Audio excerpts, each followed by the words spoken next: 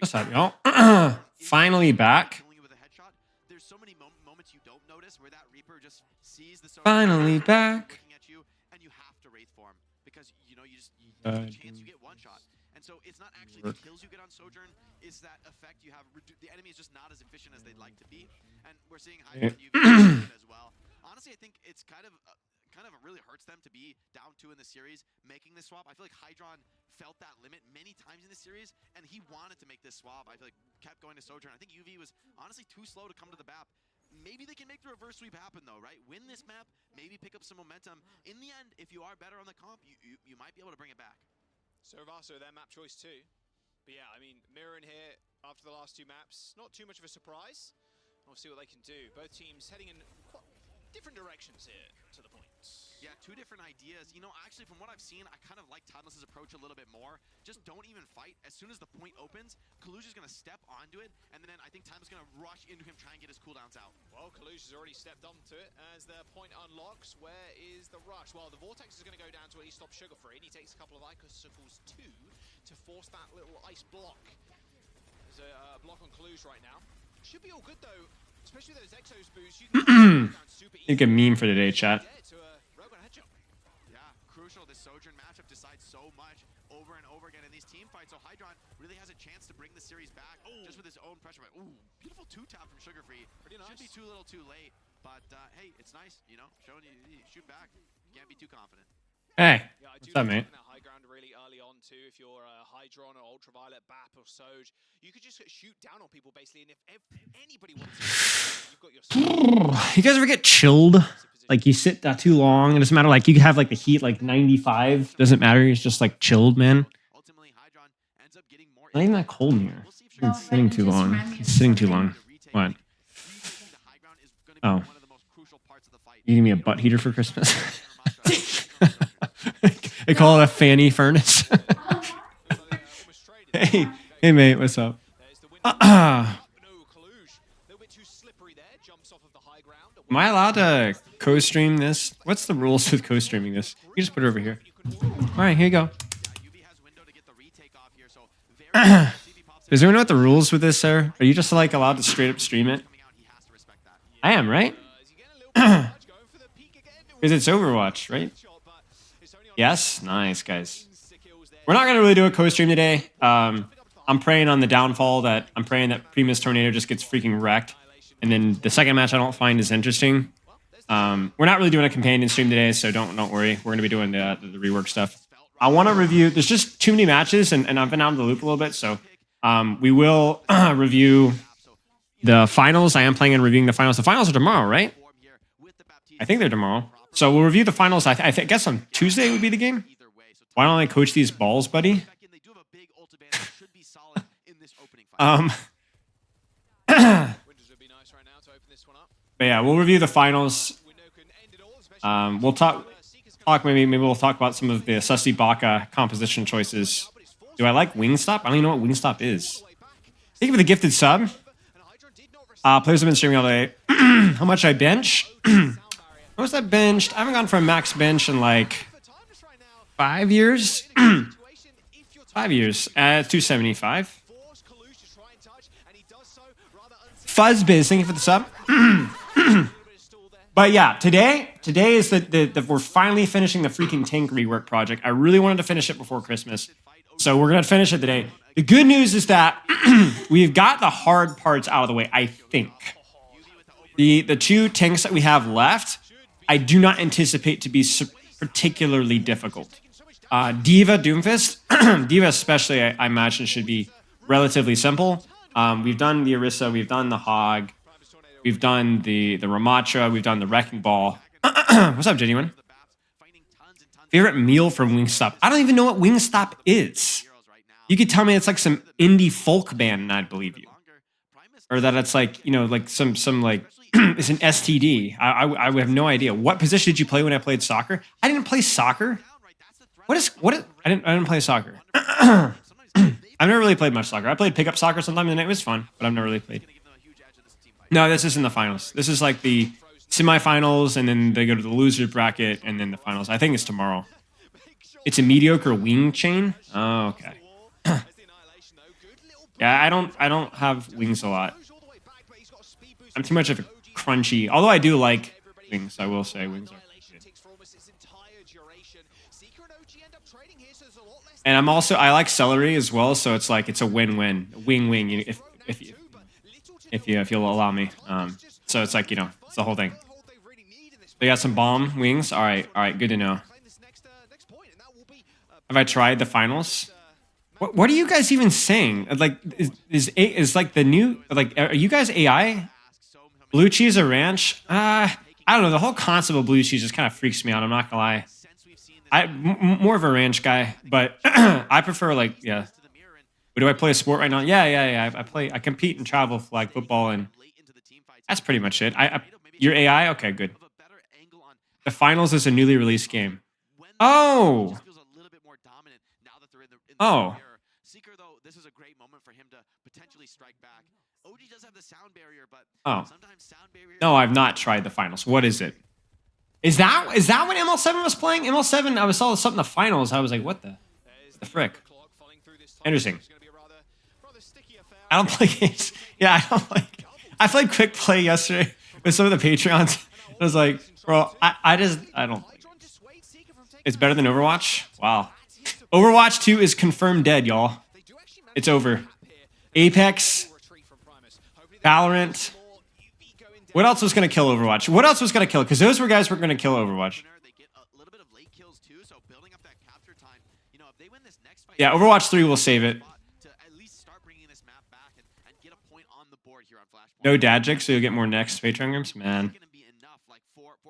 Listen, I would rather have dad jokes than Varashi Moira gameplay.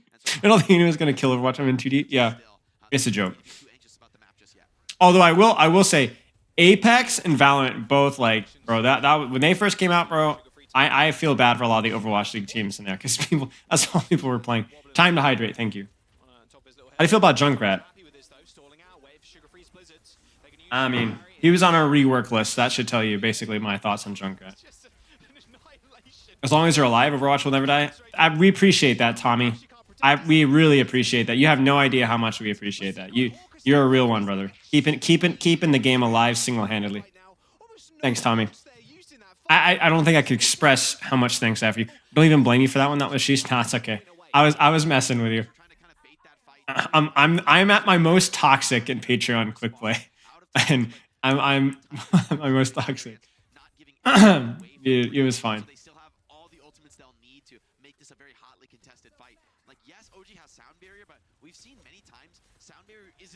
The Junkrat game is way worse. What was the Junkrat game? Oh, I think yeah. Will there be sub pugs again this month? Potentially. Sub pugs are basically at a point in time where I need to get my crap sorted because it's been something I've been wanting to do more often, but I'm not. It's more of like a situational thing when I want to test a hero. The reason why I don't do sub pugs more often is I'm not sure that it would be sustainable. So if I had scheduled sub pugs, we'd probably have a pretty decent number of people showing up, and the more is not the merrier when it comes to pugs. So it would be something that we'd have to actually plan, track, schedule, stage, all that kind of stuff, and I don't quite know if we're prepped for that. So we've had sub pugs before, no problem, but it's a risky business. You know what I'm saying? So. Are you already back? I think I'm going to be gone until January. Well, I'm back for a week. I'm back until I'm this stream, then Tuesday, then Thursday. And then I'm going to be gone for 2 weeks, yeah. Gone, not gone, but not streaming. If more than 15 people show the pugs. Even having even when we do Patreon games and there's 13 people, it's kind of crappy. Because it's 3 people sitting out is just kind of lame, you know? In your opinion, are there any heroes that are not viable in high elo? I mean, there's a lot of heroes that are bad in high elo, but they're all playable to a point. I'm personally pulling for Timeless here. I think there are heroes that are even worse than Junkrat, I think. I think you can make a good argument that shoot, what would be worse? Reaper, maybe may even be worse than Junkrat, potentially. Maybe not. I'm a little out of the loop. Be able to hold the chokes, potentially have priority to cap the point. This should be a good position for them. However, it's really all on Hydra. Maybe even Mercy. It's Mercy's so situational, you know. Might be hard. You know, we've seen the I would say Roadhog, but not anymore. Lucio's with sound barrier. Not Hey, what's up? most Well, I just want to see how this match goes, if you guys don't mind, and then we'll get to work in a tank. I don't really care about the next match that much. these high pressure moments. No, not May. May is fine. A lot of burst damage from those Sojans, that's for sure. May is fine. Well, this little high ground here from Hydra, and it's really Life Weaver's playable. Life Weaver might be more of a niche pick, though, you know? Kind of like Junkrat, where, like, Junkrat's, like, really bad in some maps, some situations, but is, like, actually decent in some. Life Weaver is actually, like, decent in a lot of circumstances, but, yeah, there's some situations where he's not that good. But, yeah, I think everything is to an extent playable in high elos. I think they need to give up point. Oh, they're going to beat engage. A lot of sussy bakas from Primus Tornado on the Reaper May stuff. Reaper Moira. They were doing a really bad job on Sugar Free May. I need to watch the POV again, but the only reason you play Reaper Moira is to force Ice Block or kill BAP. And they were doing neither. And Timeless's off-angle approach, like controlling off-angles, was like really good, and Primus Tornado's rotations were like garbage. Actually garbage. They had no idea how to rotate with the Reaper Moira, which is surprising because if you play that comp, that's the one thing you do know is how to rotate and clear off angles, and they didn't. So that was strange. I don't think the comp is that good, but the execution was just terrible. Why Ram? Because Ram's super strong right now. They buffed the crap out of his Omnic form. And Bastion's gotten nerfed a lot. Like Ram is very bad versus Bastion, but Bastion's not as strong as he once was. So Bastion is still kind of a menace and ranked to an extent, and still does really well versus Winston. But these guys aren't going to play Winston. Orange juice, am I right? Listen, we're not having this conversation anymore. The Samoa map solved this for us, I think. No apple juice soy boys in my voice chat today, guys, or voice chat in my stream today.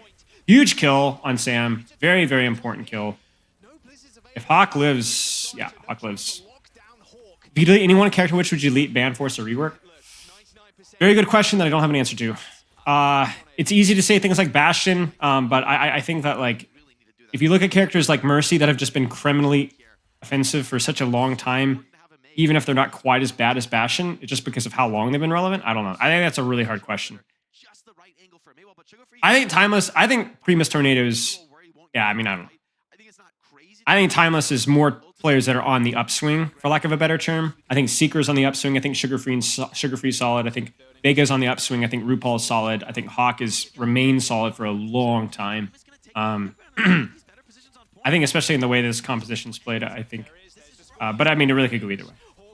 Hawk needs to live. They need BAP window. They will get BAP window. They'll even give up point here if they need to. Yeah, this is a good spot for Timeless, I think. If they don't die in the next like 15 seconds, I think Timeless wins. They have all that's huge. Huge pulse bomb. Oh shoot, dude. Dude. 93, 92, 99. Crap, dude. That sucks, dude. I just need to live like 1 second longer. 100 bits. David eats 20 winks top wings a day, he gets the boneless meal deal. Dude, you're David's a Chad. I appreciate the bits. Apple cider vinegar straight up. That's a man's drink. Listen, my mom was a psychopath. I think she ran some health book about apple cider vinegar. Listen, I don't doubt it. I'm sure that stuff is really good, or the prebiotic or whatever the nonsense. Anyway, she's like, listen, it's really good for you, you know? So I think I was supposed to gargle it or something when I was like 11 years old, 12 years old. I was supposed to gargle with it for sore throat or I don't know, something stupid. I freaking swallowed that nonsense. Guys, I think I'd rather, I'm not gonna even say what I'd rather swallow. It was bad. It was so bad. It was not just burning, painful bad. It was nauseating, gross bad. And like, I think it's definitely something you can get used to, but man, the first experience is actually agony. Apple cider vinegar. It's not that bad once you get used to it. Yeah, that was good. That was good. Thanks for the sub, Con. Could be doing well, mate. But yeah, it is bad. I did not enjoy it. Why is Ram good instead of playing Queen comp? Because Ram is freaking OP. Ram's buffs are pretty huge. Like the extra armor, the extra damage, really, really big stuff. Really big stuff. And I just think he's a stronger hero than Queen, to be honest with you. I don't think it's that deep. He's just a stronger hero than Queen. So, you know, when it comes to like brawl comps, especially now that Bastion is like not as strong, it's really just gonna come down to which brawl tank is stronger. That's pretty much it. And Ram, Ryan, Orisa, not really Orisa, but like Zarya, Queen, and it's Ram right now. So, you know, if Ram was a little bit weaker, maybe, but yeah, I don't think Queen is that good versus Ramatra either. So there's not like any sort of like rock paper scissors that you can play even at this point in the meta. We smoke any Zaza. My lawyer has informed me to. How would I fix Ryan? Ryan doesn't need fixing. Ryan's fine. Ryan is not always meta, but Ryan is fine. What I would like to do is maybe tune some of the other brawl tanks around Ryan. You know, like the Orisas and the Bastion stuff and like the Ram. Like I think Ram is still like too Nemesis form heavy, but I think Ryan's fine. I don't think Queen is that good into Ram. I think it's more at best a neutral matchup. It's really easy if you have decent mechanics to take a lot of HP. I love you so much. Thank you. I love you too, random stranger. I think if you use your Omnic form, you can burn a lot of Queen's HP. Like big Ramatra, yeah. I mean, but like you can whittle down Queen's HP pretty well. Will we see a dive comeback? Maybe. Yeah, maybe a little bit. Yeah. I mean, I definitely think the Tracer buffs are really big, really, really, really big. What are these teams? This is just flash ups. Like I said, we're not really doing a companion stream. I actually might call it here because we need to get to work on the tank rework. Looking like a whole meal right now. Nah, fam. This is like the trashiest I think I have. This is the least amount of effort I've put into my appearance since I was like 6. I am wearing sweatpants, blue socks, a sweatshirt that's actually ripped. Yeah. I got back from visiting family, so I'm exhausted and tired, and so yes, we're just leaving it. Winston won't be as terrible as an Ram as Winston. I mean, yeah, the Winston buff is like fine for like nuance or whatever, but it's not. I don't find the Winston buff to be all that relevant, to be honest with you. It's like, oh, that's a neat little bonus, but that's not going to be anything that pushes Winston into the meta. Thank you. The Tracer change and even the Sombra change to an extent are way more relevant. Way more relevant. If Dive is being played, it's because of some stuff getting nerfed, like some of the Bastion nerfs over time, and Tracer's buffs. That's why. You look good in anything. Would I look good in a sack? Just a gray sack. What room do I stream in, Spylo? Yeah, it's actually technically the dining room. Technically the dining room, yeah. I'm wearing pants when? Dude, it's freaking cold. Okay, it's not that cold. I just came from New Hampshire. It's not that cold. OnlyFans win? Not telling you. I don't have a hole in my sock. Although I did have a hole in my sock the other day. Take off your pants. Twitch allows that now. I heard that they didn't allow that. I heard that shockingly, the blink nudity check didn't work out so well. Because it turns out that artistry is kind of hard to define. Who would have thunk? Who would have thunk? You know, I could have sworn that the community would be very clear about what artistic nudity meant. You know, guys, like, don't you guys know what artistic nudity means? I know what artistic nudity means. If you guys don't know, that's your problem. Timeless. It looked like maybe Timeless are just going to run away with the series, but Primus, they're looking great. I feel like that's a very clear line in the sand. And whenever there's not a very clear line in the sand, I know that people are going to lean on the side of nuance. I'm sure all these streamers twerking naked were definitely very considerate of what Twitch meant with the spirit of the law. You get what I'm saying? Come on, guys. We're mature. We're mature adults. We're not going to be leaning into pornography on Twitch, right? For money. That will never happen. Deliberator, thank you for the sub.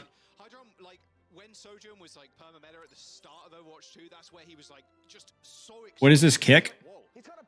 Huh? What is this comma kick? Yeah. Right.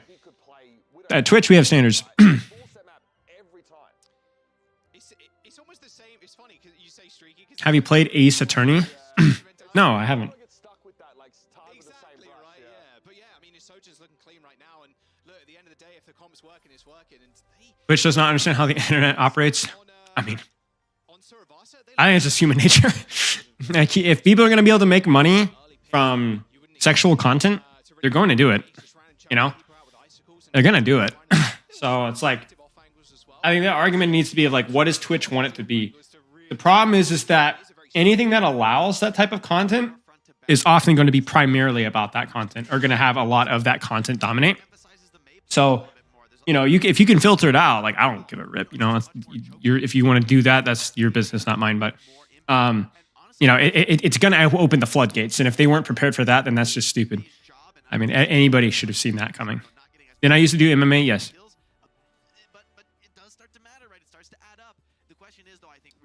Ace Attorney. What's Ace Attorney? What other games do you have played other than Overwatch? Not many, actually. I played a lot of Lord of the Rings Online when I had time to play an MMO. And I was really, really, really, really good at the PvP in Lord of the Rings Online. In fact, I am the best player. There was a creep, because like bad guys versus good guys. They called them creeps. And I was the best warg. It was like a wolf class player in the world. And I am still the best player ever to play that class. If you guys go back to some of my old videos on my channel, you can still dig up some of the cringe. I played a little bit of Age of Empires 2 back in the day. I still love that game. I don't play it very much, but I still enjoy that game a lot. Geez, I don't know. I've been to friends' houses and played some other games, but I don't play a lot of games. I played Elden Ring and Sekiro. My brother-in-law bought them for me for Christmas last year, and he was like, "You need to play these games." I'm like, "All right, well, he bought them for me, so now I feel guilt into trying them." And I'm glad I did. I actually really enjoyed them. I beat both of them. I found Sekiro to be really enjoyable, actually not all that hard. And Elden Ring was just a very enjoyable story experience, if the combat was kind of lackluster, at least compared to Sekiro, but I enjoyed Elden Ring a lot. So, yeah. But I liked both of them. I thought they were very fun games, definitely showcased the passion of FromSoft, which I thought was great. Excited for UFC 296. See, I don't watch a lot of UFC or MMA. I trained, but I didn't watch a lot. I've never really watched a lot.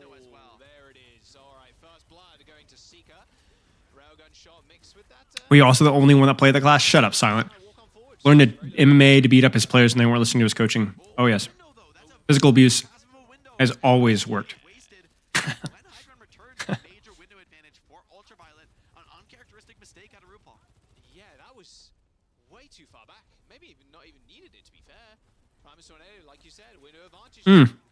That sounds actually really funny, fun, Waltzmaster.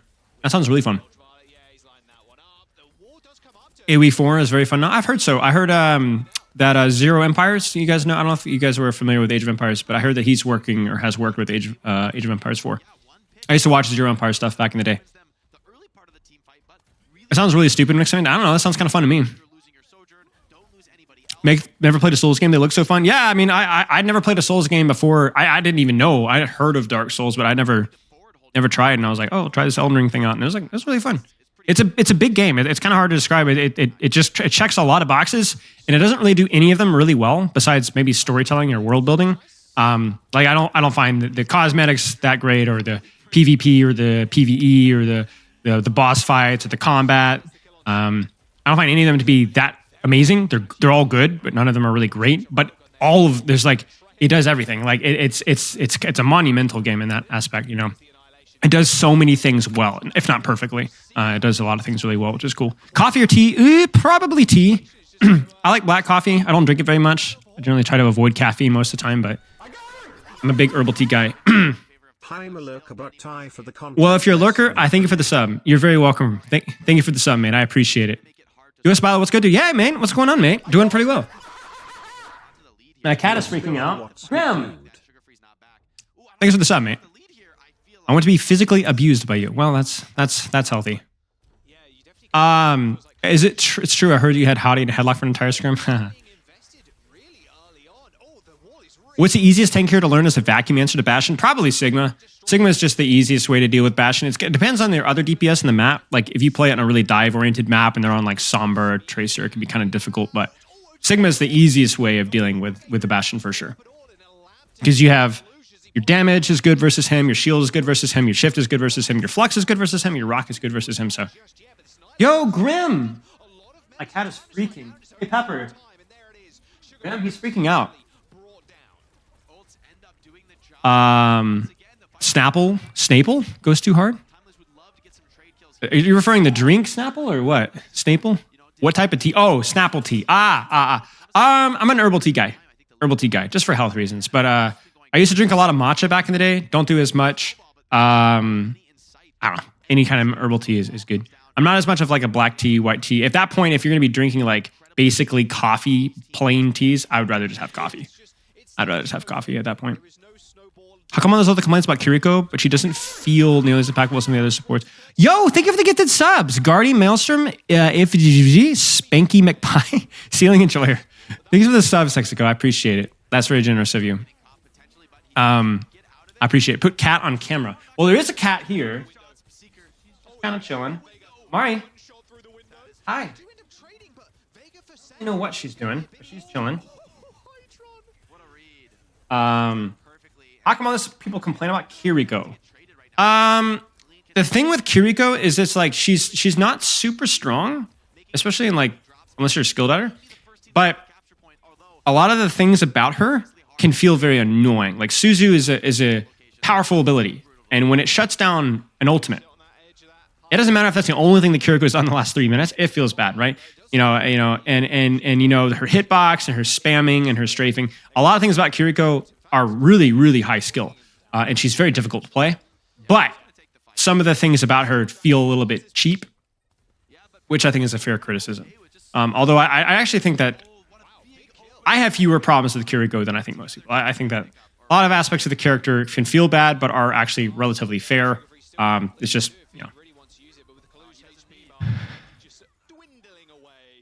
Grim got the zoomies. Yeah, Grim is freaking. I don't know what the cat is doing. He's a black cat, so it's like the black cat. What is the other one? There's like the black cat attitude.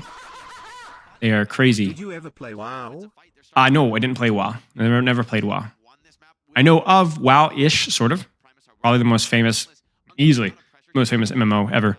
But I was never as interested, ironically, in the cartoony graphics of WoW. The only MMOs that I toyed with Elder Scrolls at points because I liked how it looked visually. But ironically, I go into a pretty cartoony game, but yeah. Merry Christmas. Merry Christmas, mate. My only issue with Kiri is that she has no real weakness. Yes and no. I think as long as her healing remains like balanced, I think that you have to be very careful about her HBS. As long as her HBS is a good solid step behind BAP, Ana, Moira, things like that, then I think that's her clear weakness, But I understand what you're saying. She's one of those characters that is pretty complete in the value that she provides.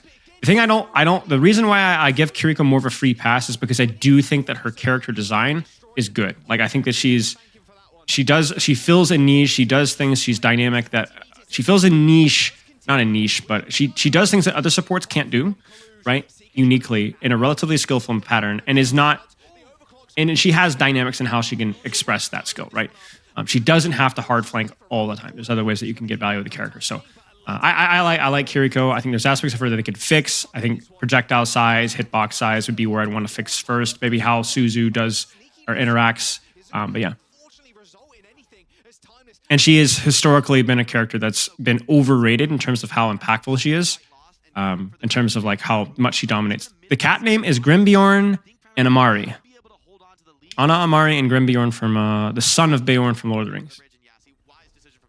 But yeah, Clubs, thanks for the sub. Kiriko just has so many options, right? Because that's the thing with Kiriko. But that's the thing I don't really want to take away. I think like when you talk about it, what makes Kiriko fine is the fact that there are so many things that you can do, right? What angle flank do you want to take? Do you want to pocket your DPS? Do you want to solo flank? Do you want to heal your tank? Do you want to deny the enemy support ult or DPS ult? Like, there's a lot of things that you can do, and I think that's what makes Kiriko really fun. Orange cat energy. That's right. Tortitude. Yeah, Tortitude. Yep. I knew I was forgetting something. What I'm saying, there's just changes to make her worse. Yeah, so you would have to be very careful about how you would nerf a Kiriko, because you could end up wrecking a really, really great character design, I think. Oops, my cat is walking on my keyboard. Hello, kitty. Yeah, the hitbox is the biggest thing with her. I think the biggest problem with Kiriko are like some of the et ceteras. Suzu is fine, but it does too many things, right? or hitbox or projectile size, just little tiny details like that. Hold the lead and take a draw. A draw is a win here, right? If you could just hold position, play to your spawns. Big Lord of the Rings fan? Yeah.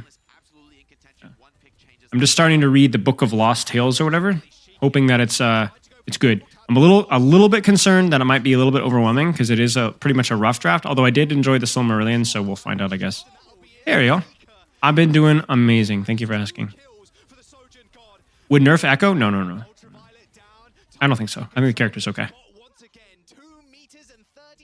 I think the biggest issue with Kiriko is the effectiveness of her abilities is her cooldowns. I think you'd have to look at... You could do a lot of minor tweaks to Kiriko. I think Kiriko probably deserves a lot of minor tweaks. Dropping into a death cap, Sugar-Free sitting on that Blizzard, Hawk with the Annihilation could be incredibly difficult to win. But it's also one of those situations where like Kiriko just TPs away, like, oh, it's so annoying. But like also that's like kind of bad if the Kiriko has to TP away. If the Kiriko loses an angle, like, you know, it means that she's not doing anything, right? So it's like one of those situations where like indirect versus direct value. It's like it's really hard to balance that kind of stuff. This is like a crazy fight here. RuPaul needs to live. RuPaul lives, that they're cooked. Oh, gee. Kaluge, the good news is that Kaluge is really late, and they don't have any ultimates. Oh, RuPaul dies. Oh, no. Okay. They had all in for it. If one more person from Primus dies, I just want this game to be over, y'all. Nah, actually, I do want Timeless to win.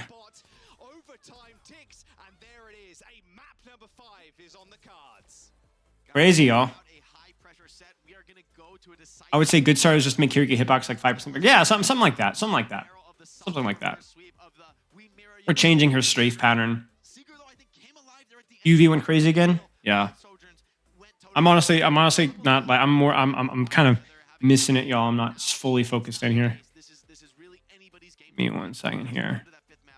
So much pressure on, and what's interesting too is going to Escort. We could see a huge tempo shift. Like there are unique maps on Escort that could change the comp matchup altogether. I want to see if these teams like what the pick is from Timeless. They've earned themselves the edge on this last map, being able to pick the Escort choice. I mean, a reverse sweep, and like you said, hey, you play that comp, we play it better. It all started map number 3. Yeah, you went crazy. Yeah. Okay, let's at least start on the tank rework project. So if you guys aren't familiar with the tank rework project, basically the idea is that we are going to, I should probably put exclamation mark bias in my thing here. So what we're going to do is we're going to rework DVA Doomfist in theory. And all we're doing is we're going to go over some proposed changes of things that would make tanks better. And we've done Orisa, Roadhog, Ramattra, Wrecking Ball. Now, what we're doing today is we're doing DVA and Doomfist because those characters, I think, need some minor tweaks. But I don't think they require anything major. So let's talk about what are y'all's problems with Doomfist? What are Doomfist's problems? What needs to change with Doomfist? What sucks about playing with versus or as Doomfist? And if we can address some of those problems, or at least lay out our issues with Doomfist, then we might have an easier time. 4-second punch. Okay. CC spam, I would say. Playing versus. With punch, empowered punch, and ult slow, a lot of CC tied up in one hero. Sure. Power block. I agree. Power block. Block dull to play with and against. Leaves stuff outside Doomfist's control.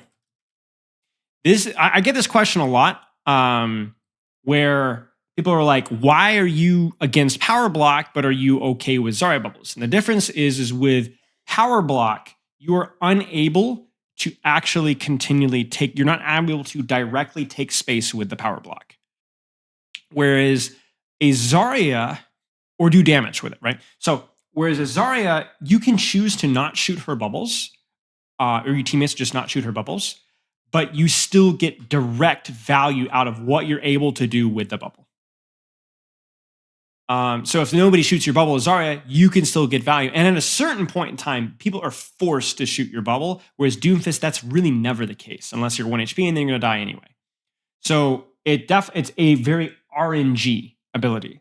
And it also means that because it's so RNG, it leads to inconsistency with power punch potency. Because you basically, like right now, it's like I think we're in a pretty good spot where power punch is powerful, but it is not very, very powerful. It's just a little bit more powerful. But then it removes a lot of the nuance of like, okay, then almost what's the point of a power punch at that point, right? It's odd. I think ultimate power issues. But yeah, I think this is mostly it. I think power block is problem, which leads to inconsistency with how strong he is. I don't know that I'd give Doomfist armor. Let me scroll through y'all's suggestions here or thoughts. 4-second stun, bugs, XD, bugs, XD. Yeah, I mean, unfortunately, we don't have really any. That's not really our. But I think we can put it on there. Power block equals free to CC. Yeah, exactly. Power punch is unbalanced without making it useless. True. Block is boring to use. Moist Nugget says he can cheat. That's a good point. Yeah, I don't think that he can cheat, but he is. I think he is. It is easier to quickly and take. And by cheat, we mean stage quickly. Because ultimate can very much not feel like an ultimate. Yes, and at the same time, when you do get hit by it as ultimate, it can feel very much out of your control. I actually like the heal change. I think that that's actually a good change if they're able to tweak it. I think I would be happy if they removed Power Punch entirely from his ultimate and just removed Power Punch in general, to be honest with you guys. And then allowed him to regenerate a smaller amount of HP from his ultimate and then get his cooldowns back. And then you could probably allow it to be a slightly faster ultimate, so it doesn't take quite as long to charge up.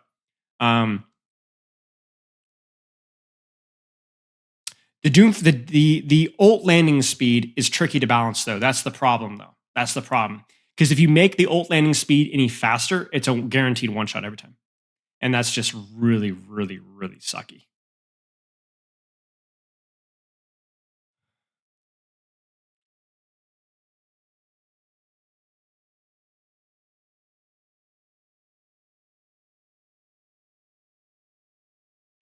Heal him 100%. I don't think Doom's gun should change, to be honest with you. I think Doom's gun is fine as is. It's a projectile. It's weird. I think people talk about maybe making it hit scan, which I'm open to y'all's thoughts on that. I'm not really sure how I feel about that, but I think the gun is fine. It's the best, highest form of skill expression besides the movement. Yeah, maybe a burst heal and then a slow 40, so it doesn't reward sitting in your ultimate for 6 years. Yeah, that's a good idea. Let's actually put that down. Before we get ideas. Burst heal on ult, slower HOT doesn't reward sitting in ult. Yeah, we can actually zoom out a little bit here. Yeah, can we not stick your face in my mug here? Thank you. You can come over here. Spread reduced. Is Doomfist that bad at range, though? And the thing is, you guys have to be really careful about how much we tighten things like spread. Is that even a problem? Is that even a problem?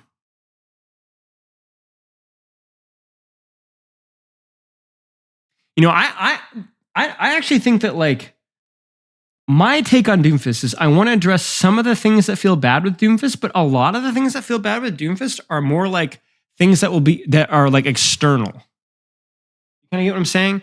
Like, what feels bad is Doomfist, like freaking Roadhog and like Nade lasts too long and like, you know, I actually don't know if we're gonna be doing too much to like quote unquote buff Doomfist so much as like, because he's already good. And yell at the horn honking morons at my shut up, thank you. Hey, horn honking morons, can you guys please be quiet? But yeah, I don't know. Like I think Doom is in a pretty decent spot right now. Almost 2 years? Yo, thanks to the summit. Yeah, seriously, almost 2 years. My thing with Doomfist is just the bug. Like more than anything, it's the bugs, you know? I've been thinking about Uppercut. What do you guys think about Uppercut? What do you guys think about Uppercut? Here's the good of Uppercut. Let's talk about the good and the bad.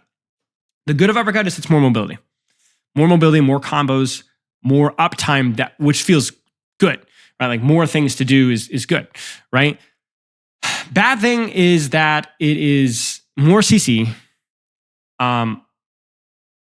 and it's also disproportionately strong on like fatter hitboxes. So let me give you guys an example. I remember playing versus top 500 Doomfists when I was a GM sending out a player. And I remember if they hit you with one ability back in the day, now this was old Slam, which had scaling damage and Uppercut, you died.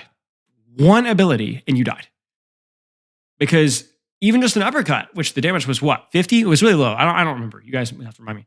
But it put you in a predictable arc, which then he would hit shots on you and you would die. So it's like my problem with Uppercut is it's like one of those things where it's like, okay, it would feel really good for combos, but squishies would just die. You just die. You get Uppercut and you die. Make Uppercut only CC one person. I mean, yeah, that would help, but that doesn't really address the problem that we have here. Like, I'm not concerned about AoE, you know? Like, if anything, I think having AoE is fine. Like, AoE Punch has been fine. I think AoE Slam is fine. That's a lot of fun. But, like, Uppercut single target's still going to be tough. And the nice thing about Power Block, the only good thing about Power Block, is it does give Doomfist sustain, which he needs. Because while Power Block is, I think, flawed, it gives him time to live. Whereas if you replace Slam with Uppercut, I think you make Doomfist too much of a glass cannon. Where he can do so much damage instantly on anything, but he has really no way to live. Because Power Block is how you can block damage and how you can keep yourself up. And I'm not so sure that that's something that's going to be solvable here, you know?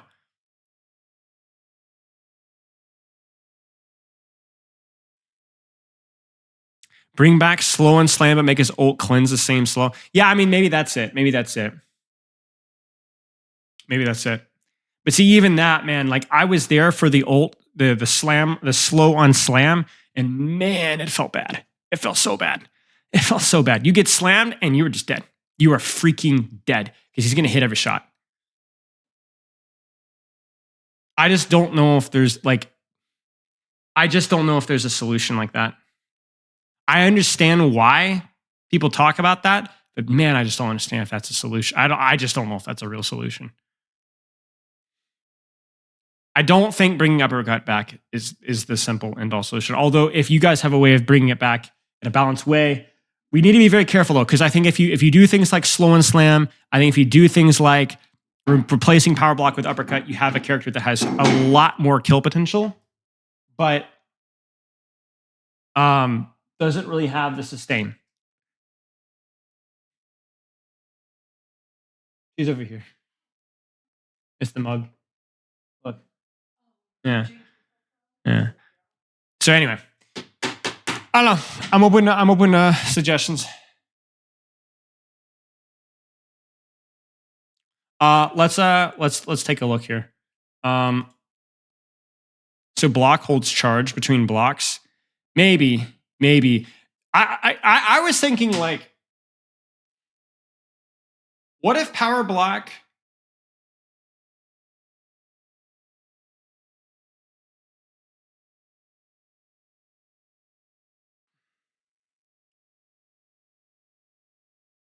So what feels good with Doomfist? It's the mobility, right? It's using your abilities. I think Punch is already on a low enough cooldown, relatively.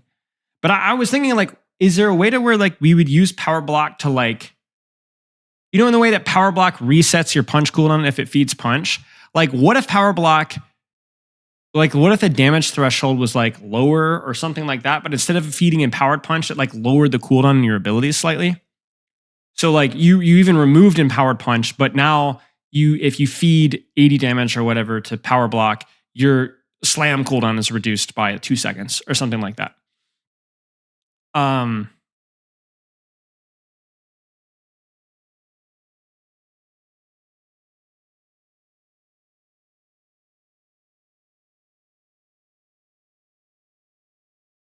Yeah, I mean something like literally like if uppercut was like a small boop, I don't know like where see that would feel pretty bad. I feel like that'd be OP. Yeah, maybe. I don't know.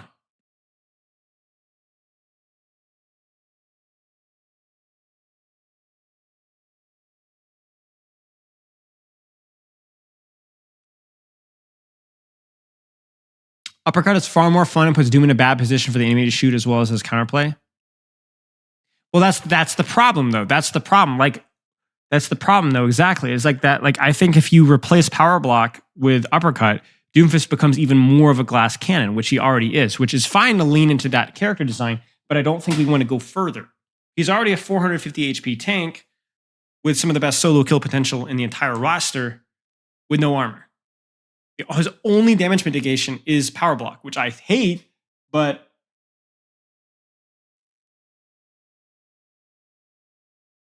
you guys see what I'm saying though, right? Like would not replacing power block with some form of uppercut or something like that just mean that he's more of a glass cannon. The only way he works as a glass cannon if he's a real one-shot potential. I don't want that. Right. That's the thing. I think he would have almost real one-shot potential if you gave him back old uppercut.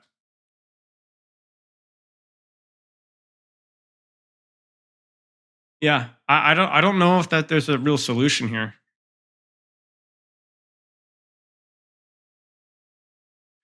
Let's admit some ignorance here and let's just scroll through some of these suggestions. I'm going to move this to the side. I might close this off so I can read easier. If charging punch gave him damage reduction. What do you mean charging punch gave him damage reduction? Like you charge punch and for a few seconds you're empowered to where you take less damage?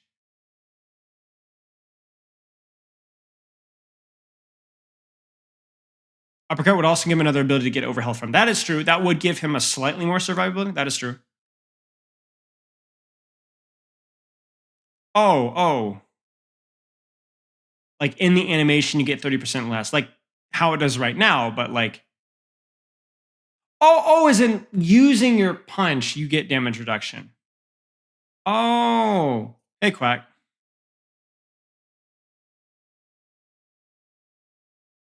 I see what you're saying.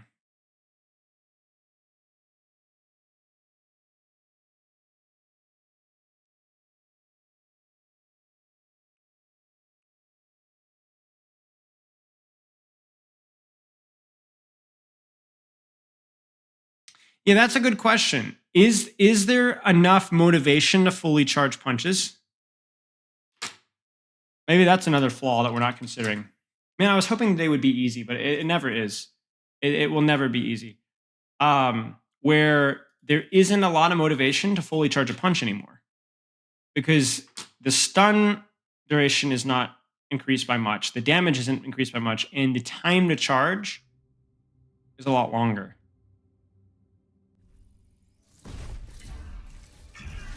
Also, can we just talk about like how much of a joke this game is?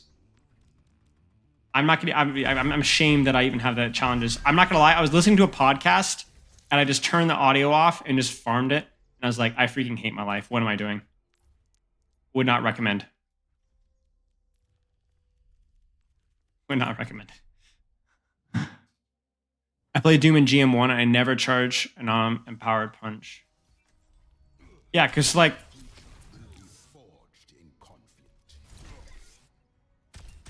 the stun is there. Stun is not there much. What is that? 70? Well, I mean, we could just look at the wiki. I don't know why I'm making this hard for myself here.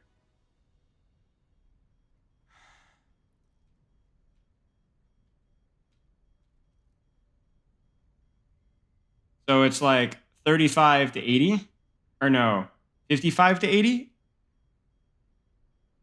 55 to 80. That's not much of an increase. That's only 35 more damage, or 25 more damage. And the stun.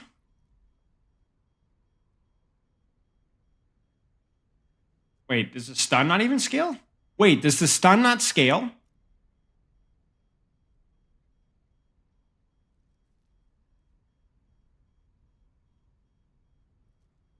Hey, Saber. It does a little. I swear it scales, no? It doesn't say.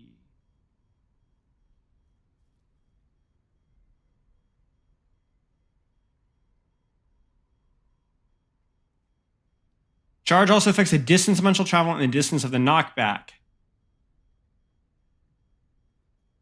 Yeah, it doesn't say the stun scales. It scales the knockback, but it doesn't scale the stun.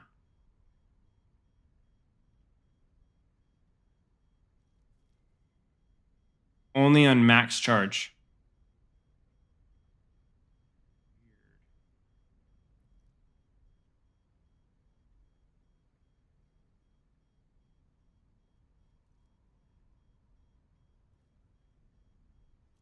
So where the frick is the stats on Empowered Punch? Does it literally not have anything for Empowered Punch? Did I miss it? Hello?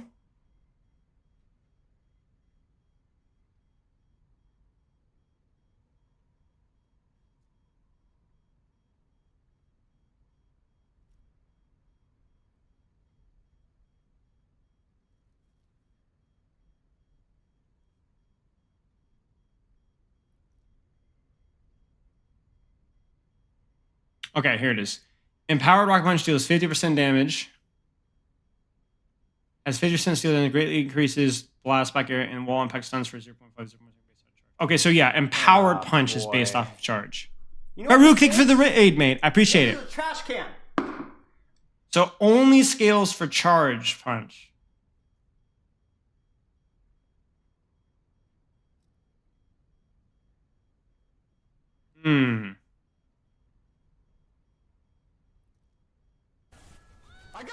It's wine. Thank you for the sub. I appreciate it. So then the question is, does...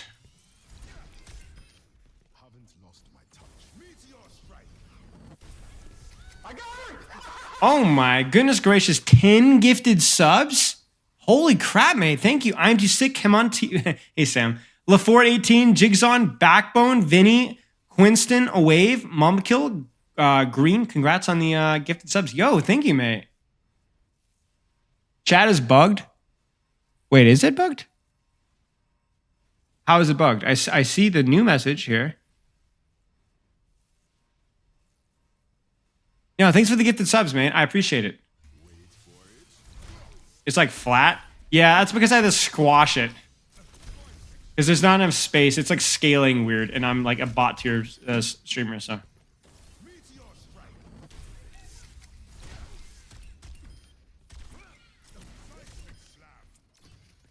Can you release a video about how to show up on time to scrims? No, that is way too advanced, mate. That is something that I don't think even the biggest brain coach could be able to inform you on. That's beyond the realm. That's beyond my pay grade, mate. I'm sorry.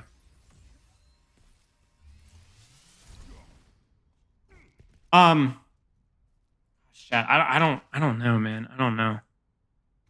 r/Doomfist mains? No. If you have any that are decent, link them. Link them.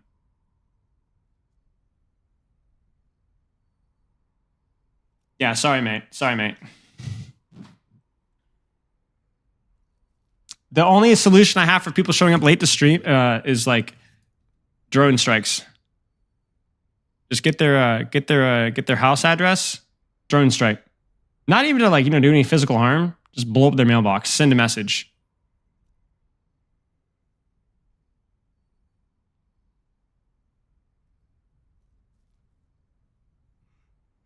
Okay. Let's go through some of these suggestions. Don't go to r/Doomfist mains. Worst mistake of my life. Yeah. Okay. Yeah, some of the rework suggestions were good. Some of them, there's a couple of characters where I think the rework suggestions were really good. We had a lot of good advice from Wrecking Ball players. We had a lot of good advice from, was it Junkrat players, I think? Had a lot of good advice, I think. A lot of good thoughts. Some mains, I won't say who, were not helpful with their, I don't think their ideas were very good. Farouk, thank you for the sub, man. I appreciate it. Thank you for the raid as well. But we'll see. Let's see if some of these Doomfist players got any ideas. Either give Power Block CC immunity on its duration as it is, or turn it into a resource to use like Diva Matrix. Appreciate the Teo! brother. Take care. Thanks for the sub, mate. I appreciate it. Gives Power Block CC immunity on its duration as is. Oh, Chad, I don't know, man. I don't know. Turning into a resource is an idea, though.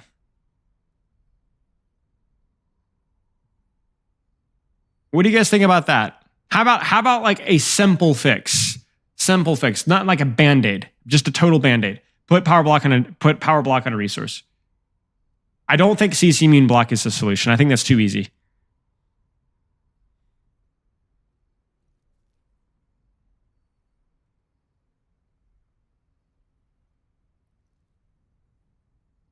Too broken to get empowered? Maybe, they're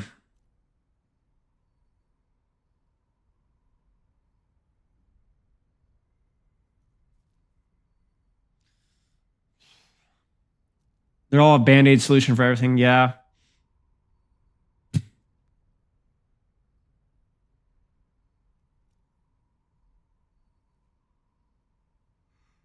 Can I zoom in a little bit? Yeah.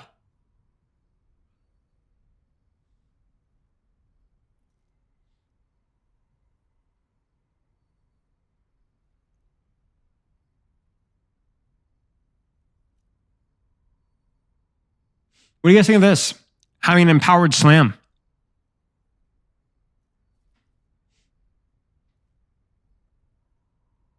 What if we lowered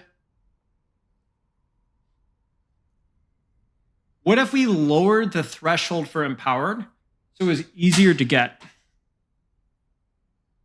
but made empowered punch maybe even a little bit weaker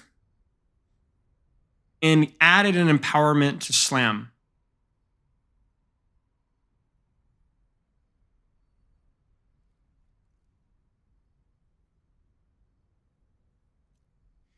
Using slam to combo into a charge punch is part of the why it's good. I wouldn't want power slam.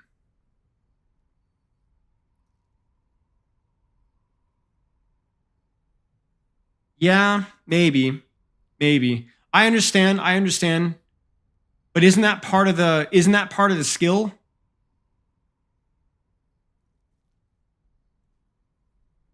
Is that you're thinking about it from, oh, I need my slam to set up my empowered punch, but isn't that like kind of flawed logic? I'm not disagreeing. I'm just spitballing ideas here.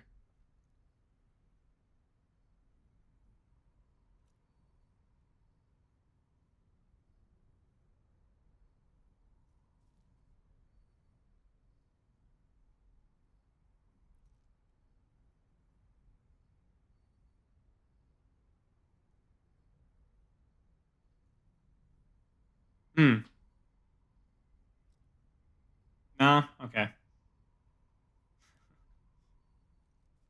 Without slam, you can't make good punches. That's true.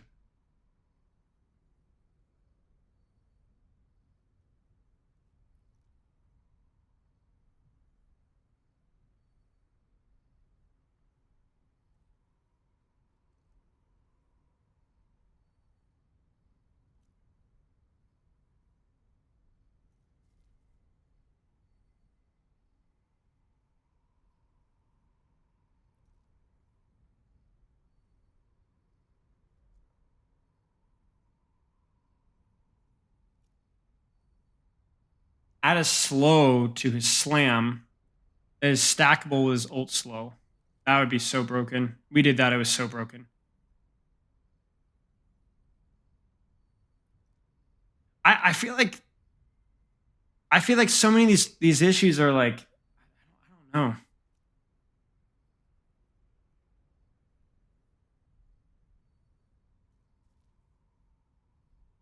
Does it slow? I thought it just interrupts.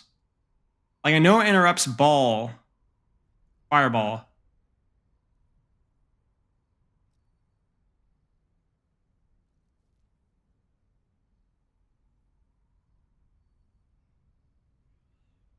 I know it interrupts. Yeah. Thank you for the hydrate.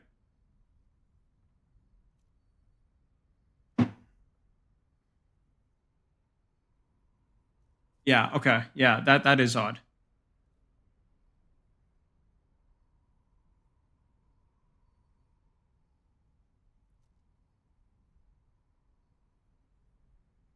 Ooh, this is an interesting idea. What about this? Basically, the suggestion here is that there's no such thing as empowered punch, that it's all scalable. So if you shoot the Doomfist punch a little bit, it's a tiny bit stronger. If you shoot the Doomfist punch a lot, it's a lot stronger. So it's a spectrum instead of a red light, green light. What do you guys think of that? Maybe like a minimum threshold of, yeah, like Zarya charge. Yeah, exactly. My only question would be how would you know how much charge you have? I mean, you would need like a meter in the middle of your screen, almost like Zarya. But I don't think that would be that hard. I don't think that would be that hard. And it would be like a Sojourn rail. The brighter the higher the charge, the brighter the weapon, you know? And then for the Doomfist, you have that number in the middle of your screen. What does that solve? Well, it solves the fact that power block, it allows power block to get value even if it doesn't get the full, because when we look at what are our problems with power block, dull to play with and against, leaves stuff outside the Doomfist scope because RNG. If you can still get power block offensive value even without a full charge, it's useful.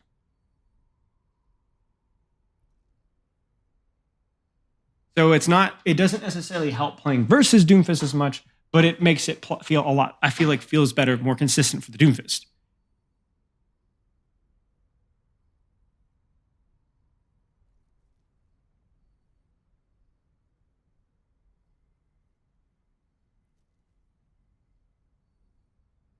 Still relies on the opponent screwing up somehow? I mean, not really. Any damage, because you can react to damage. Now, even just chip damage, and it still helps. Too unpredictable in regards to how powerful it is? No. If anything, it makes it less unpredictable. Because it doesn't mean that it has to be red light, green light.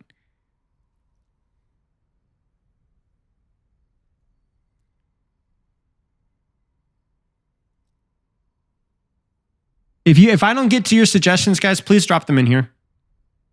This is a Wendy's.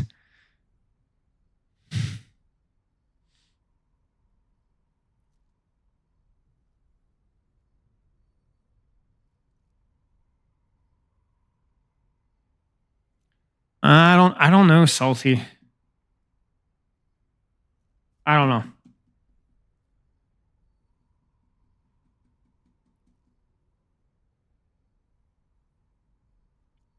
Yes, Johnny.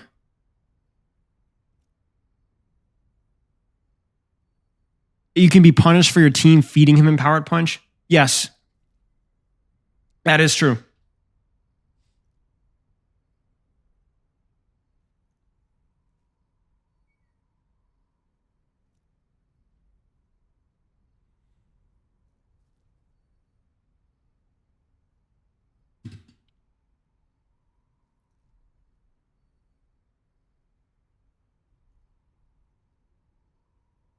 That is true.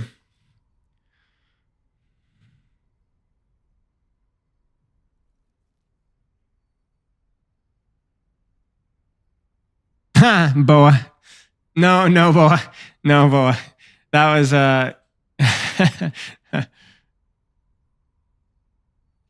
powered punch.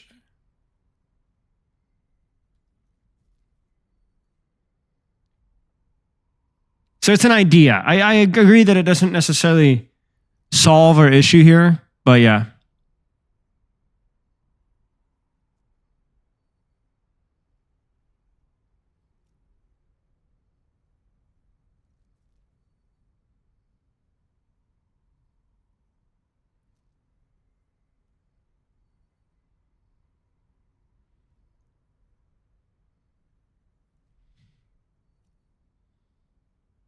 Gatekeep empowered punch behind parry mechanic. Airdog, thank you for the sub. Damage reduction on charging punch idea. Yeah, let's think about that. Block should become a passive at that point. And the more damage he takes, the more charge he gets for a punch.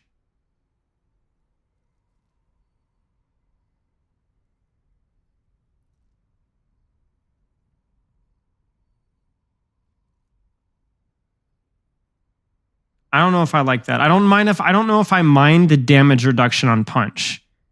Maybe we can think more about that. But I do mind the more damage he takes in general, because I think the whole concept of punishing people for shooting somebody, it would lead to some weird playstyle anomalies. Like you'd have like Doomfist just standing there taking damage. It's like that whole concept is just weird to me. That feels like even worse than current empowered punch. Can you contribute anything? Yeah, I mean, yeah, please hang out. I will put damage reduction on punch as an idea. Charging.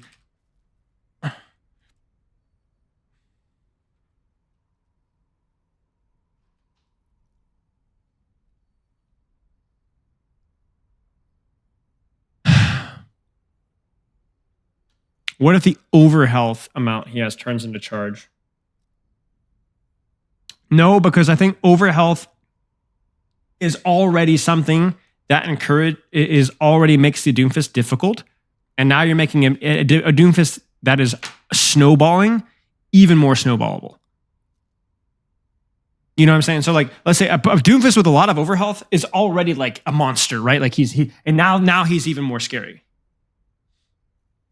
What if punch isn't empowered by power block, but rather by dealing damage? Possible, but that the problem with that is that who would the Doomfist would be shooting to build empowered punch. You get what I'm saying, right?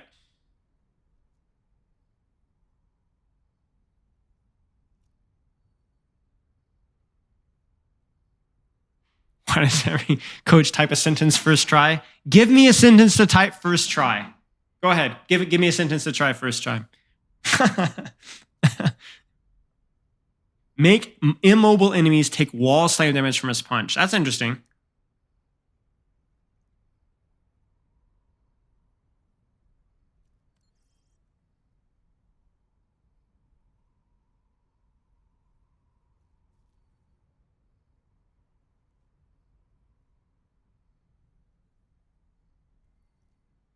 The quick brown fox jumps over the lazy dog. All right, guys. My entire pride is rolling on this. The quick brown fox jumps over the lazy dog.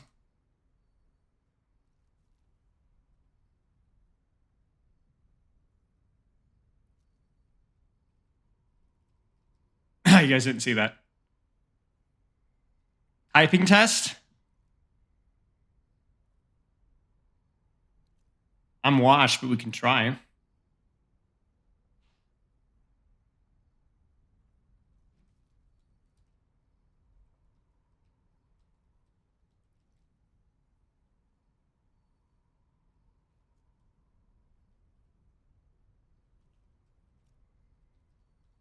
And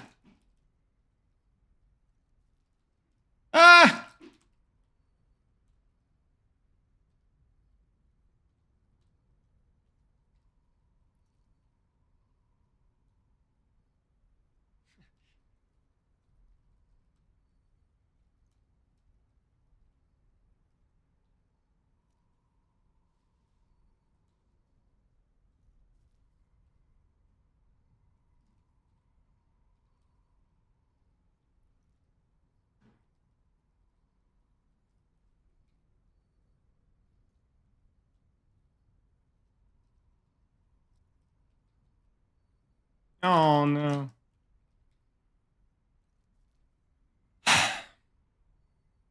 I said I'm washed.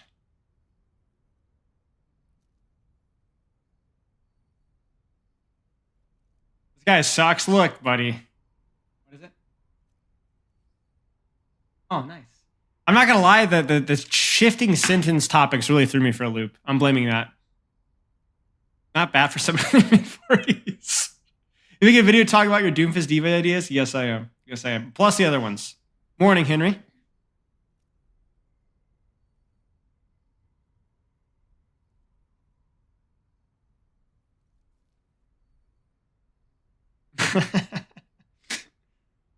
Okay, this is a good idea. More damage on his ult and less slow. What do you guys think? I'd smoke you on nitro type. Watch out. What's nitro type?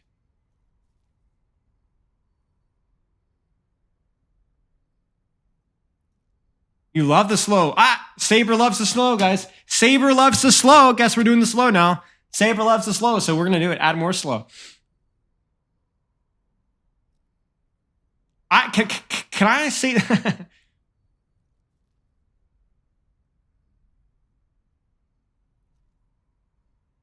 Yeah, maybe, yeah, Doom circle slightly bigger, slightly faster, reduce slow slightly. That's a compromise I can get behind.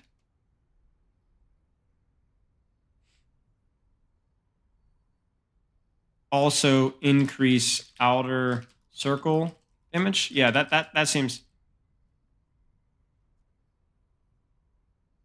Also reduce ult cost if heal is adjusted appropriately.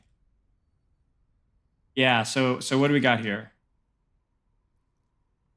Yeah, I mean, this is pathetic, you know, like I don't know. Like 100 to 15 is.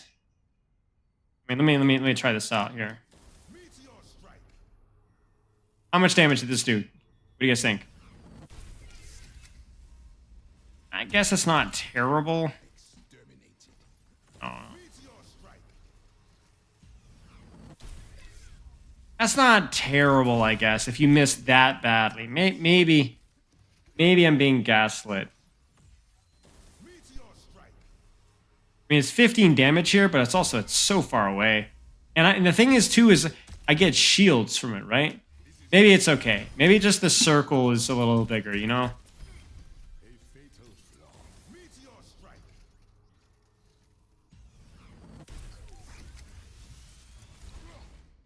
Yeah, so I'm not increasing. So I don't want to increase outer circle damage. Damage is fine.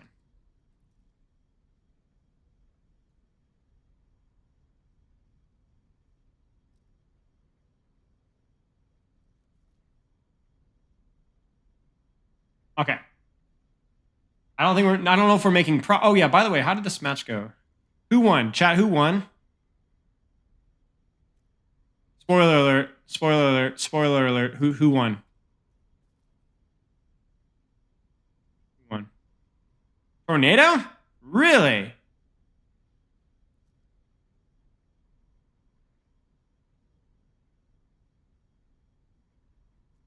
Why are they doing hearts and being cringe? Oh, look at there. Tornado freaking won. Wow. Opponents in that next round. So I was watching Hottie between coaching sessions, and that son of a gun had a 3-minute ad on the last team fight of the match. Come on.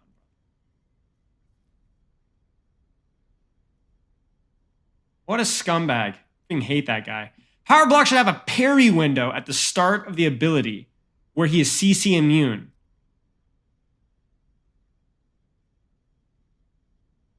What do you guys think?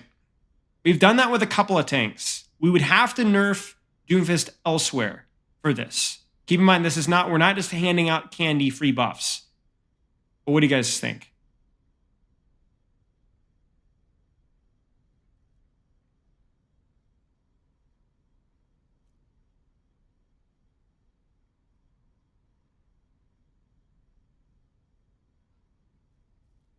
Because like think about it like this way. You have like half a second, right? Like if we visualize this right here, right? Half a second. 1, 2, bam. He's now CC'd. I mean, I think that's pretty fair. I think that's pretty fair.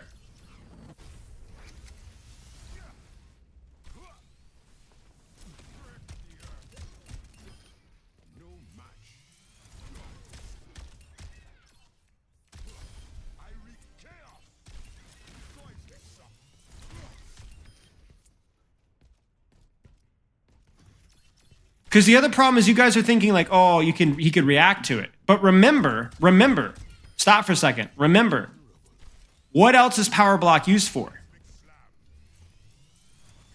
What else is power block used for? Damage reduction, right? So like, let's say you were to go in on an engage and you're like, oh no, they have CC. I don't want to power block, right?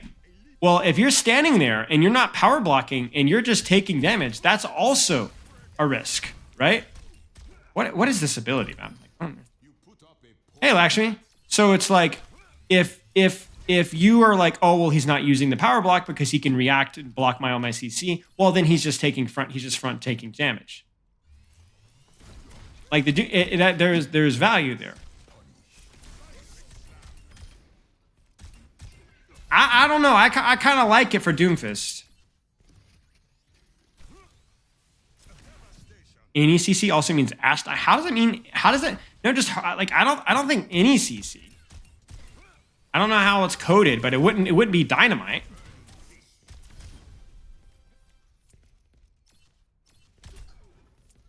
I don't know. I think his damage is okay. I think his shot damage is okay. It's just a skill check. It's like one of those Reaper things where it's like, oh, it does no damage, you guys. Like, look at this terrible. But if you really think about it, like, that's pretty crazy. You know what I'm saying? Like, this guy's hitbox is massive, but if you do hit all your shots, that's crazy. That's good damage. Well, it's a cleanse. I guess it depends on what your definition of CC is. Status effects get the cleanse itself because it gets extra healing and anti-nade as well.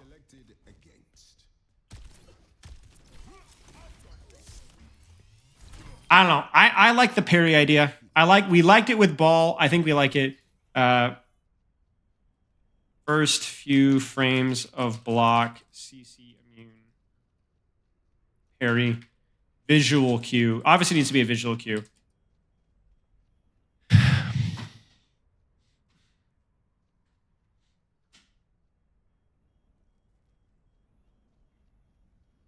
Like, imagine like you're playing a dude. There's all sorts of things it could do as well.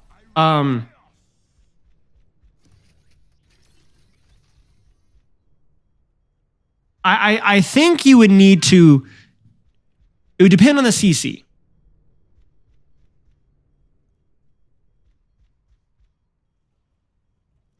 For example, you shouldn't be able to parry a Reinhardt charge. You guys getting what I'm saying? But projectiles, yeah. Yeah, I think that's a good way of putting it. Projectiles. But can you imagine, like, and you know what, honestly, should you be able to parry a Doom stun, a Doom punch? I don't think you should. Right, rock. Maybe accretion still.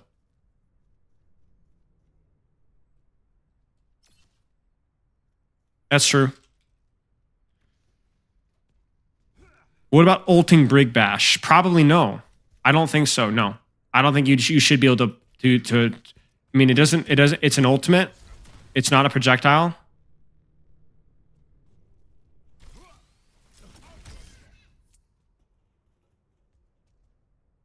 Counters what then? Sleep. Let's go down the list of what it would counter.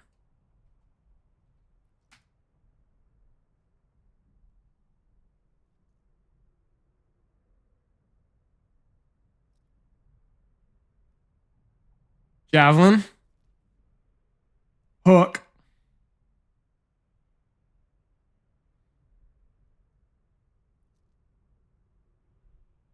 Hinder.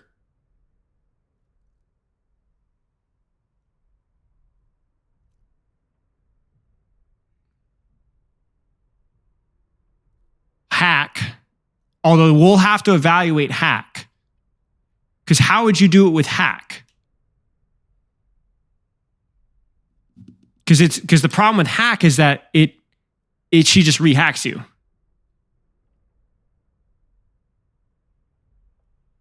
Right? Because you're not technically interrupting it with damage. I don't think you would be able to interrupt hack.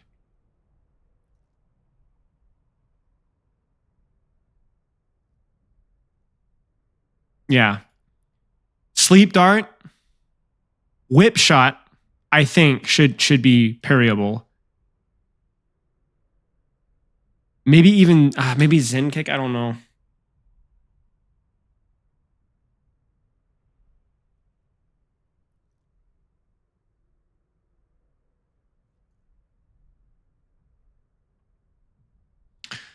But I mean, that's still good, right? We're talking sleep dart, whip shot.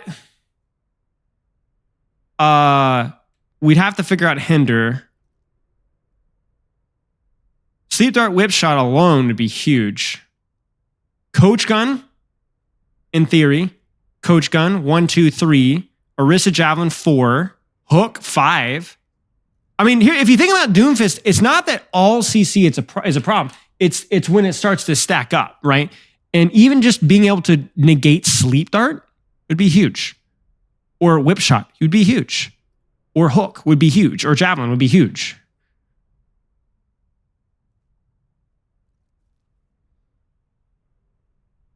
You know, I think like, oh, well, we can't do this, this, and that. He doesn't need to do. We don't want him to be able to counter everything. Give him a tool to deal with the worst of the worst, you know?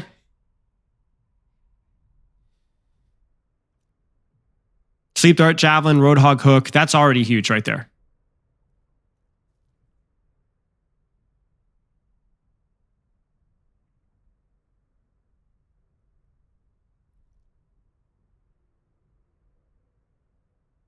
So let's keep going through. I think we definitely have a buffed Doomfist. Let's be honest with ourselves. Parry, so far I like.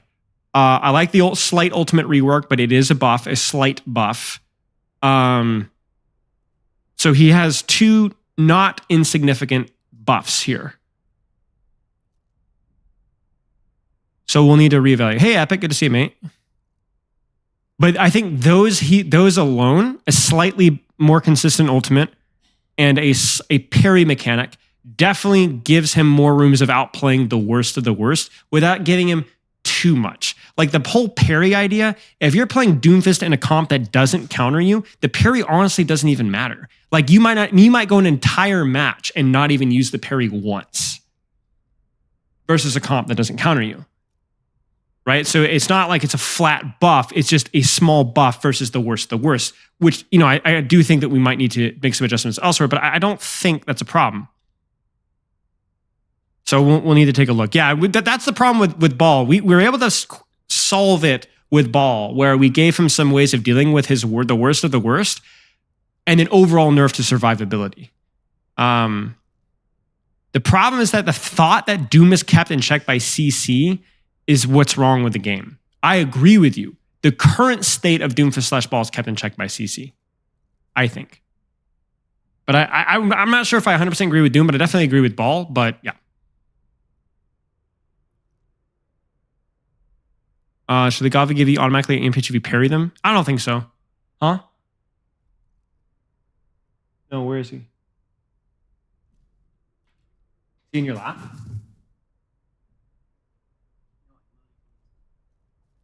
That's funny. Do you like try this in workshop? How do you know if this works? We don't.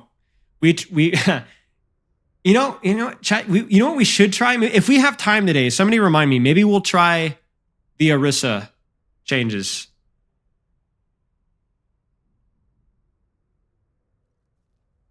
Yeah, no, the parry will be tied to power block.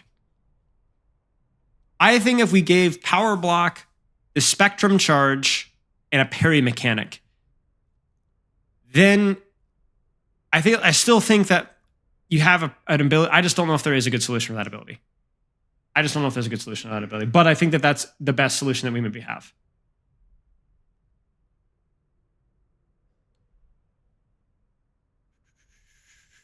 Health decrease from 450 to 300. Oh, armor. I don't know about Doomfist armor. Like people were saying, it's weird with power block. And I think, especially with what we've given, overall the game with basic abilities increased, maximum amount increased, power block ability removed. Okay, so that's balancing around removing power block. Okay. New ability uppercut.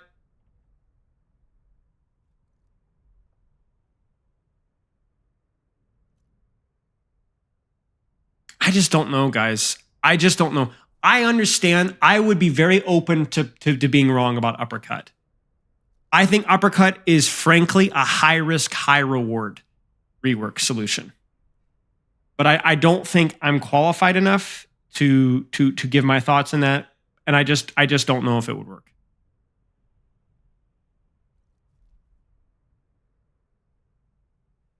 I think it's just such a high risk, high reward. It could be great. It could also be total glass cannon, awful, triple CC. It could be terrible.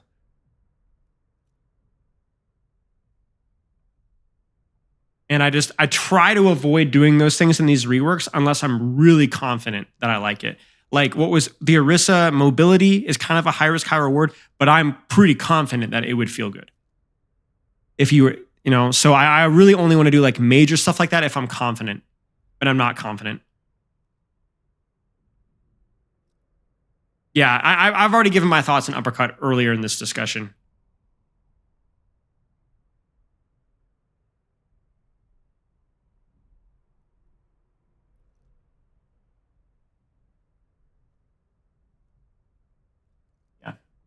Thing of Doomfist's old slam knockup. Yeah, that is an option. That there could be a world where like you make the uppercut boop like very small. I understand. I see that. Like I can see that there is a way. It could be far superior to my rework. I'm just scared. That's a huge uppercut hesitancy. I really think that high risk, high reward is the best way of looking at it, where it could be really good, it could be really bad. I just don't know. And so I want to avoid the high risk, high reward stuff.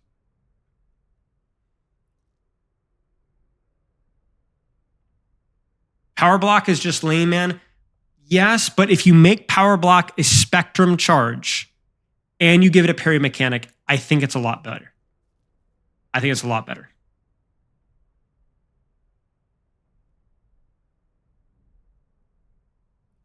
I think what we're trying to deal with, we're trying to make, I've said this before with a lot of our reworks. If we can salvage what we have, I will always prioritize in salvaging what we have. Okay, this is just a fun project, but I do want an aspect of realism as well. Like if it could be, hey, the fewer changes, the better.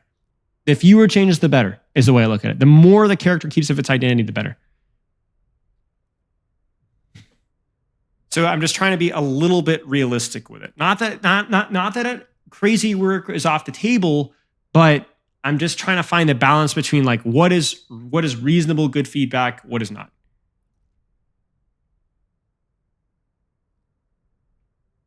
Parry, spectrum change, and resource meter makes block mass more. That's what I'm thinking as well. Like I think this would make it a lot more fun already, and still keep it relatively fair to play versus. What's Doomfist's current identity? Highly mobile dive tank. That's the way I look at it. With a much faster cycle than Winston. Now, if you ask me what's the difference between Doomfist and Wrecking Ball, that is where I have a hard time. I think it's more stylistic choices. I think Doomfist and Wrecking Ball are very similar in a lot of ways. Maybe Doomfist has more options with targets,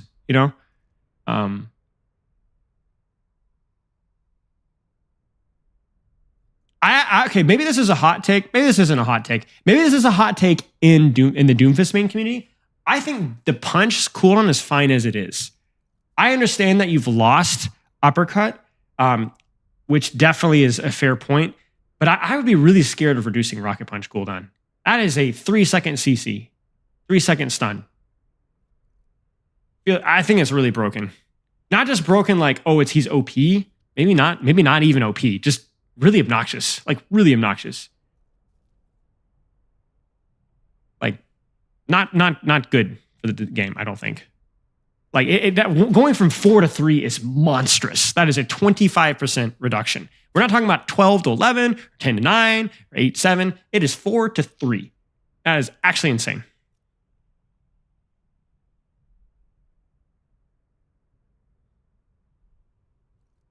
Yeah, maybe if you punch somebody, but even then, like that's tough.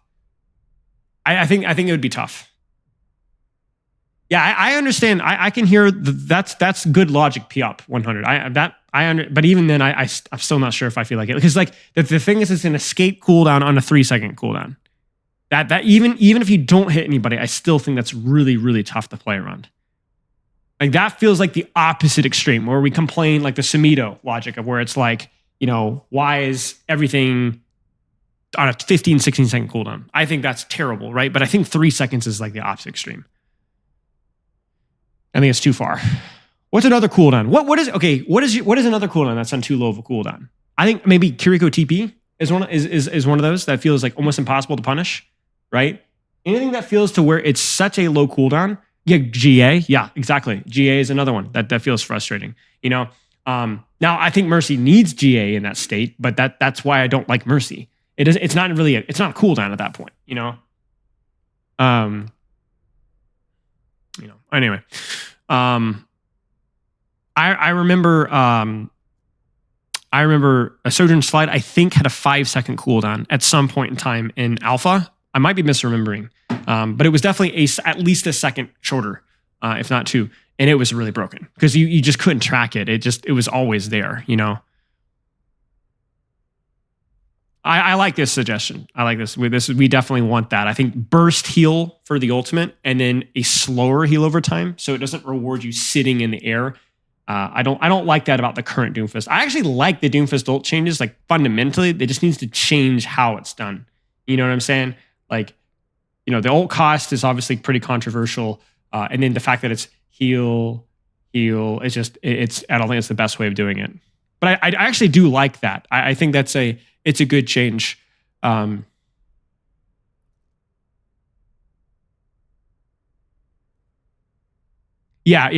No, I agree, Salty. Like, I think the number tweaks need for sure. Maybe 75 then 40 or something like that.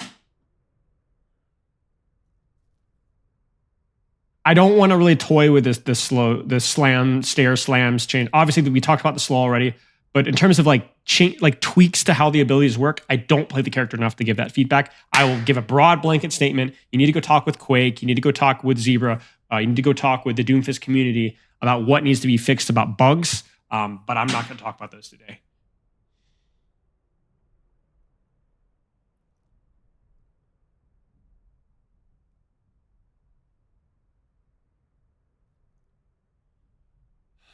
Okay, I'm feeling better about Doomfist. I was a little bit concerned, but I feel a little bit better.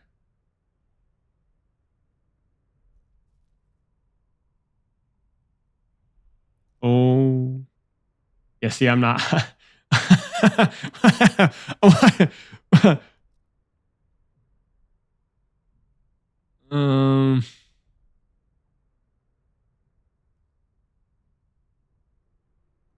All right, listen. There's a freaking GIF. Wait, there's a freaking GIF. Oh my gosh. All right. Well, sure. See, that's where I'm like, you do you, man. Like I am that is so out of my pay grade. Move from tank to damage roll. Yeah. Is Nodlin here? Scroll to the bottom of the list. Ah! Oh, that's terrifying. I'm being watched.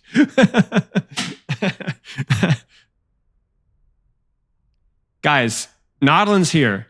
Nodlin says, I know we aren't touching Ryan, but I've always thought that adding a little bit of a slow mechanic on Flame Strike would do wonders for helping him get and stay in melee range. So I have one message for Nodlin.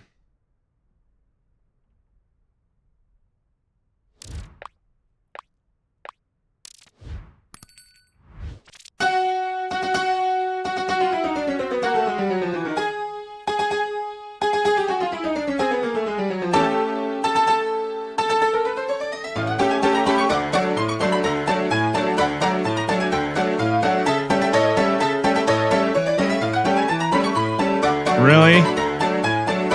A slow on Fire Strike.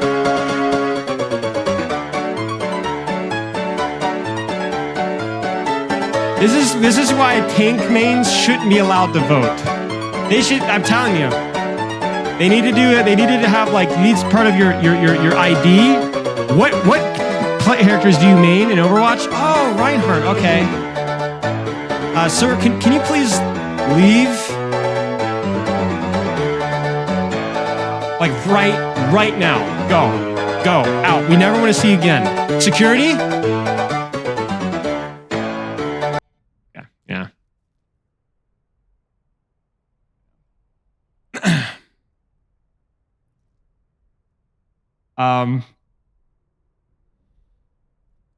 No, I'm not talking about Reinhardt. Reinhardt's fine.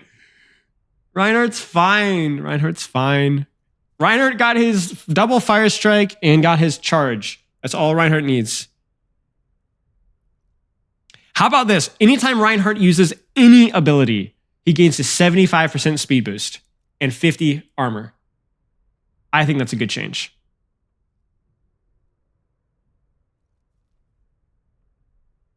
Nah, dude, I'm telling you, if you see this right here, this is so broken. You guys have no idea. 15% of speed boost after charging, kind of like the Orisa Javelin spin. You have no idea how broken that would be.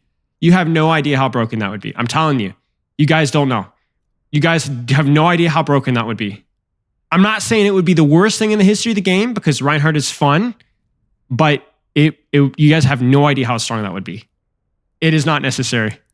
It is not necessary. Trust me. It is absolutely not necessary. I'm not capping. Yeah, no, Nautilin. Yeah, it would be fun. I will say that. It would be fun and definitely something that I'd want to see put in experimental just because, it's just fun, so why not? Do I see many Ryan Rupp? Not a ton, but a decent amount. I haven't seen a lot of Winston reviews in a while. That's actually been a long time since I coached a Winston. Not a long time. It's been a little bit, but yeah, not as much. I coached a Reaper today for the first time in a long time, and I've never coached a Torb publicly. I've done a couple of private Torb reviews, but never any public Torb reviews. No, 10 travel speed is fine too.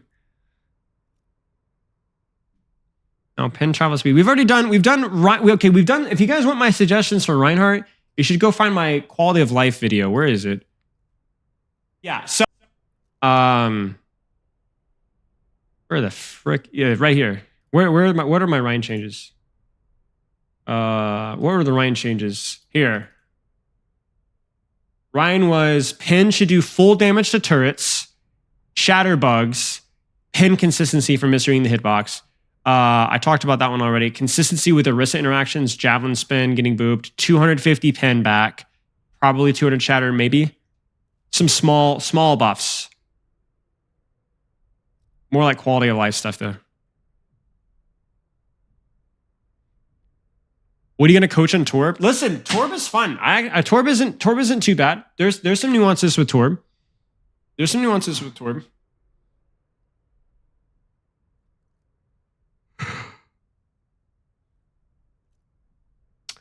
Pin consistency is the visual. It's visually very confusing. Because his hitbox pivots, but yet it's still square, but it looks like it's twisted. Torb and Fun should never be in the same. I agree. I don't love Torb, but there's worse. If they want to remove the stunts from this punch, it's cool, but they should give his ability punch a bit more damage. Okay, let's actually talk about punch really fast, guys. Do we want to? So we talked about like charging non-empowered punch not rewarding enough.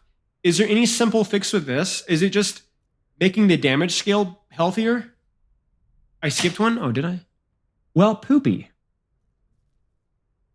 Where?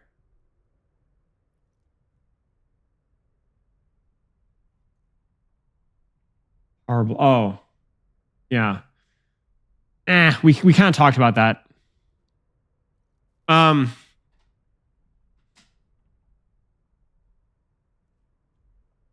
So basically, the problem with punch is it's a really simple problem. It's the fact that the difference between a non-charged and a charged punched is meaningless. So I don't know if you guys were here for this, but I actually didn't even know this. There is no stun increase when you charge up a non-empowered punch. And the damage increase is what? What we did. I'm not going to even trust the wiki, actually.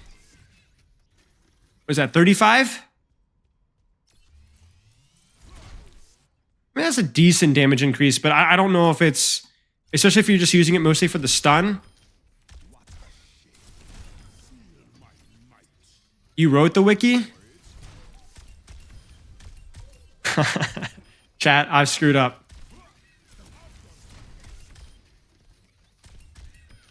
So, here's what I want clarified. I messed up, guys. I'm literally gonna be dead. I'm gonna find a horse head in my bed sheets tonight. It's over.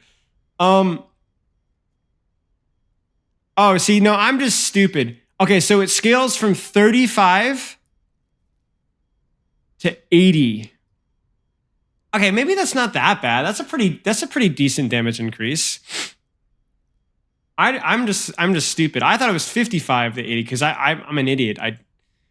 Okay. What do you guys think? Is this a decent damage scale for charging punch? 35 to 80. The stun's exact same. Maybe it's okay. I'd add 10. Upper limit should be 100. Maybe. But remember, we're already giving him buffs here. We're already giving him buffs. Maybe just leave as is. Maybe it's something that we can reevaluate. You'd add 10 to 40 for wall slam? Why? I mean, obviously, but is there anything specific? Are there like breakpoints or something? Like, I don't know, man.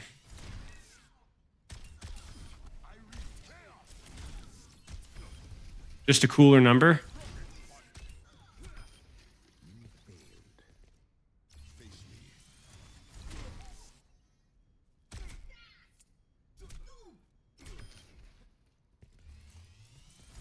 Oh yeah, but isn't...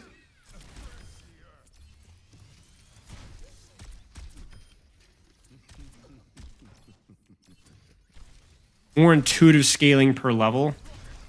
Yeah, that's true. But what are we going to do to compensate? You know? 10 extra damage is not nothing, right? The multi-hitbox do less to compensate?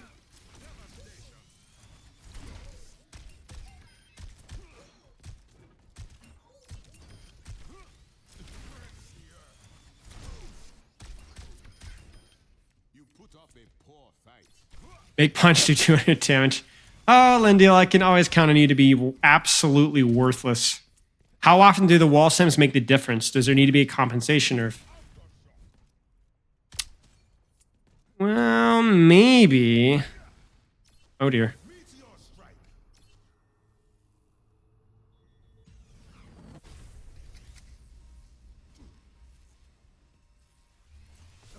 I don't think it needs to do more damage to tanks. We're discussing if punch needs 10 more damage on wall impact.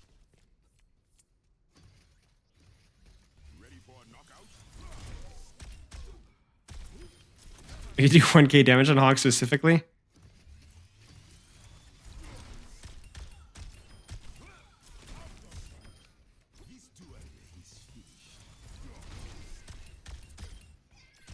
Without charge. Without charged.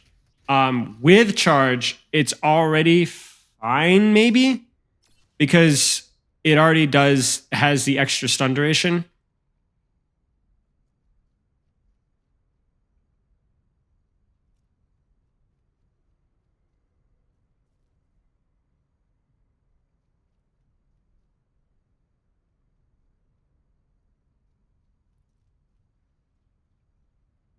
I don't know. I'm not sold on, even though it's only 10 extra damage, I'm just not sold. Especially given the fact that what we're doing elsewhere. Now, what is a good point is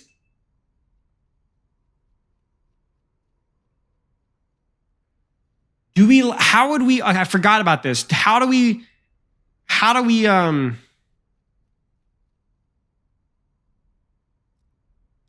do we still, does Empowered Punch, should Empowered Punch still reset? Because we talked about Empowered Punch is now a spectrum. Okay, great. Do we still have it as a reset once it reaches a certain threshold? Like, let's say a max charged Empower does still resets. I think, yeah. Okay.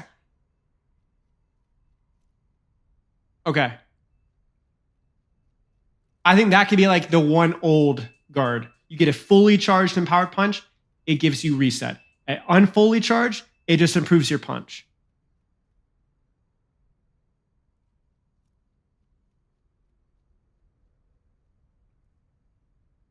Okay. Okay. Ah, my elbow. Oh, my elbow. Reset for your punch cooldown.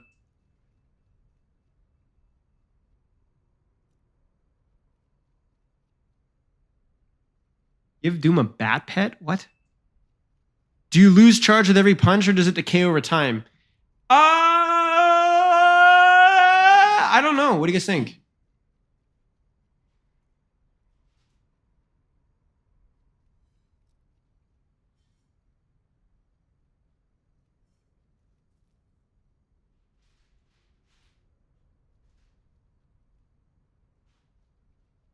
Yeah, I would think of it this way. Here's what I think. I think Empowered Punch should have a decay, but like a freaking long decay. Like 10 seconds. Like it starts decaying after 10 seconds. Because it feels dumb to feed a punch, and my brother just sits on it for like till Kingdom Come.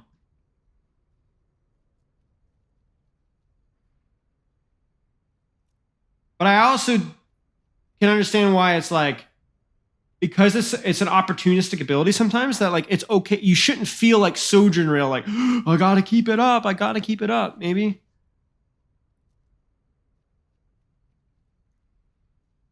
Imagine how it feels for the Doom though. I mean, that's my whole point. Like you shouldn't feel like, oh, I can't use my punch because like,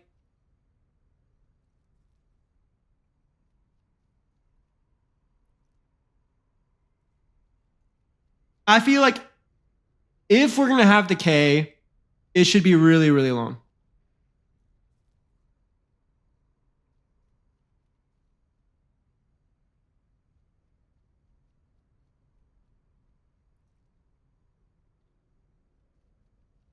What do you guys think? And let's not just talk about this. Let's stop using the term Empowered Punch. Any sort of charge should decay after 10 seconds.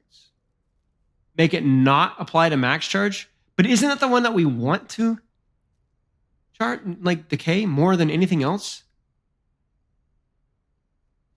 I mean, if we're talking about like compensatory,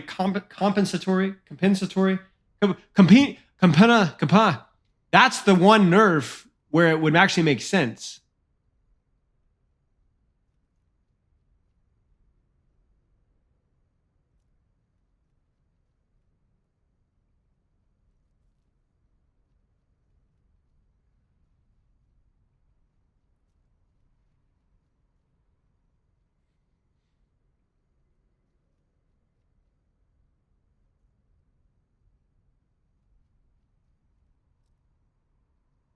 I don't like that. I don't like I don't know. It's just weird to me to like save something up for next fight. Like oh, maybe I'm just being weird about it. But I think if it's 10 seconds, you could still go a long period of time in a fight after building punch and not feel the need to use it.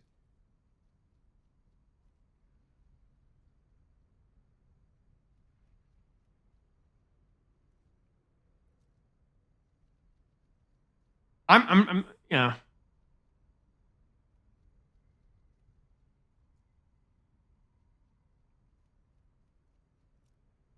And here's the other thing too. It removes one of my least favorite aspects of Doomfist, where you're like, you guys know exactly what I'm talking about. Fight's over or won or whatever, and the Doomfist goes up here, and he does something really strange. He goes, the fight's like you know, we just cleaned up, and he's like, hey, her. Like, that's just such a weird thing. Hey, guys! shoot me, right? Like, you're not even using it for a parry. You're not using it to build empowered right before a fight or right during a fight. It's just like fishing for empowered between fights. It's such a weak, corny mechanic. Like, the only reason, I don't think it's like that big of a deal. But if we are talking about like cleaning up this character a little bit and maybe giving something of a compensation or for all the buffs that we've given him, surely that has to be something, right? It's just corny. And see, that's also where, like, if I can also be honest, if we're talking about like, okay, we haven't really addressed what feels really bad for power block, right? Which is you get punished for your teammates making a mistake, right? But you know what feels the worst? When you're like between fights and you're absolutely brain dead Hanzo throws a log from across the map and the Doomfist blocks and he builds punch off of that. That is where it feels the worst, right? When the people aren't even fighting. Like, the Doomfist isn't anywhere close. The fight hasn't even started yet, and he gets screwed over by my teammates. I'm more willing to be more patient with my teammates screwing up if it's in the middle of a fight. Well, it can't unless the headshots. Yeah, that's what I'm saying. I'm just giving Hanzo as an example. I know it's hard to headshot with the power block. I know. Just let me make my point, you know? But I think that's where it feels the worst, right? If it's if mid-fight, if I get punished for my teammates shooting Doomfist block, I can live with that, I think. I think I can live with that. But I don't think having 0 decay on empowered block is like, I mean, I see that as being used unintuitive and silly.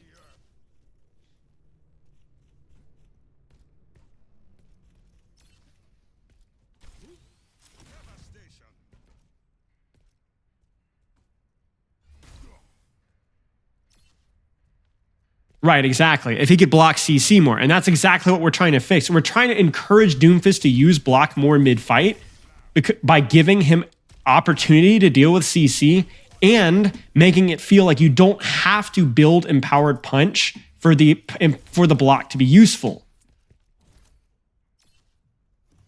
As it is now, if you don't build punch, you're exposing yourself to CC, and if you don't build punch, it's not a very useful block. Like, it does buy you time, like, that's true, but it's not all that useful.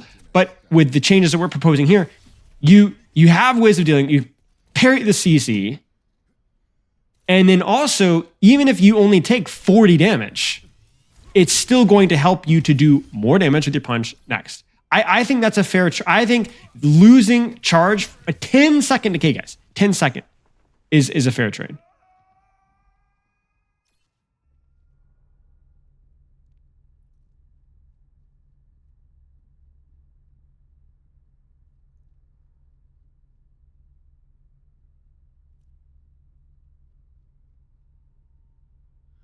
What if instead of punching a max charge of 100, it went up to 150, anything above 100 counts as max charge?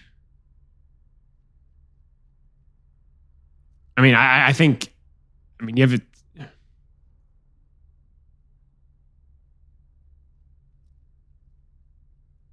Not the effect?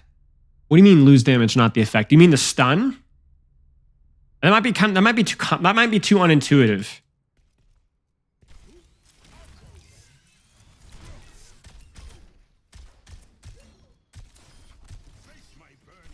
The stun and its speed. I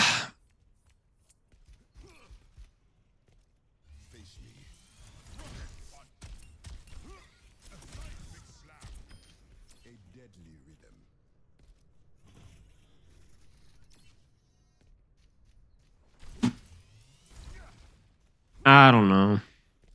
Maybe. I see what you're saying. Who the frick needs a friendly bot? What?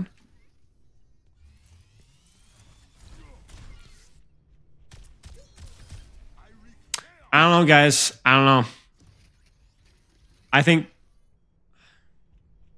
punch, decay.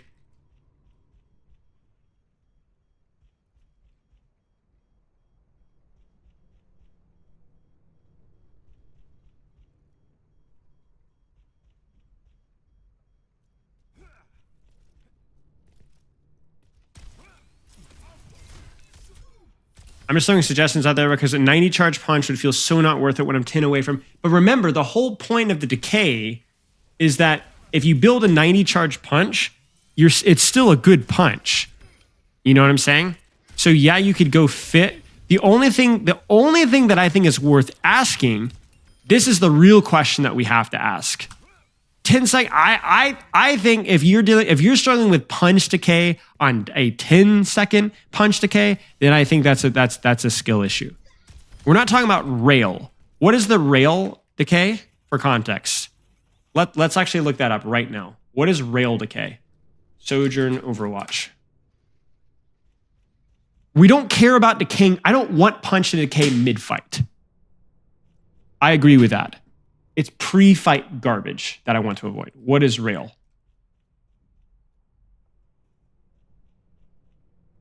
5 seconds. Guys, 5 seconds. 5.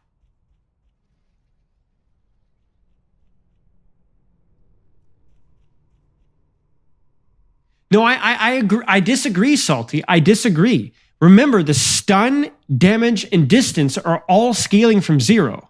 The only thing that you get by hitting that 100 threshold in our imaginary world is the punch reset, which doesn't matter all that much unless you're being hard focused.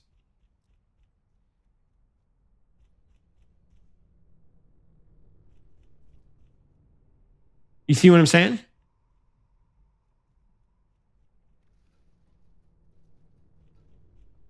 It's only the punch reset that you're gaining. Everything else is linear. Just like Zarya. Punch reset, just normal Nona Scream. Just normal. Like, you know how you get Empowered Punch, you get the cooldown reset? That stays, in my opinion. Yeah, no, okay. This is the one I don't really know, though. What should we do with the charge? Because how can anybody, I don't really know. I feel like this is such an obvious question, but I actually don't know. Do you keep charge for Empowered Punch? There's certain things that I'm just totally ignorant on.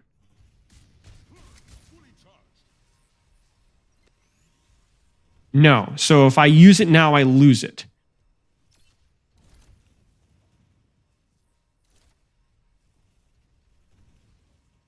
Oh, I keep the punch, not the charge.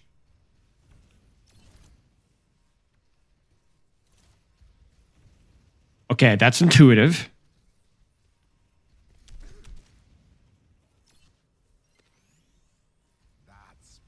Okay, so this is the only unintuitive thing.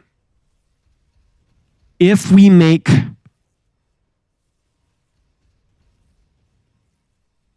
How do we do this? How do we do this? How do we do this? How do we do this? This is the only flaw with our design. Is the fact that it would make it unintuitive if you didn't keep charge, but potentially broken if you did. Let me pull up Microsoft Paint. Here's what Doomfist does now. Here's what Doomfist does now, right?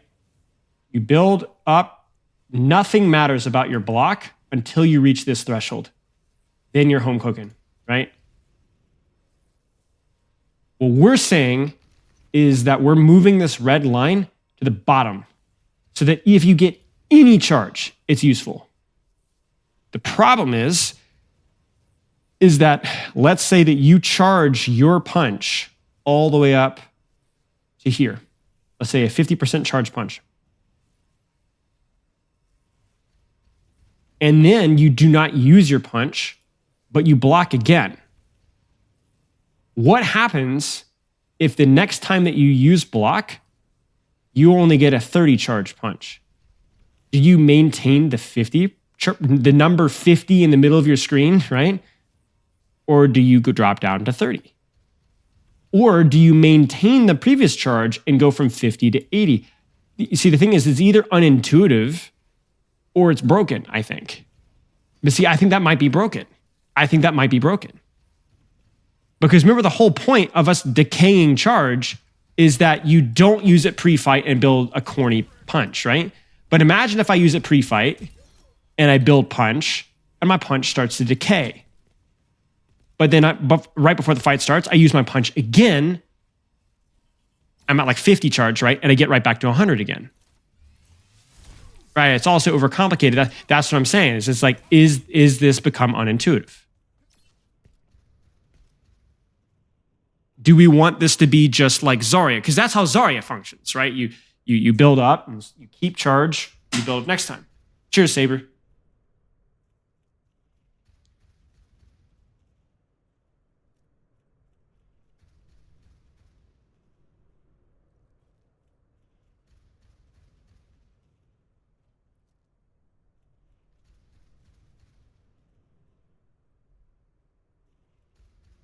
Yeah, no, I agree. Mid-fight, it's not broken. Mid-fight, it's not broken. Freaking nobody's going to sit there and try and build a 100 charge punch mid-fight at the expense of just using your punch. I agree, Salty.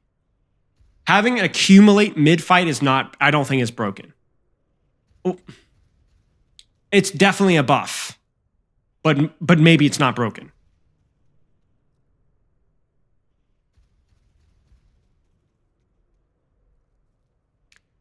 But the problem is pre-fight.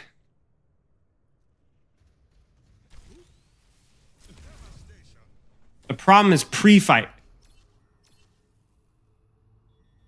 where it allows you to pre-charge stuff, which is kind of what we wanted to get away from.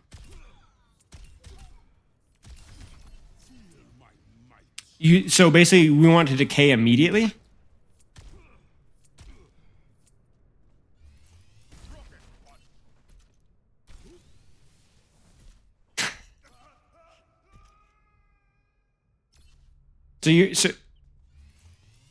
So it's slow decay immediately.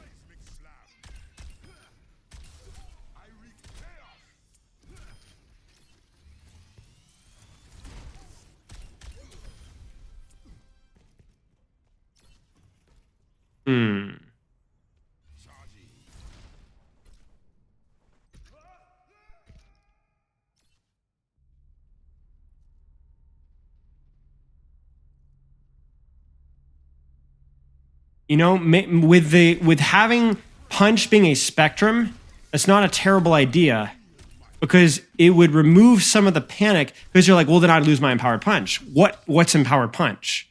You mean the difference between 80 and 90? It doesn't matter that much.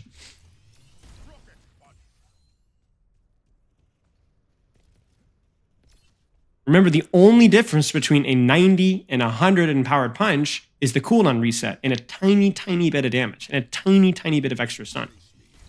Like literally 5 damage.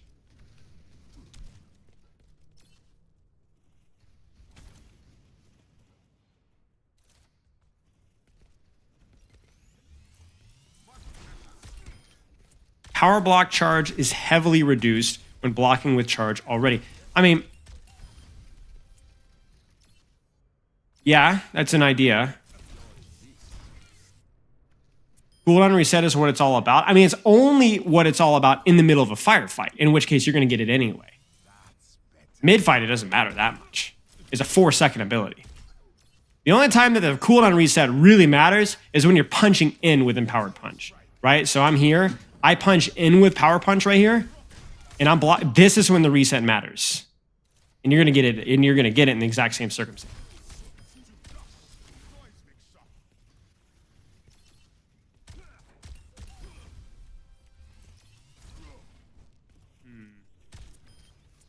Yeah, maybe faster decay is like a necessary evil we have to go with.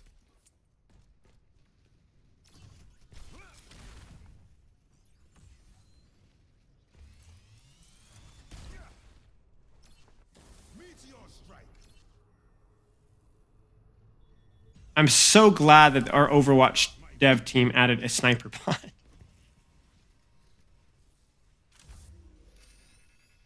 Freaking love it, honestly.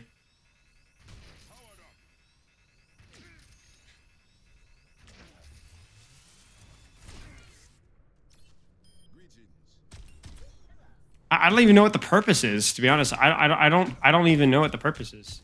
I'm not even sure what the purpose of the tank bot is, but I just don't know what the purpose is. I literally think it's visual. I think it's just visual, you know, like, hey, it's like, looks like the deactivate! Deactivate! I was not deactivating, y'all.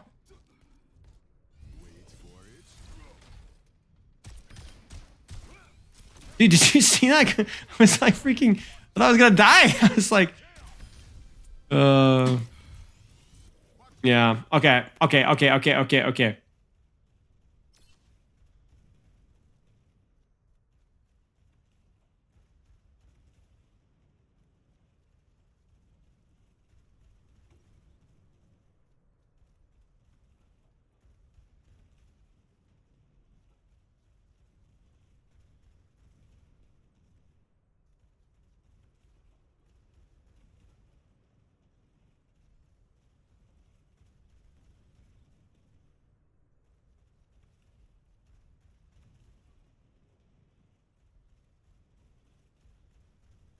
I did miss my opportunity to take advantage of the Twitch nudity changes, guys.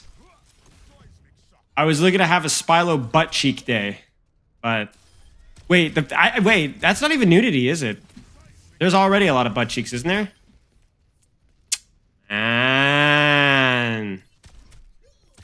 Guys, we missed it, especially with our subathon in December, guys. Think about the dozens of dollars that I would have made.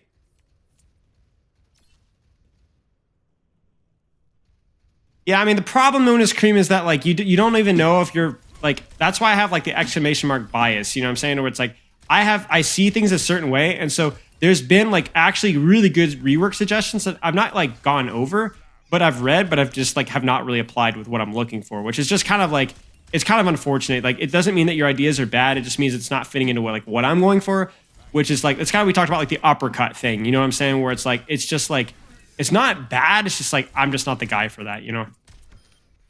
I can't keep twerking, right?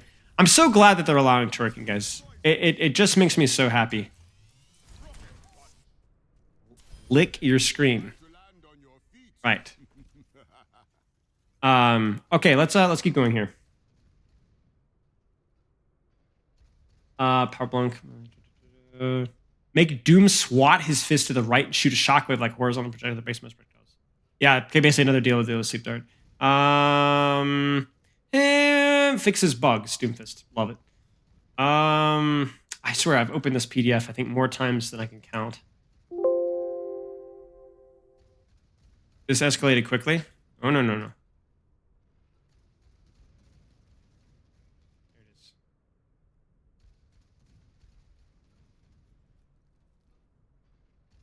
Hey, why is Microsoft Edge opening this? Reload time reduced. Am I the only one who thinks Doomfist's gun is freaking fine as is?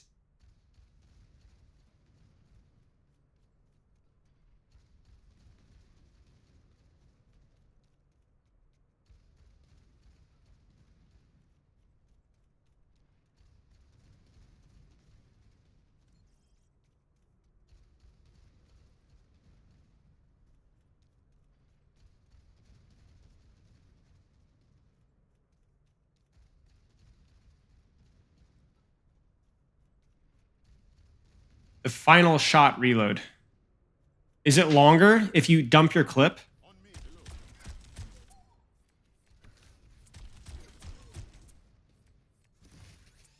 Ah, yeah, I see that.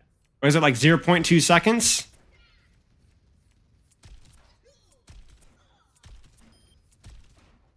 Yeah. I see that. Yeah, that's annoying. Okay, well, we'll leave that into the... Well, honestly, that should be classified as a bug, in my opinion. So we'll leave that in terms of, like, the bug fix things, but yeah. I don't think they should tighten the spread. I think for a character that has... Not every character needs full range. If a character has high mobility, I don't think it needs that much range. Character who has that much mobility should not need more poke.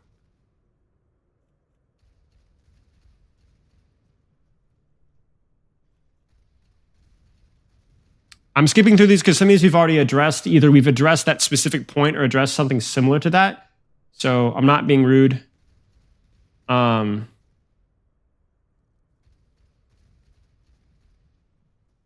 actually kind of... Okay, I will say this. I do disagree. I'm not sure I agree with... Like, I actually think Doomfist's skill floor is pretty high. Or value floor. Let's put it value floor. Like, I think it's pretty good, easy to get good value out of Doomfist. I think his skill ceiling is really high, but I actually think his value ceiling is kind of problematic. I actually think that like he's out of many of the dive tanks, one of the easier ones to play, I think. But once you get to a certain level, the value ceiling is what's the problem, right? Because the enemy support / DPS players get more value out of their execution than you do out of yours, which is unfortunate considering how high his skill ceiling is. Maybe I need to pull back on SVB and you guys, if you guys haven't seen this, it's very outdated, but it's worth a watch. Way back.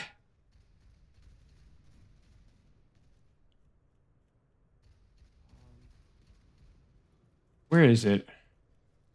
Yeah, here it is. Rate the roll. We did this a long time ago, me and SVB. And we got a freaking PowerPoint presentation. And we said like skill floor, skill ceiling, value ceiling. Basically, how hard is a character to pick up? How hard is a character to execute? How valuable is the character to execute? And then we kind of find like where's the gap? I think you have to clarify between value floor and value ceiling and skill floor and skill ceiling. For example, let's find a gap here. Let's find a good one here.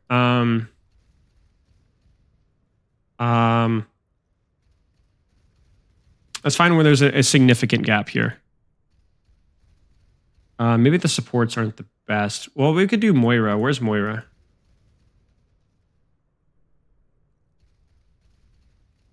Because I actually think this is a really important discussion. Maybe we need to revisit this actually, because I think people don't need to understand the difference here. Yeah, let's look at Moira really fast here. Okay, so this is a great one. So skill floor. How easy is it to pick up this character? Very easy, right? Moira. How valuable is that character when you learn the basics? Very valuable. I always had a scale of 1 through 4, I think. And then with Moira, it was like, okay, how many details are there to min max out of Moira? Well, it's not one. There are like techs and things that you can do in some of the decision making. It's definitely probably the lowest of all the characters, but there's value there. But how much do you get rewarded for figuring out all those tiny details? You know, very little. There's very little reason to min max. Back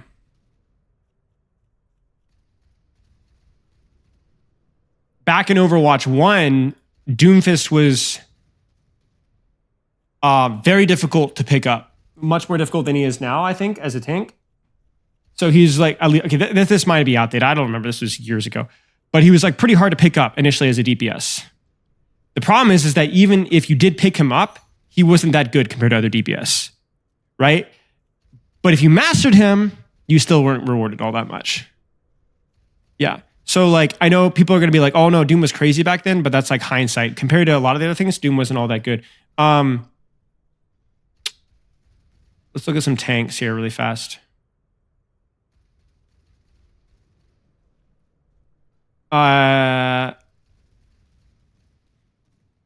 Diva was another one where it's like, she's a little bit tricky to pick up, but not the trickiest thing to pick up, right? But she's also not very effective when she's picked up.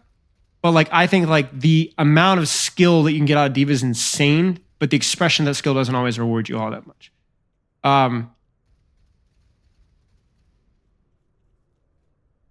So I classified skill floor as like, how hard is it to pick up the basics of the character?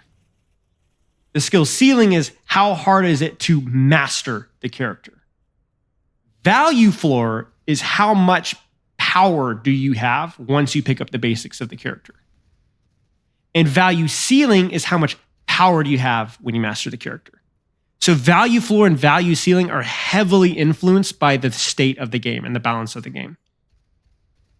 Whereas skill floor and skill ceiling are almost completely irrelevant to balance and state of the game. Not totally irrelevant, because meta definitely shifts things, but yes.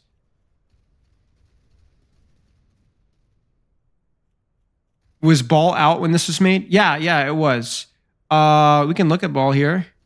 I might want to revisit this list. Maybe I'll do it with SVB again.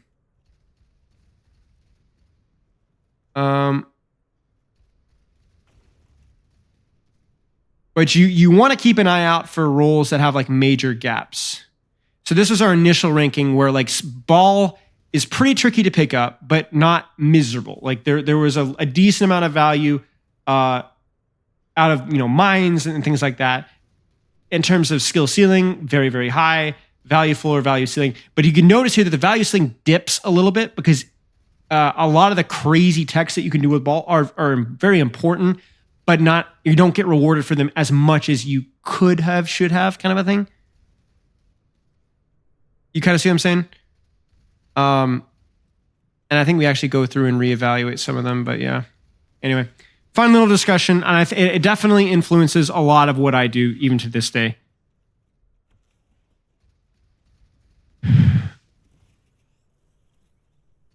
Yeah, I think skill floor is too low. I think you get too much value out of Doom. Not. It's not Orisa level, or Bastion level, but it's low. It's the lowest of the dive tanks, I think.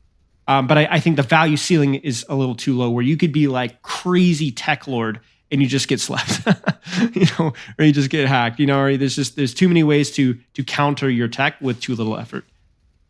Ryan is pretty middle of the road. Ryan, I think, is pretty middle of the road. Pretty high value floor, pretty high skill floor. In terms of a pretty medium skill floor, gets a pretty decent amount of value without a ton of skill, but he does scale relatively well. I think maybe value ceiling is a little low with him. Like it can be hard to express some value, just the nature of, I think, Shatter, Fire Strikes, and his lack of mobility. But yeah.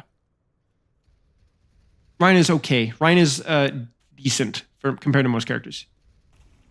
I think it's almost impossible to like have the value floor, skill floor, ceiling thing perfect. It's almost impossible. I really think that. But it's a cool metric. Anything that's like super outlier is something you would want to look at. Rate the roll. Just look up rate the roll on my channel. Or just look up SVB on my channel and you'll find them. We even did a skin tier list a long time ago. Did you guys want to actually we should pull that up. That was fun. Hang on. We did a skin tier list. That sounds so racist. No, we did a skin tier list.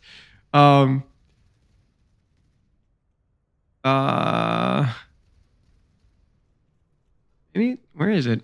Yeah, there it is. I'm an idiot. Do you have the tier list at the end? Yeah. Here we go. Race tier list, right? This was a little over a year ago. So obviously this has probably changed a little bit, but especially with, honestly, I'm super out of the loop with like the recent skins too. So this has definitely changed, but this is where we started. I'm curious to see what you guys think of this.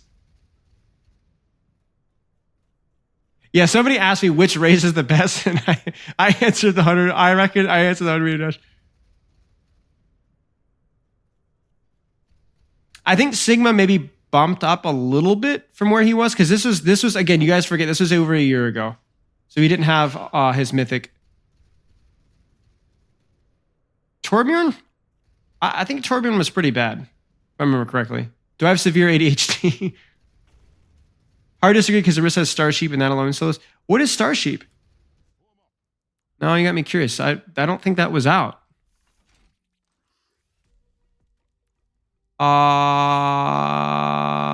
Filter? Oh, it's all right. I don't know. It's all right. It's all right. Boy. You know Gaming for Hope. Thanks for the raid, mate. I appreciate it. Trash can. Arissa Ducky. Oh my gosh, that is nightmare fuel. Thanks for this, the raid, man. I appreciate it. We're doing some rework discussion. We kind of got sidelined with some skin tier list stuff. Yeah, that is nightmare fuel. What? Wait, why are there some skins that are available? Oh, I guess there were some. Oh, that's cute. Nice job.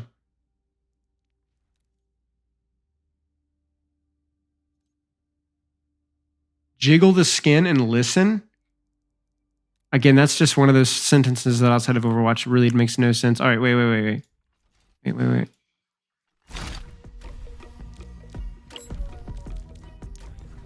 All right.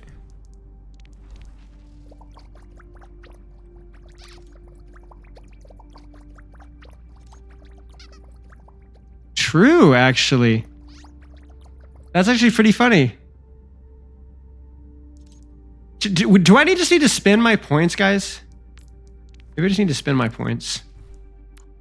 No. That costs those things. What do I do with these guys? What do I do with the credits? What do I do with them? But I don't have any Overwatch 1 skins. I don't think I have any Overwatch 1 skins. I guess I could buy these, I guess.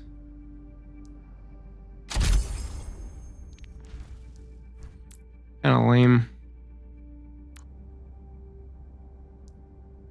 I can't believe this is the stream content that you guys are paying for. Me buying Malga basic skins.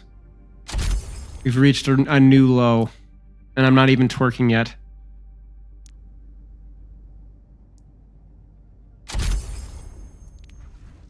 Man. Save it for anniversary skins? All right. Take my pants off. Yeah. Wait, do I even have any more Overwatch League tokens? Should I just spend them? Chad, how long am I gonna have Overwatch League tokens? I feel like it's probably worth buying at least some like Genji skins or something. I freaking hate okay guys, I'm sorry. I do not like Overwatch 2 Genji. I'm gonna say it. I'm just gonna say it. I don't like it. I don't like Overwatch 2 Genji. I don't like it.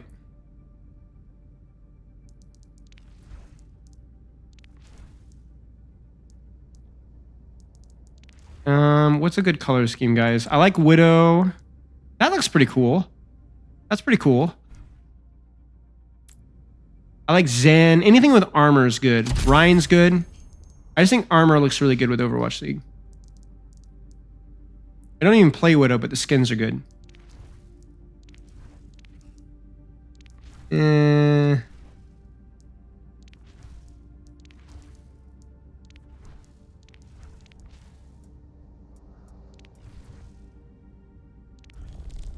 All right, let's check out some Zen here.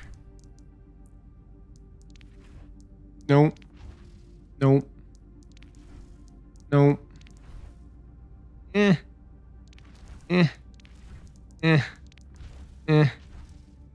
mean, I don't have London Spitfire. I feel like I should have London Spitfire skins. Like, probably should.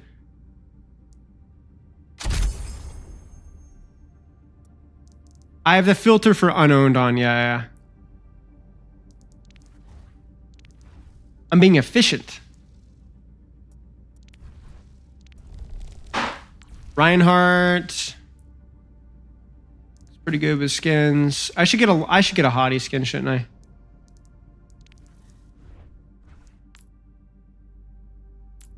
Maybe I should just save my tokens now. Is there anything else I should get, chat? Is there anything else I should get?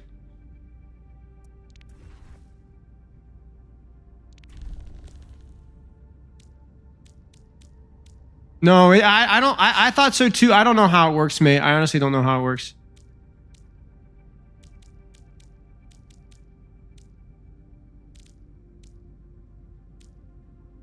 Are the Owl legendaries you missed? I don't think so.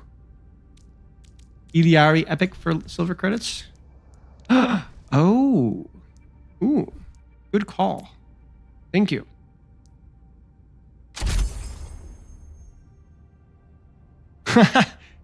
Get rolled, get rolled, dude. You know what? I will show it. I will show it. Wait, it doesn't let me show it. It got deleted. Get rolled. Wait, did I not just buy this skin? It's a recolor, isn't it? Oh man. All right, we'll get these skins. Weaver has George Washington skins. Yeah, but it might be too hideous for me. I'll probably buy it, but it is pretty hideous. Oh yeah, see, there's these skins too. Maybe I need to get the Life Weaver skins too. Yo, I need to check the new heroes. Weaver is just okay. Here's a hot take. You guys want a hot take? Weaver is a poorly designed character. Not even in terms that he's over the top. He's like 7 feet tall. he looks like James Charles. Isn't that the guy's name? He looks like he's been through like several reconstructive surgeries to his face. Is it that? Okay, maybe it's a cool take. I'm an idiot then. All right. He looks like Uncanny Valley. Yeah, it's not good. It's not good. And by design, I'm not talking about like it's not good. It's not even his personality is that bad. His personality is a little bit obnoxious, but it's whatever. But he just looks not good. Yeah, Malga. Yeah, I agree. Malga is not great either. Malga is like, I don't know. It's not the realistic. I don't mind the realistic. It's just unsettling. I don't know. Doesn't do it for me. Doesn't do it for me.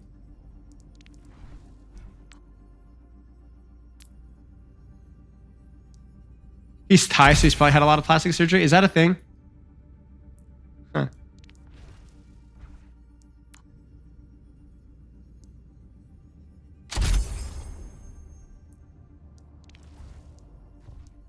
The new design team is just bad. I wouldn't say that. I think Iliyari's fine. I like Iliyari.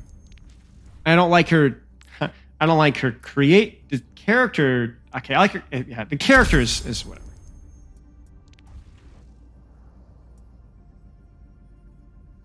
But I don't know. Who else was it? Sojourn, right? Sojourn. I like Sojourn. Sojourn. I mean, come on. I freaking use the basic skin in Sojourn because I just think she looks cool. Visual design, right? Yeah, see, I need to be getting all the basic skins here. The new hero designer made the list. Huh? Yeah, it looks beautiful. Ramatra's pretty sick. Yeah, Ramatra is sick too. Yeah. Yeah, sure. Fair enough. You know, maybe an Overwatch League Sojourn skin wouldn't be too bad. That's kind of cool. Not bad. We'll get that one.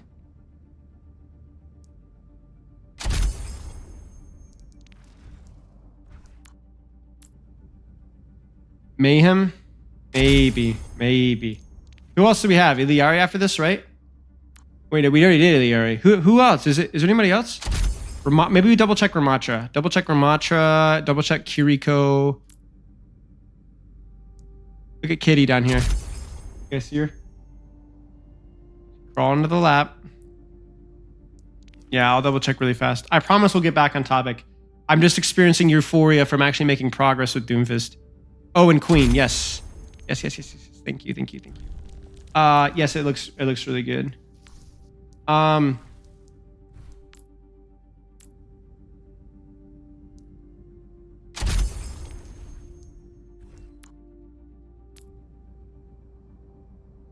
Oh, only big presents. Hi, pretty girl. Queen's away skins look so good. Yeah, I'm an away skin enjoyer. I like the white. I think the white contrast looks really nice. I still love the old Los Angeles Gladiators with Genji. Cool.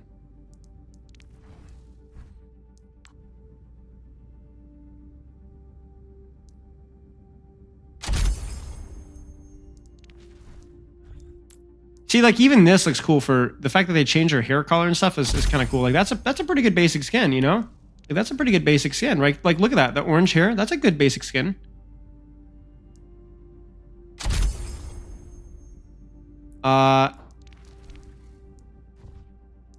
Ginger Queen, right? All right, so we've done this. Now we have Ramatra. Yeah, see, I just there. Here go my points. Yeah, seriously, yo. No wonder I had so many. Construction. That is just an awful skin. As I buy it. Yeah, Kiriko. Yeah. We need to check Kiriko. You know, these are kind of bad, man. These are kind of cool looking.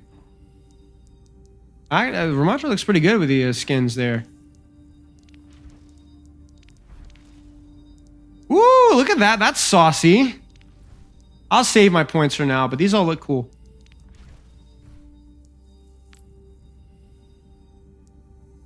Look at the Atlanta one.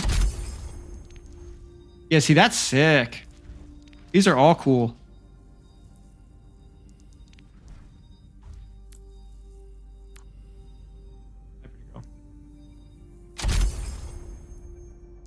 He's sitting and purring. You can also get highlight intros. Yeah, see, yeah, maybe I need to check the highlight. Yeah, maybe I'll have to do this some other time because I don't want. I will finish the skins, but well, remind me later, y'all.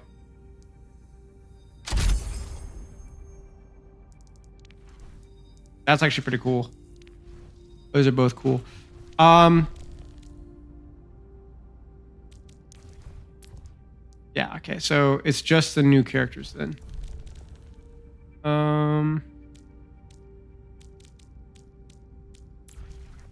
Just double checking. Yep, we did that one already. Life Weaver Kiriko. Yeah, see? I would have gotten Vegas skins if they won a game. I don't know if I'll ever use these because I really like the Kiriko Mythic, but Kiriko Mythic is really good. It's a shame she's such a cringe lord. We're not going to be here for an hour. No. We're going to be done after skins.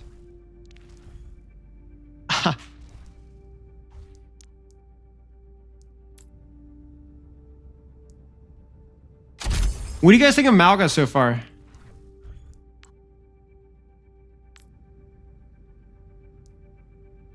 Wake up, Spilo, please. I'm almost done, chat. I'm almost done. Hey, Beth, can you call her in a second? Because I'm going to need to sit up in like 30 seconds. I had a lot of fun playing Malga when it wasn't a Malga mirror. I had a lot of fun playing Malga. I had a lot of fun playing Malga and Pugs when there wasn't a Malga mirror. There wasn't a lot of poke damage, and there wasn't an Ana or a Zen, or you know what I'm saying, right? When the stars, like, there was a small, like 40-50% of the games I played in Pugs were really fun. 40-50% of the games I freaking hated myself. Using the slam and like running around and smashing people was freaking amazing, right? But yeah, mirrors are terrible, and certain tank matchups and compositional matchups in general are really bad. Yeah. Okay, let's finish up Doomfist. I think Diva will be easy. I think Diva will be very easy. Let's zoom.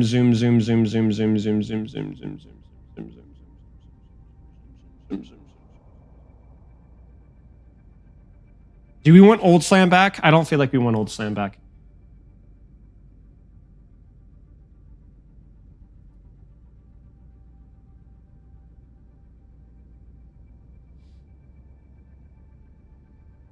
I don't think this is Old Slam, but like having scaling damage just seems weird. I think the idea of scaling damage was interesting, but it just led to too many like. It was just weird. It was just weird. It was too gimmicky in my opinion.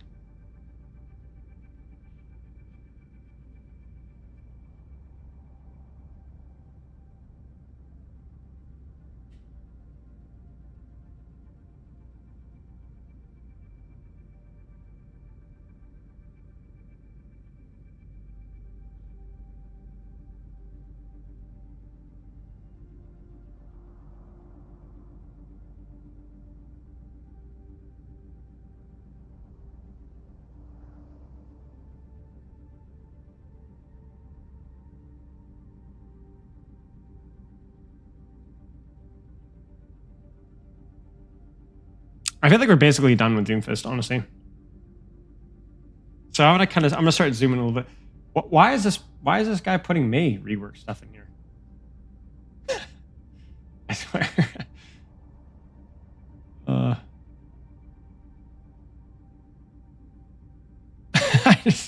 I don't know.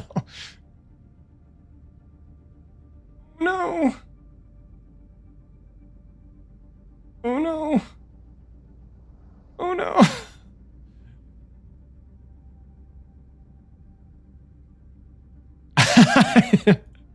Go to the last page. All right. Okay. Ah, you're killing me. I now see why you wrote the wiki. Oh my gosh. You're insane. No, no, no.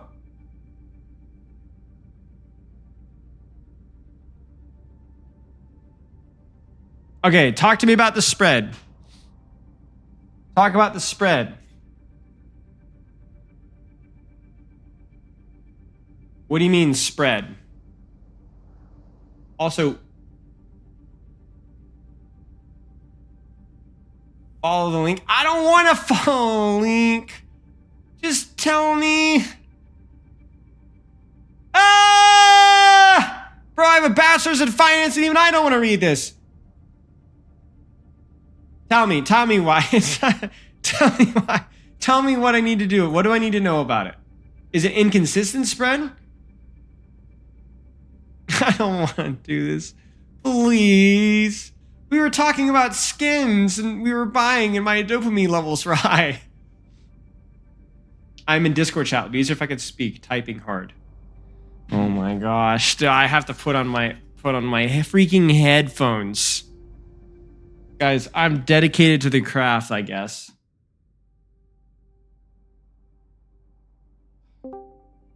Oh, okay. I'm weeping. I freaking hate you guys. I'm literally gonna I'm gonna make my Doomfist rework that Doomfist now doesn't have any abilities. When he uses power block, you will be uninstalled from the game. All right. So talk to me. I want to look at the what ifs, but like talk to me about the spread. No, it's fine. It's actually really helpful. We had this with the Wrecking Ball. We had like a couple of GM Wrecking Ball players in chat, and it made it so much easier. Yeah. I'll also try not to cough my guts up. I have COVID at the moment. That's fine. That's fine. Basically, with the spread, Yeah. it's aimed at making him more consistent within his fall-off range. So Yeah. the damage starts to fall off at 15 meters, which, you know, that's fine. He's one of like 4 projectile heroes with damage fall-off, but it makes sense Yeah. for him because they changed it last game. He did way too much chip damage. Right. But within that range, the only properly effective area for the hand cannon to work, even with literally flawless aim, and I've gone and tested this in training range too, is like 8-ish meters or less. Any further than that, and the spread forces it to miss. By design. So it's like 10 to 15 meters. Your hand cannon shots will miss a few pellets, regardless of how well you aim. Some exceptions apply, Bastion, Roadhog, other tanks, whatever. Okay. So you're saying it's like it gets too harsh. So if we're like at 8 meters here, I'm like, blam, that's crazy. But then I move to just a little bit further away, and you're saying in theory here it should be a lot worse. Yeah, we're punished for using the hand cannon in its effective range, even though we shouldn't be. And No. when you What do you mean effective range? Like the fall off range? Within the fall off range. I don't want it to go out to the max range. No. What this math does is it increases that distance where it doesn't force the missed pellets by like 2 meters most, which is where the average punch distance also rounds out to. Because when you combo hand cannon with punch most of the time, you punch someone away, and then what? What comes next? You're going to shoot them with hand cannon, but you've just punched them 8+ meters away. So why the fuck are we being punished for that?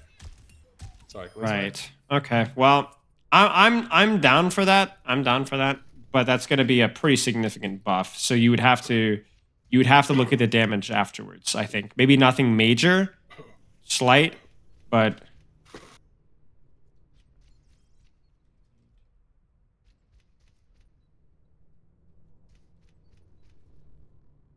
yeah. So spread fall off incongruence, or however you'd say it. Yeah.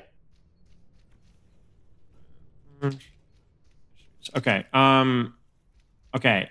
Hand cannon's final shot reload timer. I don't want to talk about that because that's like more. I feel like that's a bug. But you know what? Screw it. I'll put it. Last shot. Love that take. I'm gonna be real. I love that take. It's just there's so many things, you know. Reload. Oh, you're telling me. I have to manage that fucking list. Okay. Seismic slam. Climbing mechanic. Okay. Oh, that. I don't care about that. That's a bug. I'm counting that as a bug because it's too. I'm not. If I can't say it simply, I'm not gonna do it. My last what was it? The deep. What is it? Go ahead. The short version of the slam height thing. It straight up can't climb over some really small objects in the middle of some maps. That aims to fix that. Okay. It's just a consistency and function thing. You know, the movement ability while blocking is something I've actually considered. That was something I was thinking about last night. I forgot to bring it up today. I don't really know what the pluses and the minuses for it are. It's obviously the fact that we have it, yeah. and I hate that it used to be at 50% when it launched as well. And they toned it back to 35, but I think it should either be gone or way lower because it's unnecessarily just kind of handicapping him. Yeah, yeah. Again, it's going to be one of those things that's like using it correctly. Yeah, yeah. Yeah. Not as necessary with the parry, but also it's like I think movement speed stuff in general is like one of those like quality of life buffs that you would want if anything. We did this with a Roadhog thing where it was like Roadhog shoot. What did we do, chat? What was it? What was the buff that we had with Roadhog? The rework thing with Roadhog. Shoot. What was it? He gains like a movement speed buff after doing something. There's some weird tweak like that we did. I don't remember. Anyway, most of the stuff we've already kind of discussed. Yeah. For the core rock talked about wall damage, minimum angle for wall impacts. I don't want to talk about angle. Minimum angle for wall impacts is something no one talks about either. Mostly because it doesn't need to be talked about per se. Yeah. But because like sliders are an intended mechanic. Not a lot of people know that. It's kind of funny. Right. But they're dictated by that angle, and it was installed because Rocket Punch could one-shot people. So now we got to ask, well, that doesn't exist anymore. So why is the angle the way it is? Yeah, true. That's actually true. Yeah, because the slide was just to make it you had to earn the one shot, right? Now you don't have the one shot anymore. So what's the purpose of it? Yeah, I mean that's fine. That's gonna fall more. I'm gonna like again have to use like my discretion to be like that's. I wouldn't say it's a bug, but it's a design oversight. Maybe, which you could definitely argue. A lot of his problems are design oversights, and it's kind of wild when you really inspect it. Yeah. It's not affects Meteor Strike. We already talked about Meteor Strike. I feel like I have a vendetta against these devs and what they're doing with Meteor Strike because they've fucked it up so badly it's not funny. How so? Besides the okay. Specifically, these recent changes, how they promoted it and what they wanted to accomplish.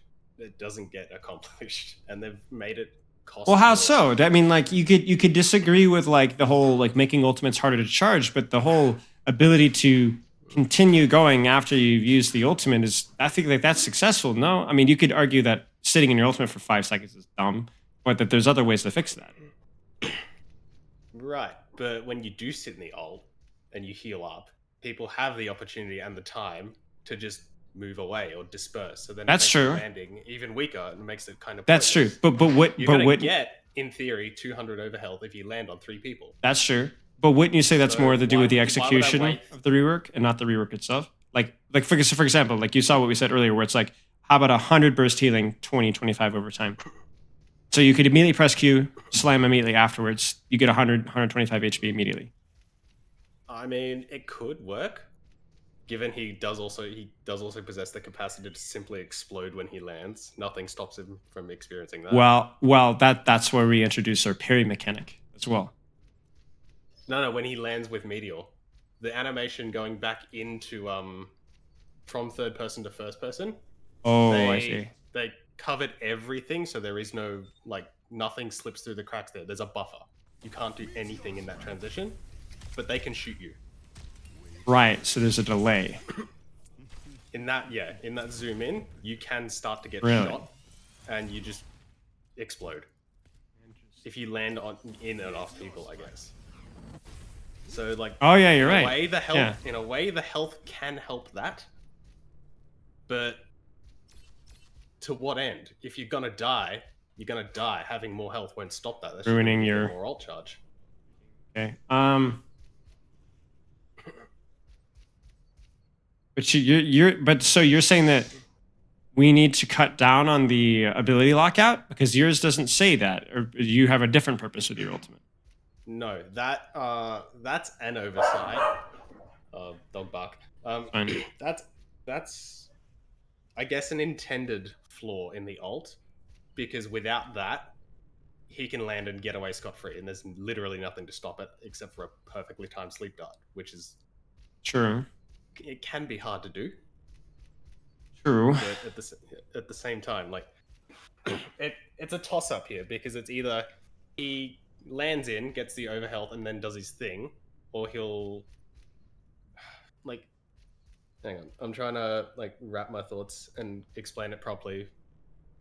I understand what you're saying. He's either unpunishable or haven't- too easy to punish. Yes, I haven't thought about that lockout basically at all, because when that becomes a factor, you're dead regardless. Right. So that's where I'm wondering if either, well, the burst heal mechanic, if that would have any impact on it at all. Were you able to immediately use the ultimate without giving them time to react and reposition and generate those cooldowns back, but you still have that burst of sustain? It would make Doom more frustrating to fight when he comes into the ult. Because now, in theory, you could have up to 400 extra health from using ult. You're in a crowd of, say, 3 people. You're going to get 200 overhealth, plus a burst of, what was your value? About 100, 125. 100? Yeah. So, yeah, that's an instant 325 burst. Who else in the game can do that and feel good with it? Winston. I mean, yeah, that's a rare exception, though. Because Ramatra can do something similar, but if it's really annoying when he hits big boy mode and just kind of pummels you. Then I don't think there is a solution without completely reworking the ultimate, though. Oh, absolutely not. So, Hold on, 2 seconds. Gonna close no the door. worries, no worries.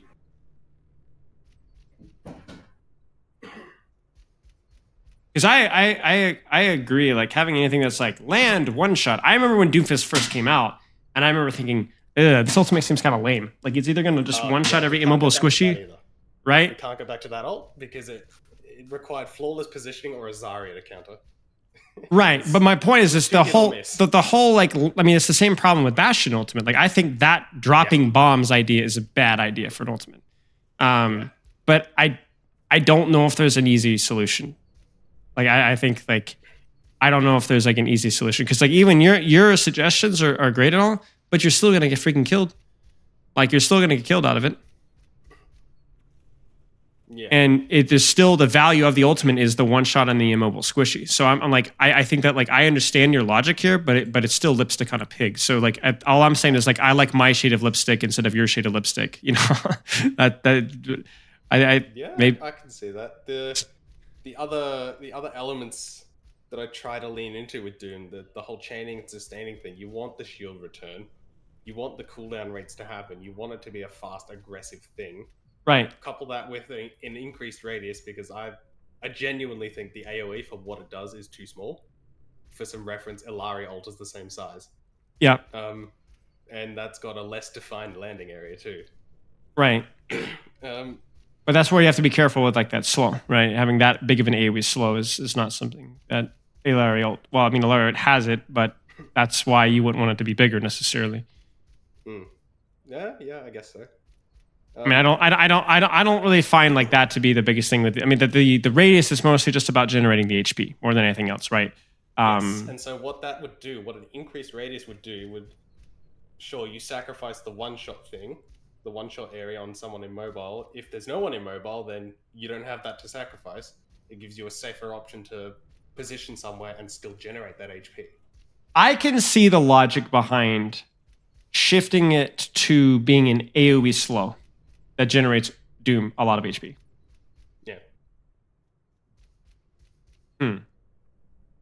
And that would be increasing the radius, shrinking the epicenter, whatever, increasing the cooldown acceleration, whatever. And honestly, you could keep the HP, whatever. I don't think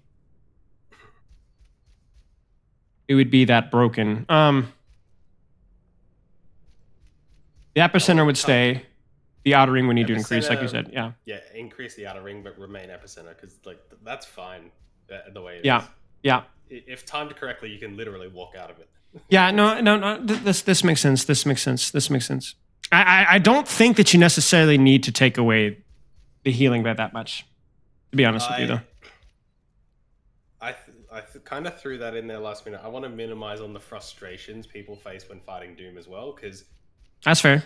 let's be real. So it's too much. It's the too most much. Frustrating thing to fight. Yeah. It's too much for sure. For certain. Like it's 75 over. Like it makes you silly if you don't use the full duration of the ultimate. Really, like if you're not fully healing during your ultimate, you're throwing. I just think it should be harder to do that. I think it should be a real cost of like I want to sit my ultimate for an extra 150 HP, or I'm going to use it right now. You know, whereas I mean, you're not, if you sit in your full duration of your ultimate, we're not talking about 150 HP. We're talking about 300 HP, 225, or not 225, 250, whatever HP. Yeah. You know, so, okay. I think those are reasonable ideas. Like lean more into ult being a slow HP generator with increased radius, slower HP regen. Yeah, I mean, not slower HP, but less HP. Okay. Skim through what ifs here.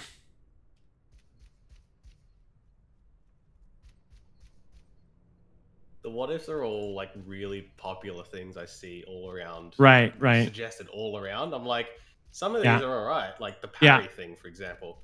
And Yeah. then other things are like, sorry, Mike. cool, that could work, but it's also either pointless or a very slippery slope. Right. Like the armor thing, for example. Yeah. People Yeah. feel like they can explode, but does he need the armor to solve that feeling, or does he just need more fluid cooldowns, which is what he Right. has now?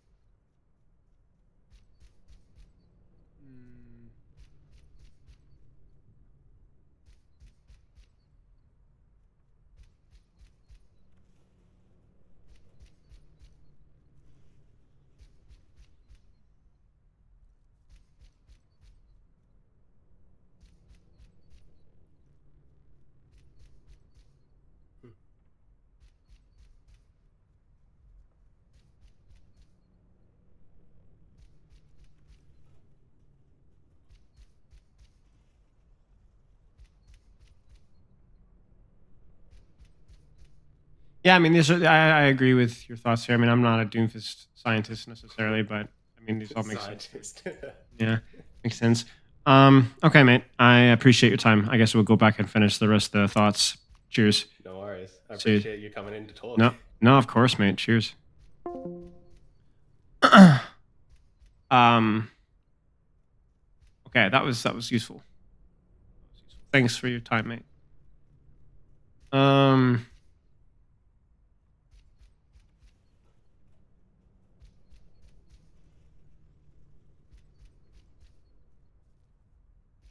See, I don't want healing exponential. Like it should be that. I think the way that we want to do this is what we were saying is that like we want to avoid you holding your ult for a long time, right? Because that makes it easier to counterplay. Like it should be more of a, you shouldn't want to be encouraged to hold your ultimate. I don't think. I don't know about the intangibility. Doesn't that just kind of like do exactly what? Because the difference between a diva coming out of her back and a Doomfist coming out of his ultimate is really different. Because a Doomfist coming out of ultimate is lethal.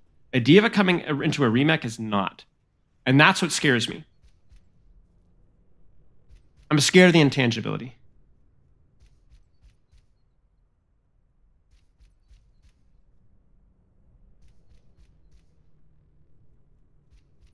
I don't really know if there is a solution, to be honest with you.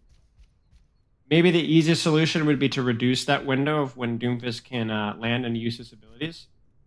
But I'm not sure. Surely there's a solution to it. Maybe it's just to reduce the window. Maybe it's just to make it a perfectly timed skill shot.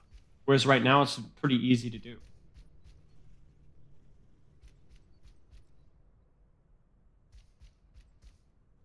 I don't know what the window is, but it's got to be like what, 0.6 seconds, something like that. Shrink it by 0.1. I know it sounds lame, but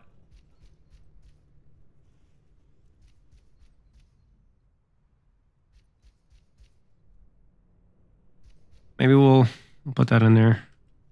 Reduced Doomfist lockout.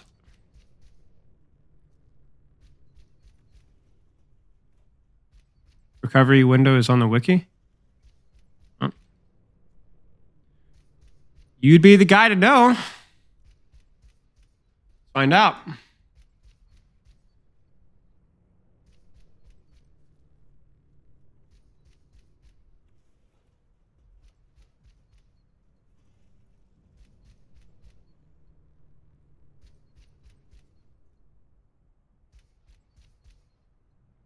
I don't see it specifically.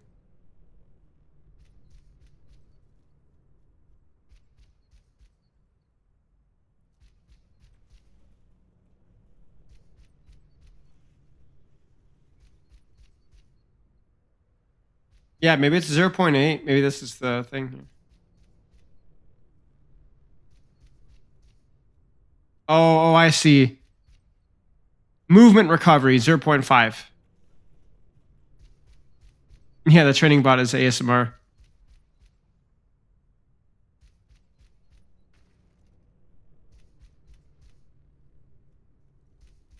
What if it's CC immunity? Maybe. Maybe there should be a parry. But see, the problem with that...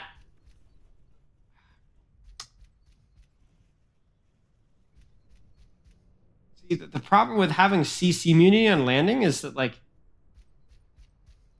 if you ult an Ana or whatever, there's like she's dead. Like there's no way that she can escape. Kind of see what I'm saying?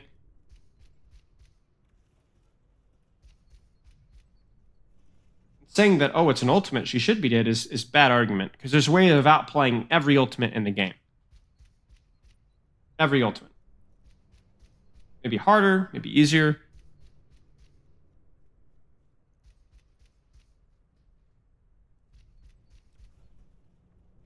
Well, that's what I'm saying, Salty, but the problem is that the ability lockout means that you can't parry on landing immediately. If you reduce the cooldown or the time with which you can use an ability, you could land, then power block for a parry. I just think reduce the window slightly is the easiest answer.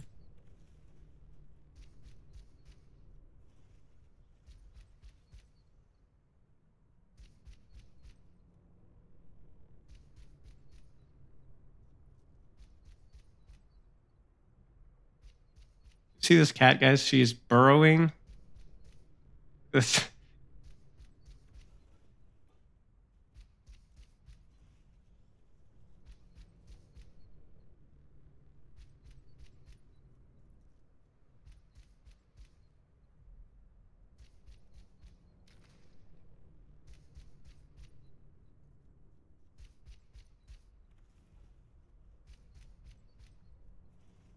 Reduce the ability to lock out the match taking damage. Yeah. No, I agree.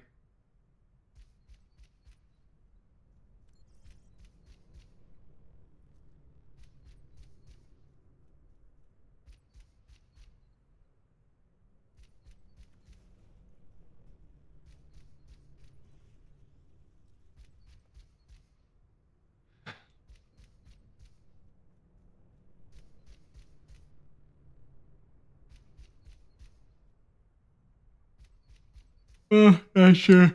We're kind of zooming right now because we've done so many things.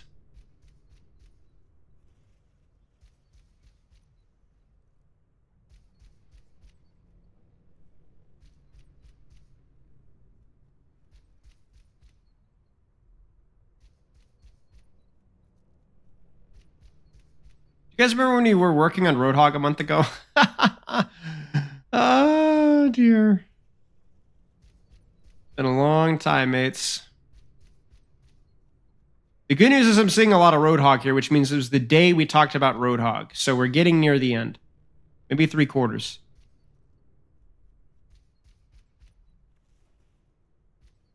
And a lot of these are going to be non-Doomfist.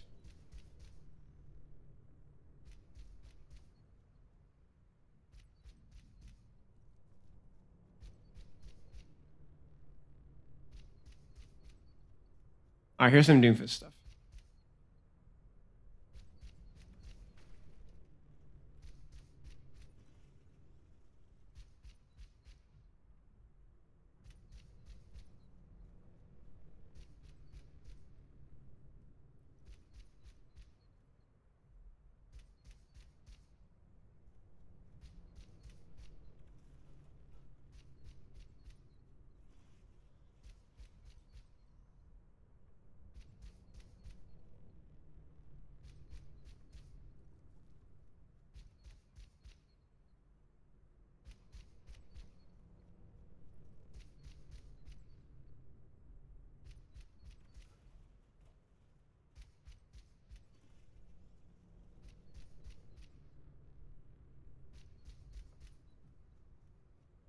I don't like it, Salty.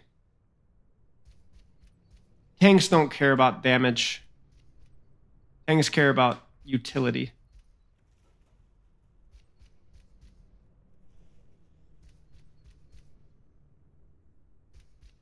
Really lowers the skill floor or skill ceiling, skill floor of a lot of tank busters as well. Yeah, that's just a flat tank buff. I don't like it.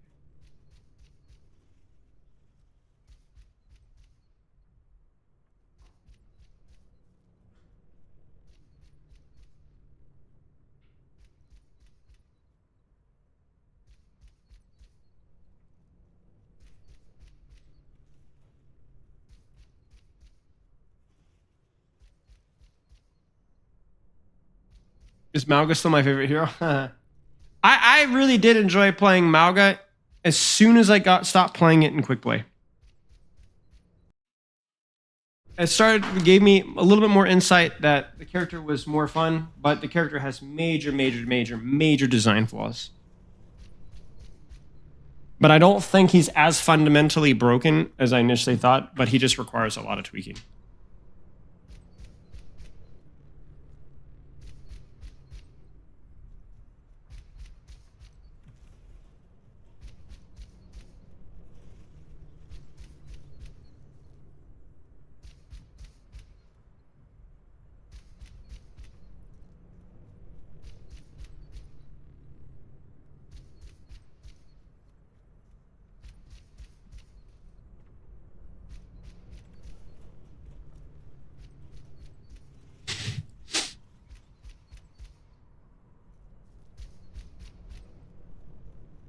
This is another uppercut rework, which again, I want to be very clear, is not bad.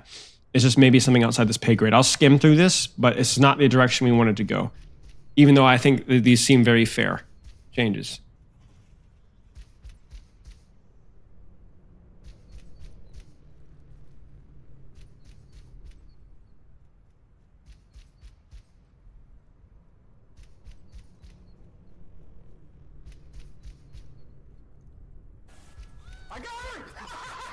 Brad, thank you for the sub. I appreciate it.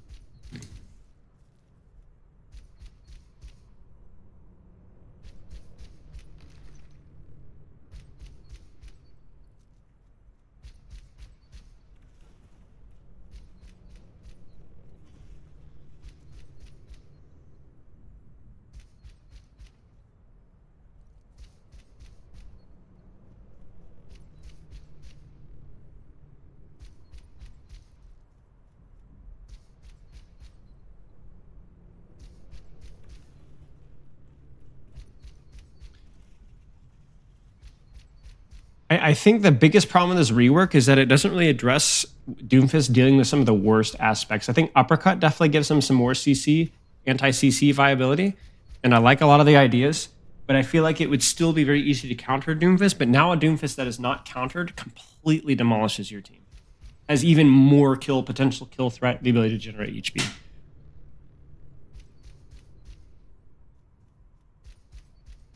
Maybe known as Scream, maybe. By recovery time, you mean after the ability's been used, right? You know, like that little delay there. That's possible, yeah. It would be a little bit broken for the reason why it would be most broken is for doing this right here. Right? Like you could animation cancel. Like you could get an extra shot in, so that would be a huge buff.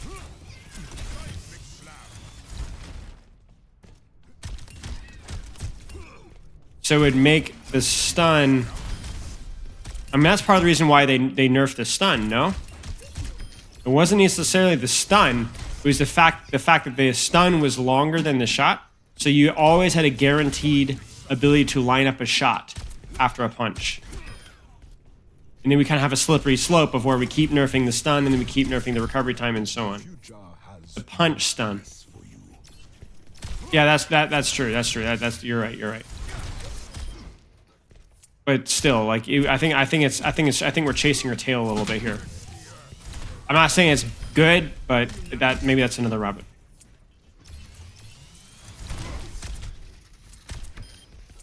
The punch, the travel on the wall, yeah.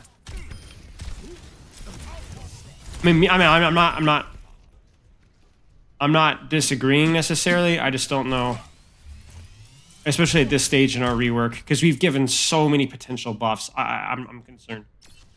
Oh, I'm definitely a Doom main. You guys want to see my hours in Doomfist? What are my hours in Doomfist? What are my hours in Doomfist? 27 and haha. Let's go.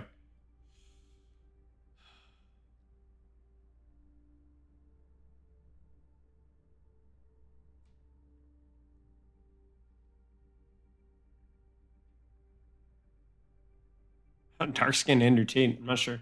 I have to look at it again. Reddit rework. Oh, bless me.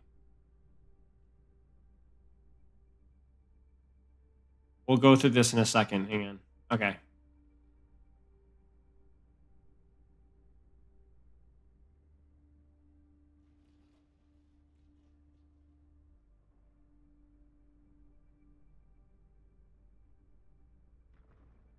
Wait, empowered abilities generate more overhealth. Yeah. I don't know if we want to lean more into the whole empowered thing. You know what I'm saying?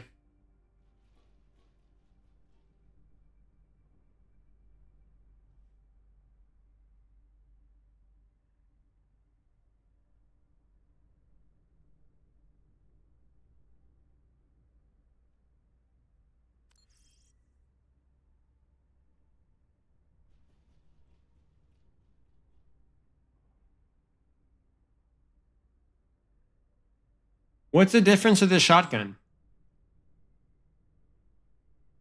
What's the difference here?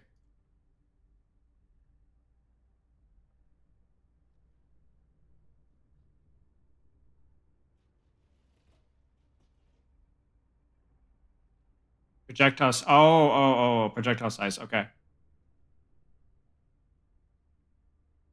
There's slightly less damage, though, right? Is where we're at right now. Yeah, 55. Okay. 3-second rocket punch. Knew that one was coming. Huh.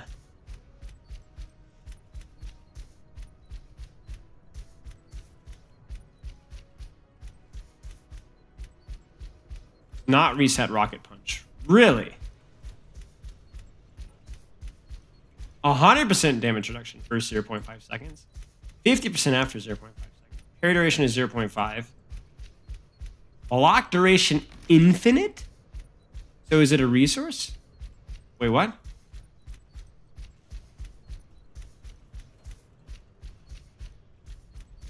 Wait. No way you can have infinite power block. That's the worst aspect of Ramatra.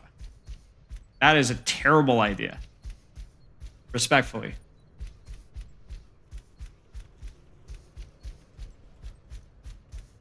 This deploys a small personal barrier in the shape of a dome at Doom's location. As a shield?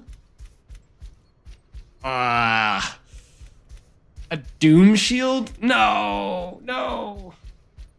No, I'm so confused what this is.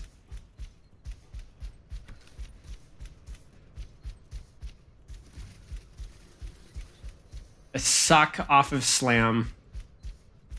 Bringing back uppercut.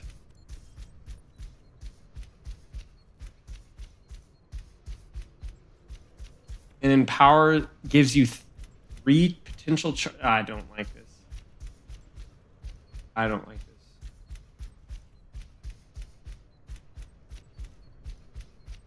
All right. I think we're done with Doomfist. I think we're done with Doomfist. Let's do Diva really fast. Just because I said we'd finish it today, and so I'm a man of my word. What are Diva's problems, chat? As my cats are freaking out. I mean, yeah. Diva. What are Diva's issues? Problems. Inconsistent ult value.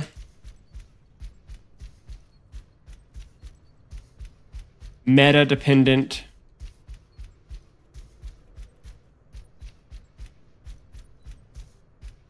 Inconsistent dynamics and brawl versus poke metas. I don't think the jack of all trades, master of none is a bad thing. I just don't think she's that good of a jack of all trades. I actually think that in many ways, she's very dynamic, but she doesn't. She's still like.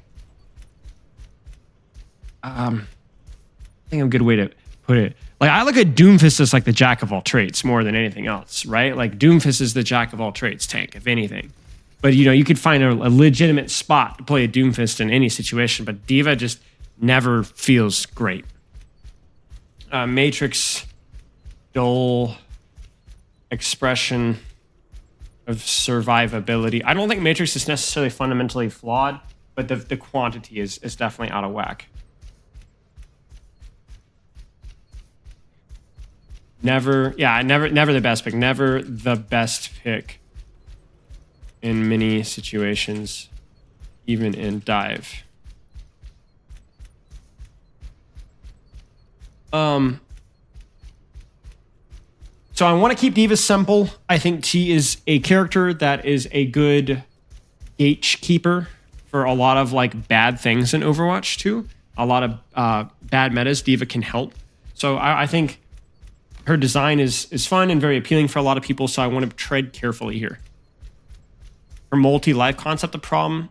Potentially, yes. It's the least interesting aspect of D.Va, I think.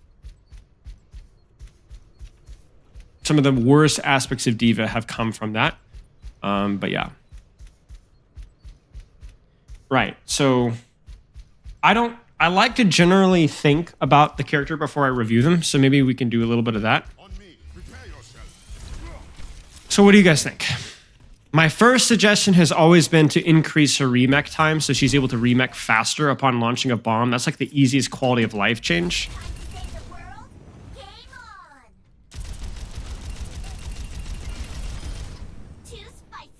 I think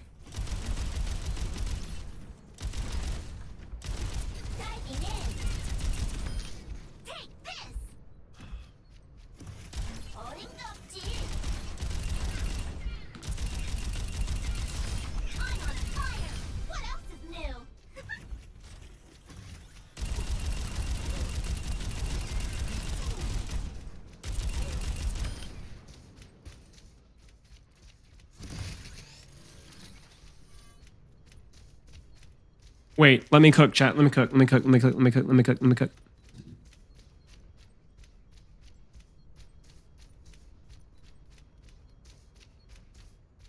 What if you took away a second of her matrix and gave her like 100 or 150 shields?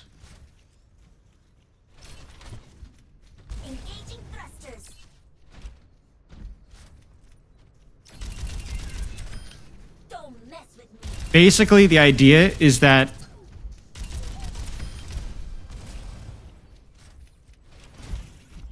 allow you to like cycle your matrix with your HP to give you more playmaking potential, potentially. Of course, it's a nerf. Yeah, no, it's a nerf. But I think we have to like spitball some crazy ideas with D.Va maybe.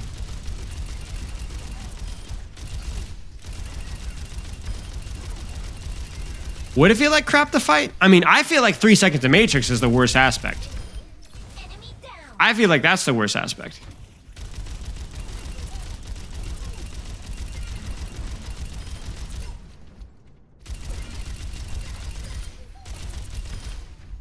My point is just that like right now it's like your sustain is you're still very reliant on your healers, you know? That's I think one of the best changes they've done to Wrecking Ball is give him shields. It allowed your cycling to be a lot more consistent, without breaking his survivability.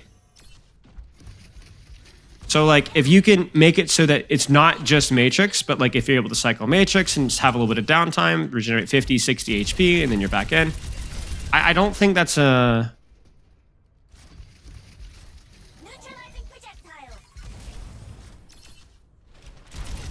You can't do anything about it, but but the idea is that it's the 3 seconds of Matrix that you actually don't get any sort of feedback from.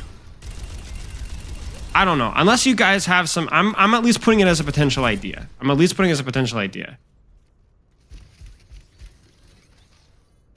Don't think your shift is fast enough? Yeah, that's a fair point.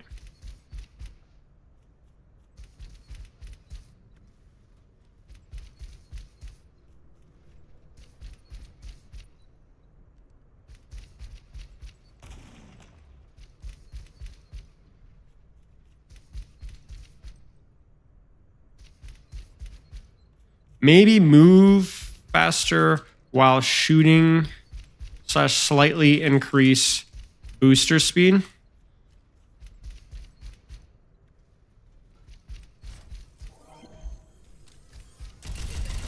Eating bullets gives booster cooldown. I want to avoid those kind of things. Like, that was already a nightmare to deal with Doomfist. I want to avoid the whole concept of, like, you shoot me and you charge me up kind of thing.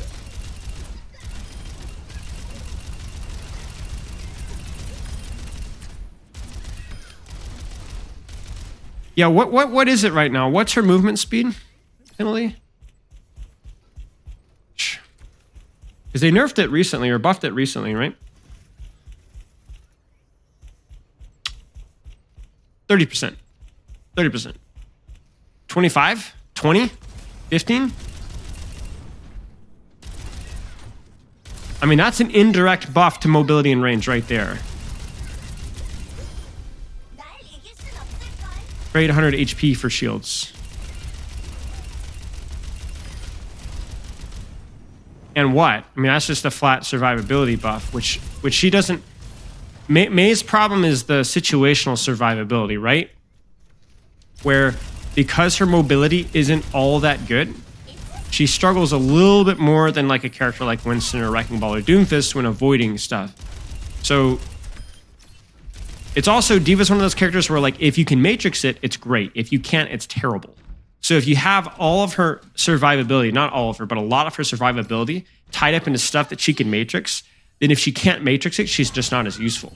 You see what I'm saying? Oh, okay. So 50% of the damage eaten by Defense Matrix is turned into shield health. Maybe, but again, that's the problem. Like, it's why Sigma needs his shield, right? Because Sigma has to balance between unmatrixable damage and shieldable damage, right? Where you block stuff with your shield that you couldn't block with your suck. But D.Va doesn't have that. So the way I look at this is maybe then D.Va, we need kind of like a little bit of everything with D.Va, right? Like, there's no one solution with D.Va. I think maybe giving her a little bit of survivability away from Matrix, taking some of her Matrix survivability away so that she has better survivability versus unmatrixable situations, and then let her move a little bit faster while she's shooting, and maybe move a little bit faster while she's boostering so that she's able to avoid and play around her quote-unquote counters a little bit more. Doom just has so much better survivability. Not survivability, sorry. Doom has so much better mobility than D.Va. That's the biggest thing. And Doom is also much better at AoE pressure.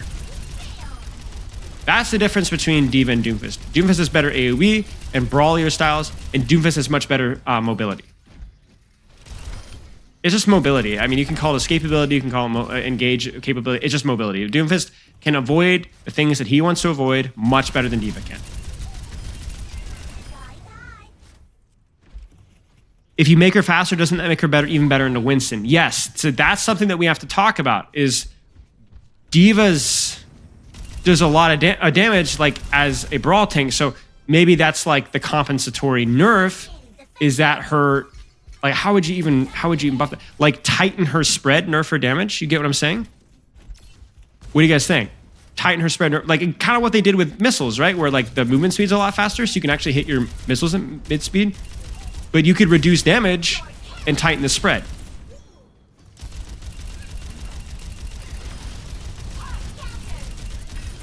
So instead of, I mean, you guys know how it is. Where it's really, really hard, like D.Va annihilates people up close. which, to be fair, is an expression of skills. So we don't want to take that away entirely, but give her more options in that regard. I think maybe D.Va's like one of those characters who just needs a lot of minor tweaks. Like a lot of minor tweaks. Tweak the movement speed while shooting, tweak the movement speed while boosting, tweak her damage, tweak her spread, tweak her ultimate, tweak her survivability through Matrix. Do not buff her boosters, give her different mobility. There's no way that you would be able to give her more mobility. Like, I don't... Wait, you can sit up here, y'all? Yo, there's a freaking Overwatch box up here. Look.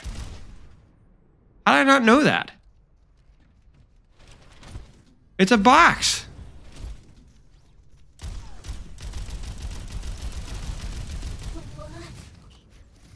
There's a big string. Wait. Oh, I thought there was something wrote in there.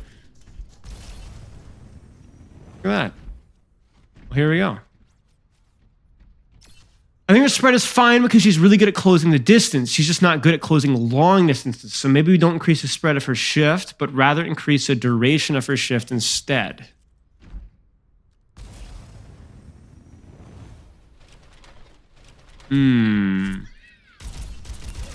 That's a good idea. That's an interesting take. What is the distance of her shift?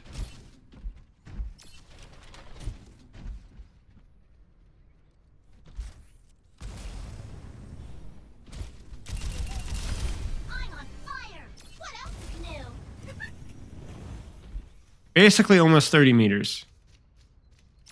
No. It's almost 30 meters. 25-ish?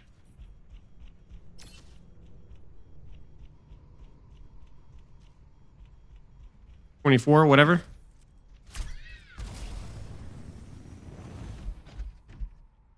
Apples to oranges, but yeah, good question. I think Winston would be about the same. Very close to 24 meters. But obviously much faster, right? So 40. Yeah, about the same. Let me see if I can get some verticality in here. Yeah, about the same. But faster. So...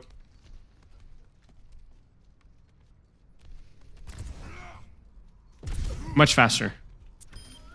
Gravity is so unkind.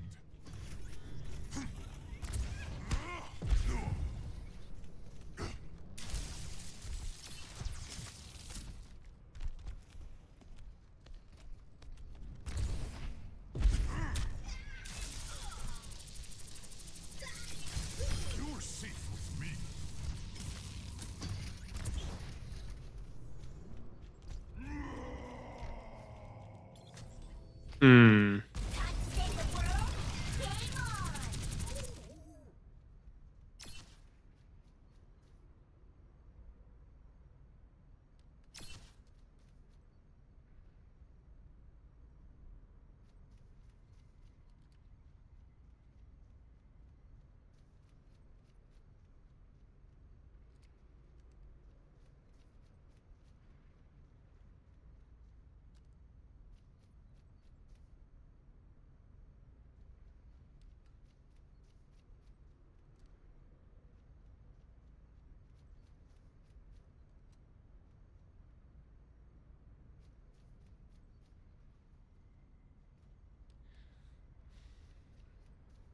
Yeah, maybe divisible mobility. Okay, here. I'm gonna be honest with you guys. Here's what I'm thinking. Here's my honest impression. Here's my honest impression right now. My gut is saying nerf her damage slightly and tighten the spread slightly. Buff her movement speed while shooting slightly. Give her the 100 shields. Nerf Matrix by 0.5 seconds. And then deal with the ultimate and just leave as is. And maybe just see how that goes.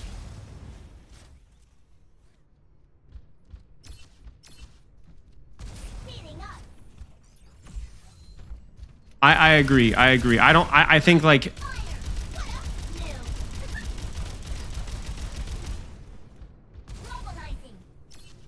I do think that she is a casualty of 5v5. Yeah, I would agree with that.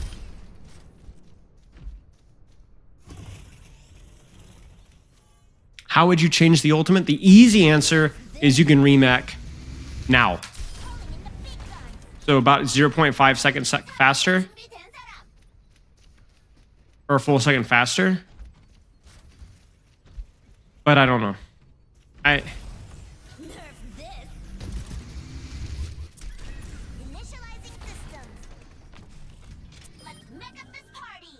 Must have knocked somebody off the map.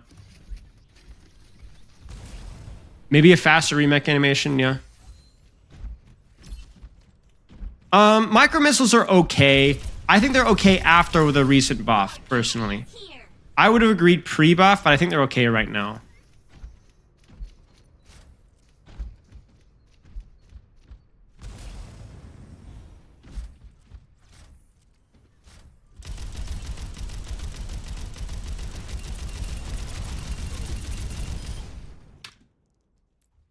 Let's try something different. Let's try something different. Let's try something. I'm not a very skillful diva, but maybe we could talk through this.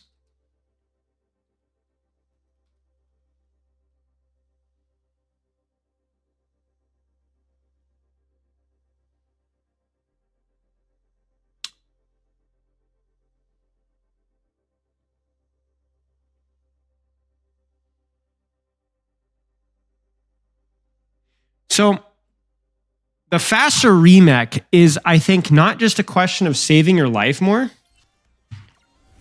but also maybe it's a question of allowing you to make plays sooner after using your ult, so you're able to utilize the space that you could create. Because I think it's okay if Diva Bomb doesn't always get kills. You know, it is a big zoning tool and it's very lethal. It allows you to get a second life. But the problem is that you're not able to consistently make it a second life, and you're not able to consistently capitalize off of the space that you create. Time to save the world? Game on! I'd rather Bomb be an actually impactful ultimate with risk rather than have another ultimate be better than just resetting HP. I agree with that, but this is where you're just going to have a little bit of Bastion logic. Where I think the hero is just going to be the hero. I think the hero is just going to be the hero. You kind of see what I'm saying? Like, it's just going to be Diva, and the bomb is just going to be the bomb.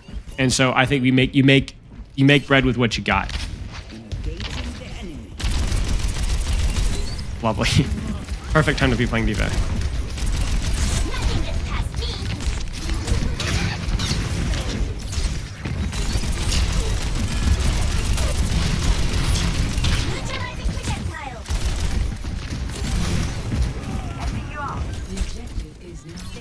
Rezzing. But see, this is where, like, you know, closing that distance there is a little awkward. That closing that distance there is where are we at? Where are we at? I have no sound, so I can't even tell where people are. Diva Bomb suffers the same Doom ult, both at the peak when you use this as an escape tool. Yeah.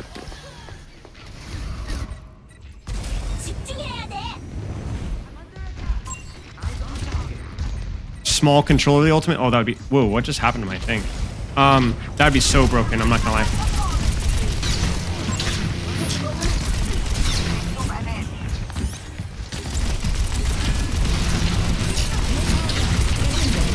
Cracking EXE.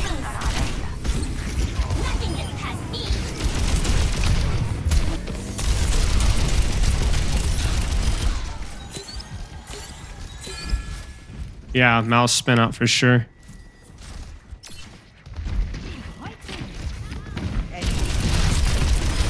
I'm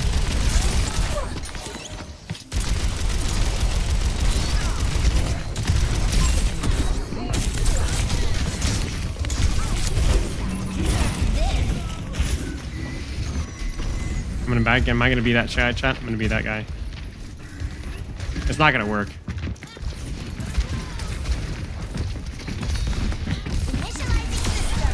It was just away.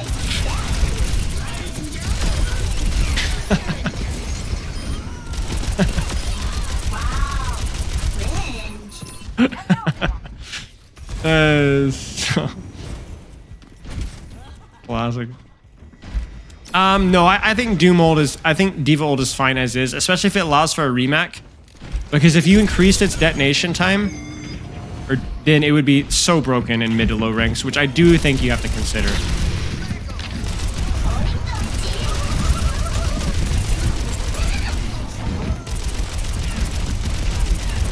I really should not be focusing this Zarya, but I don't care. I'm on fire! What else? They're taking our point! Let's light up that kill feed! Definitely looking for grab.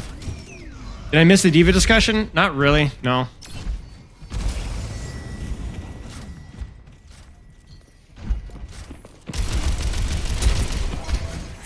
These coach mechanics go hard. Listen, I'm not putting any effort in.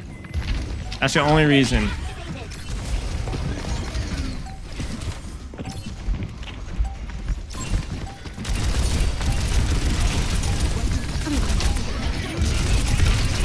Oh, my bad. That was so stupid. We're outnumbered! Initiating defense matrix! Nothing gets past me!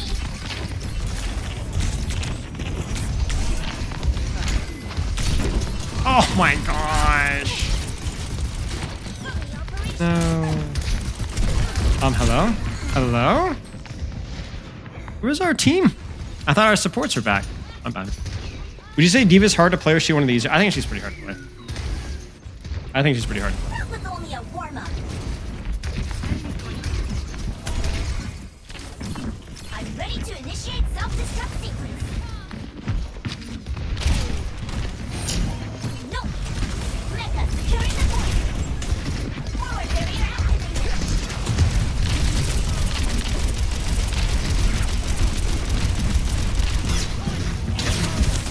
Here. No, I'm so bad. Healing net. Ah, chat, I threw.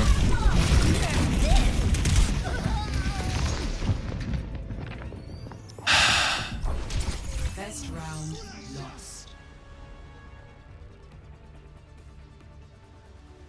Yeah, I think I really, the more I'm thinking about this with Diva, it's like, I feel like so many of these situations, like my Diva's terrible. But the reason why she feels terrible is, you know how like, you ever played like Orisa on like a really, really vertical map? And you're like, what the frick am I supposed to do? You know what I'm saying? Like, what am I supposed to do?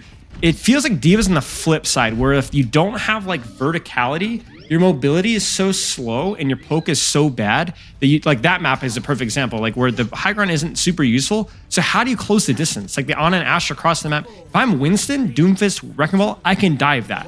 You know, I can't dive that as Diva. Capture the objective. But yet I also don't have the poke damage to consistently trade with the enemy tank or like, so, you know, I think that's like kind of like one of those. Initiating defense matrix. Where are we here? Forward barrier activated. That is bad. So am I. Where are we? I don't even know where my supports are. Seriously, where are my supports? Why are we standing in the choke? Why am I missing the tracking? Just has some CDs. Oh wait, what? How did the hawk get there? Healing, what am I doing? Fuck me. Why the frick is my mercy there?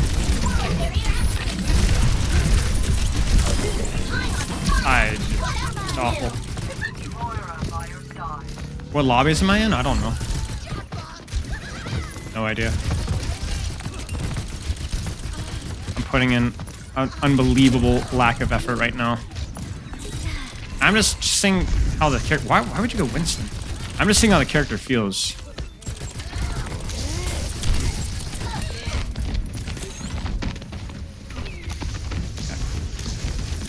Booting up. Game on. I also can't hear anything. Volume's at like 20%.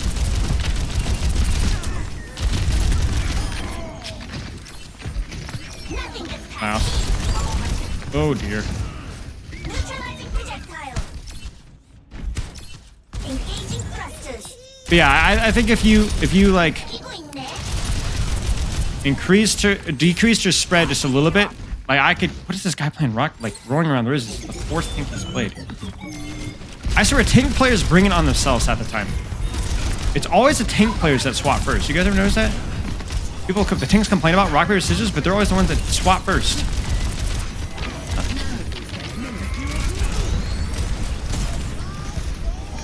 Like, what are you doing, bro?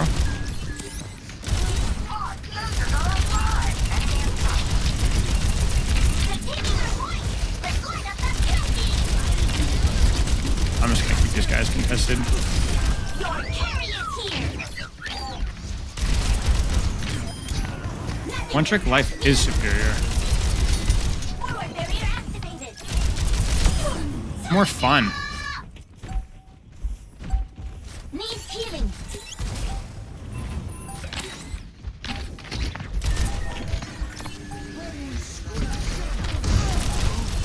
Oh, no. I'm gonna kill this guy, actually. If I can track, holy mackerel. I'm on fire. What else is new? Like, it seems weird that I have to actually, like, just not shoot at that range because I can't. It slows me down. And this is after it's been buffed. We're actually gonna lose the game because I used my ult there. Okay, I thought he was gonna touch there. Yeah, I don't know what lobbies I'm in. That enemy tank is not good. Score. So I don't know, probably diamond. Even play ranked. That's not a good sign. Sniper. No, this isn't ranked.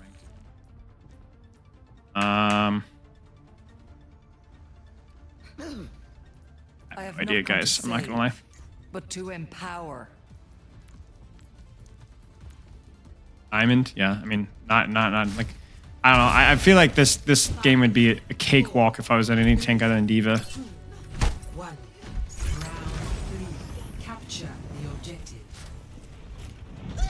This is the kind of the map again where it's like Diva should feel terrible in this map, you know?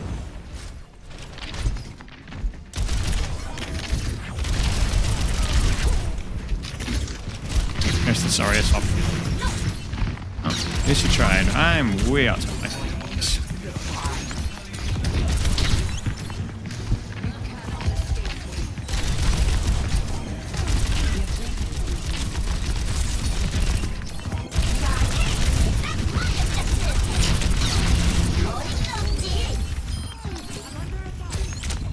What are you under attack from? Is that a Moira Orb? Forward barrier activated. Lepa, carry the point. Eagling net.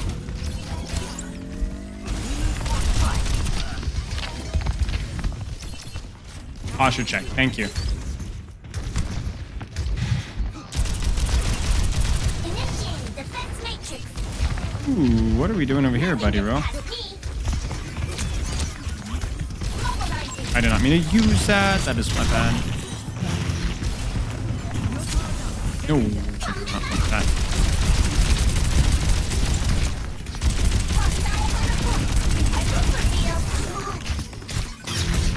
At this point, I'm just trying to live.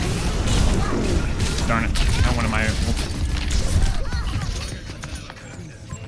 I think about all these fights and I was like, if I could move 10% faster while shooting, or if I had 10%, 20% less spread or whatever, even if I did a little bit less damage, I think a lot of these fights would feel just slightly better.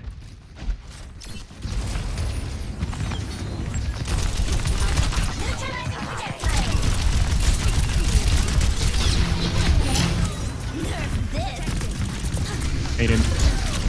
Oh! I fed. I egoed for the play, chat.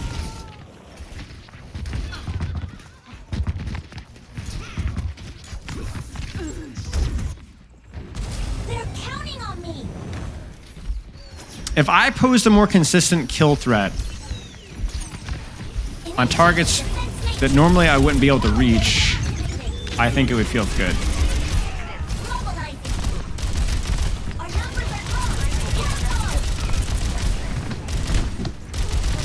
gosh. Gonna go for the Mega, which...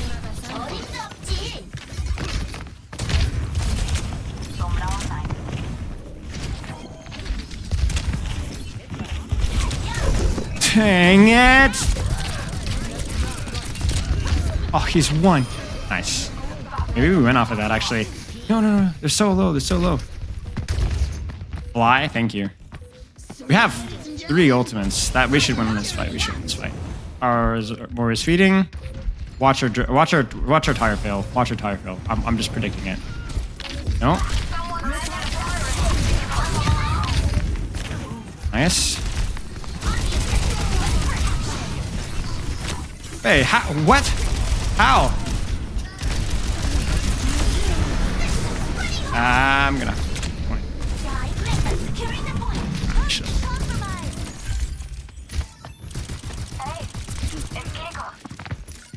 Actually trolling. Oh, dang it, man. But you see, it's like these maps are so flat. Like it's actually so hard. I egoed.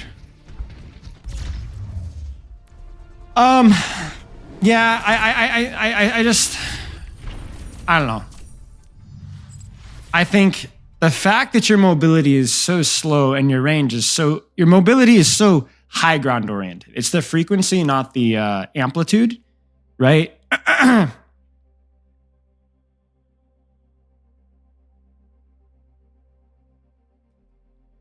Frequency, not amplitude, mobility.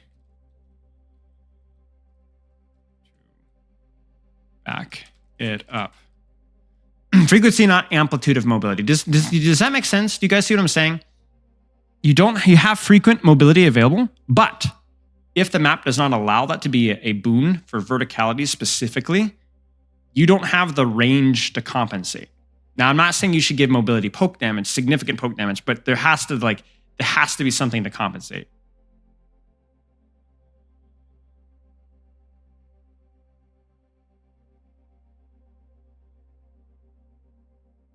The question, though, for me is, do we want to increase her booster speed or duration? Because I think the Titan spread do less damage, I think immediately is appealing to me. Moving faster while shooting, immediately appealing to me. The question is do we want to toy with the booster at all? I guess we should skim through these changes really fast then. But you guys tell me what you think.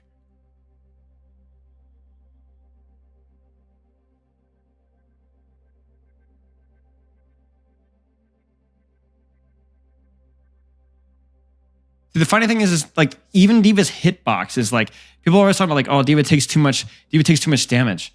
But the thing is like D.Va is the problem isn't even like the poke damage. Maybe it's already kind of hard to headshot D.Va as it is, right? It's just the fact that there's so much damage that's unmatrixable because she's so freaking slow.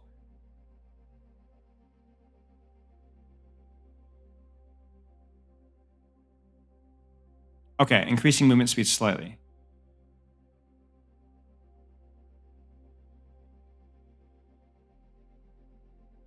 I think focusing on D.Va's peeling is really dangerous. I think her peeling is already good with the increased matrix. Like the increased matrix has already made her unbelievably good at peeling. And then I think if you made her allowed to matrix some of the unmatrixable stuff, it would be broken, right? I think she's already so freaking good at matrix, you know. Like I think what needs to happen is her if you increase her range pressure or tighten her spread a little bit, she might actually be more of a threat at the not poke damage, but like the mid, you know.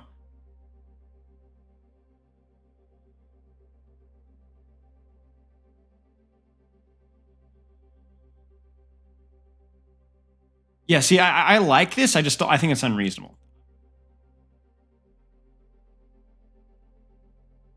I just don't think it's going to happen.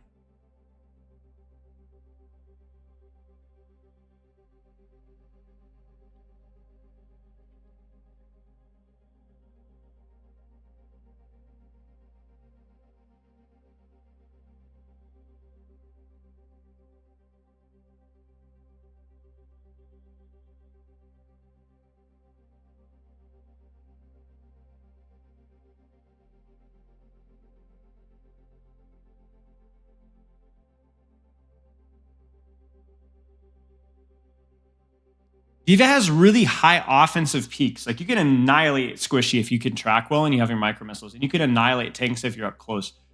So it's like, but it's the situations when that doesn't happen, it feels really bad. You know, her mobility is really good on maps where there aren't like these crazy long distances and there's a lot of verticality. Like she has the best.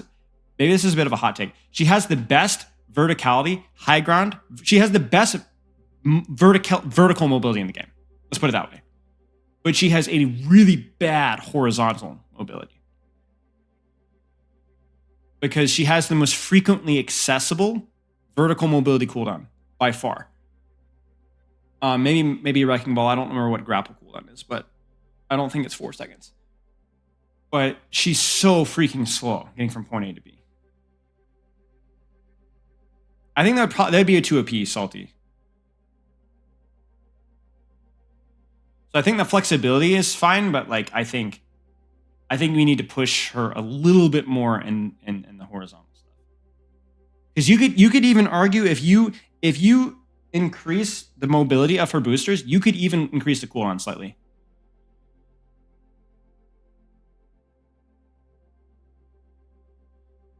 Right. Agreed. Round square. I don't think vertical mobility. I don't think you need to nerf for vertical mobility. To be honest, I think it's all right. I think you could just buff her horizontal mobility, no problem. And remember, we're also talking about this. She's also should be losing matrix for this as well. I think because half the reason why you need as much matrix is to close the freaking distance of Guam to Nicaragua. You know.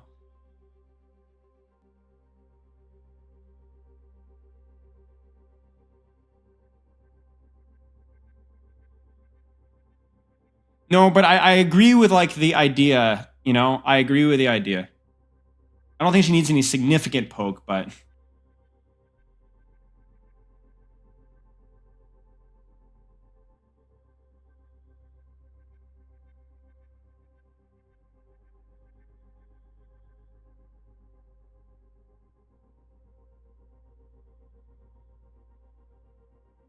because this is the other thing. I've seen some suggestions on putting boosters on a resource meter, but I don't think that addresses the issue.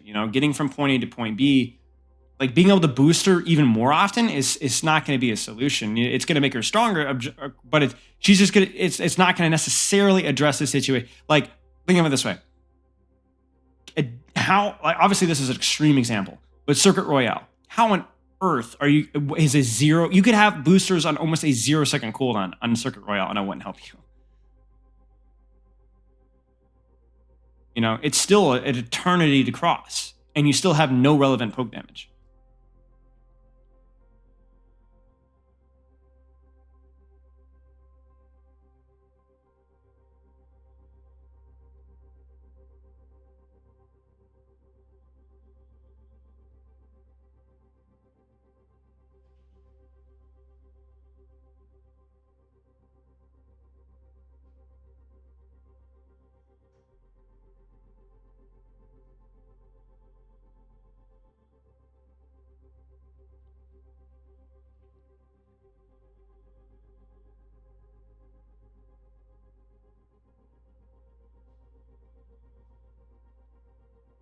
Yeah, I agree. I agree, round square. And by poke, let me be very clear. This is what I mean by poke. This is what I mean by spread. I don't think this is a problem. You know what I'm saying? Like that is already ridiculously strong.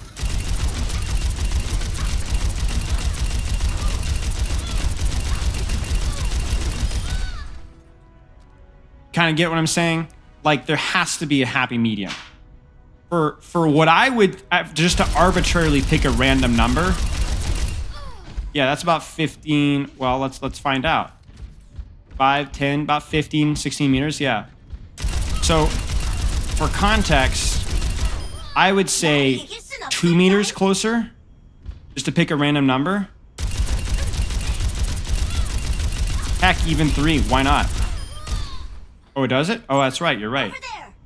16 meters, 14 meters, 13 meters. Let's try this. I'm on fire.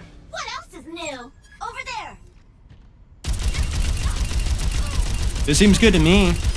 I mean, that's 16 to 12 meters. That's a massive, massive, massive spread buff. Now, what about on a bigger hitbox? Enemy spotted.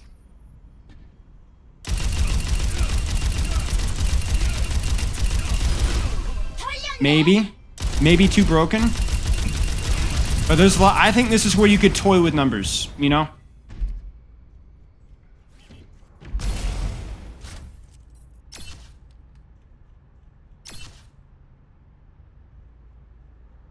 I mean, the irony is that, like, this is the irony here. Not the irony. But the funny thing is that even tank damage at this range isn't that good. So if you, like, pull out, like, a queen, right? And go to the same meterage, which is, like, 16, right? Enemy here. I mean, this is really bad. And this is a... Don't be fooled. This is not a full HP queen. This is a nerfed arcade, you know, training range queen. He has, like, 100 less, 100 less. Systems running hot.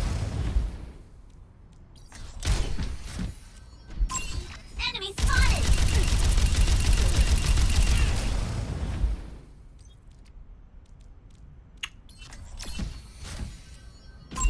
Enemy here.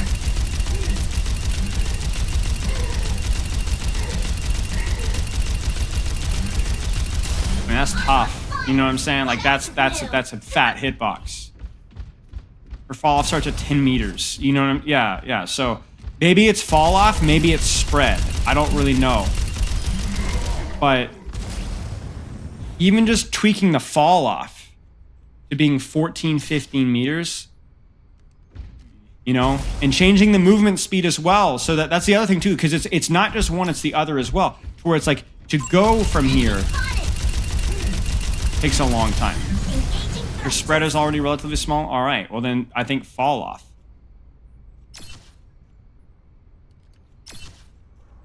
Minor tweaks here, guys, right? Minor tweaks, nothing major.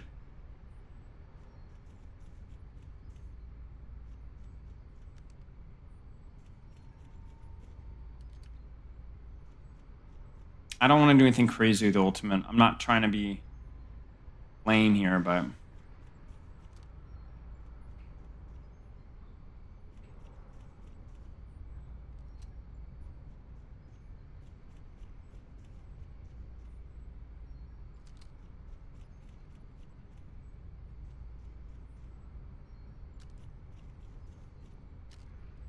Ah, 20 meters. Holy crap, really? Falls to its minimum damage at 20 meters. That is harsh. Oh my days.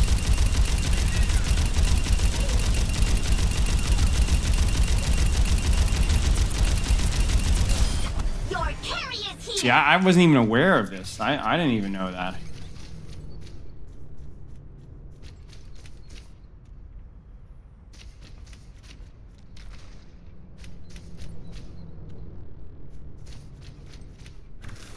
I think all this does is, like, I think this shifts her value floor and her skill or value ceiling just a tiny bit up, right? It makes her easier to play in some aspects, yes, but it also, because it's the same decisions that you would make with old Diva, you still have to make with new Diva, but it just makes her better at doing those things.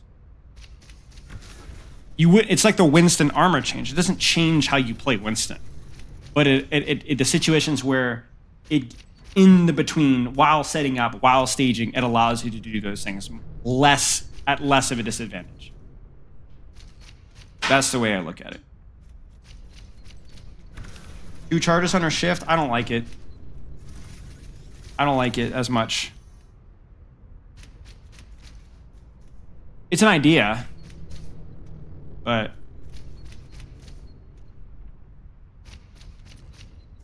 And keep in mind, chat, if we dealt with the fall off, we could even nerf the damage a little bit. Depending on, you'd have to kind of snoot around. But there's a middle ground there, you know what I'm saying?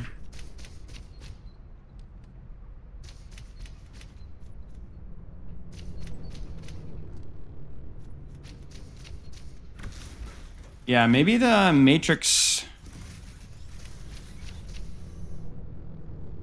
Maybe recharging Matrix faster could be something. How long does Matrix take to recharge? It says 6 seconds.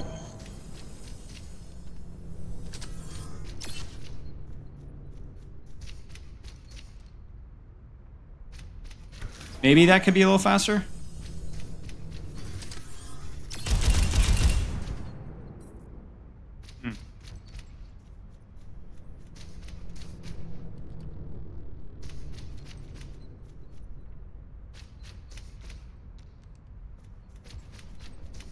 I think micro missiles are fine as they are, to be honest with you.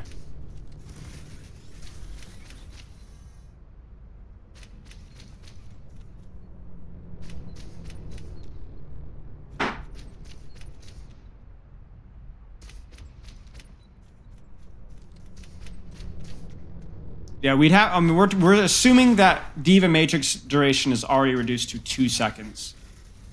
You could, mate. You could even argue that Matrix could even be reduced to 1.5 seconds. You really could. The primary reason for Matrix was peeling backline and enabling tanks, both of which are either totally irrelevant or significantly less important in Overwatch 2. Even peeling, right? Significantly less important in Overwatch 2.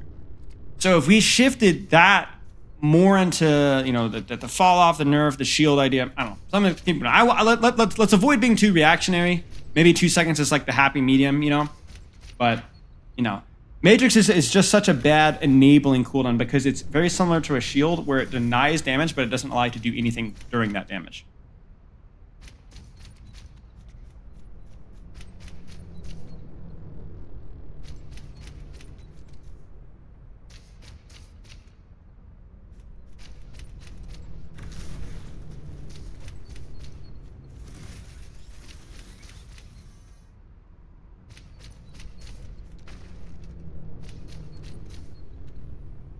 Yes, yeah, I agree. I think that's what I'm saying. Here's the thing with Matrix. A lower duration, a shorter duration, but faster recharge time is a better selfish expression of that ability. Because it matches her repeated high uptime around her lower cooldown on that. It's Burst Matrix, right? Burst Matrix should be the effect, especially if we were to go into like the shields and things like that.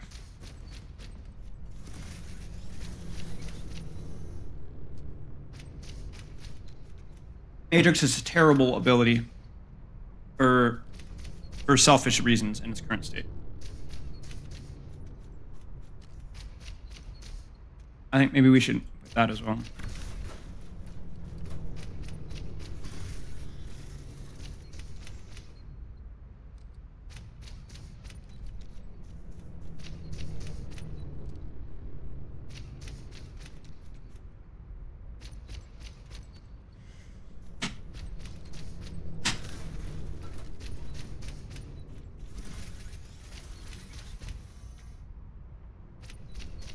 The idea of Matrix, in my opinion, should be more of a parry, like with it is with most characters, where it's a CC burst damage outplay and not something that just denies damage.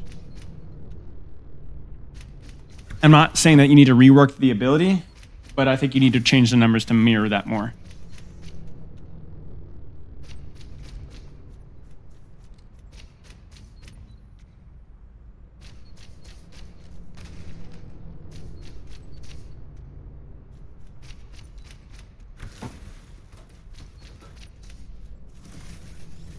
I appreciate this, you know, rather burn down the kit, rather try stuff.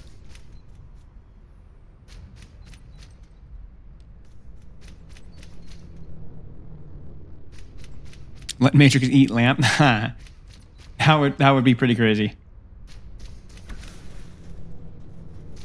Lamp is so lame, bro. Lamp is so lame. Were you there for the complete role debate with SVB? With me and Yeatle and Samito and Daniel Finner, we were cooking.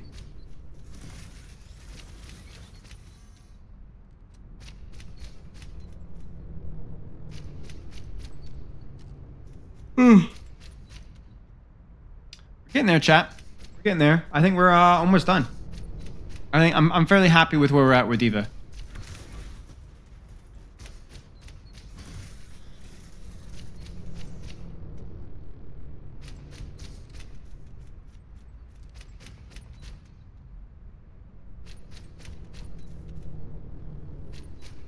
Oh, I guess we messed Treco on Doomfist. I guess we should quickly look at Doomfist.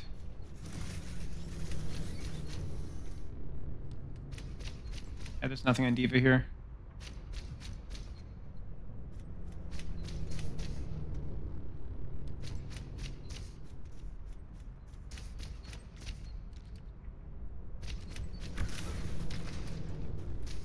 Imagine not watching all of the podcasts. Yikes, dude. Yikes. Yikes.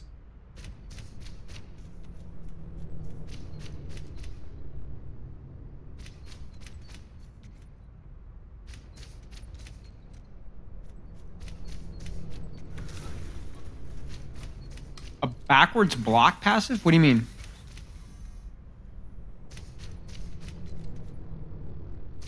Primary fire during defense matrix would be really broken. Posture check time. Thank you. Study is hard, please. Nah. No. If you're not full degenning on my content, like we had this discussion earlier, if you're not having like 7 different PCs in your house running my content 24/7, then you're screwy, man. Hey, we're almost done. Oh. Oh, sorry.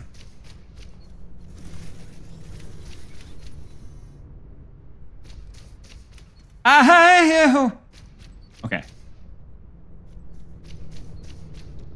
Alpha bite, yes. Very much so. Agreed. Ow, don't flick me. Freaking someone your own size.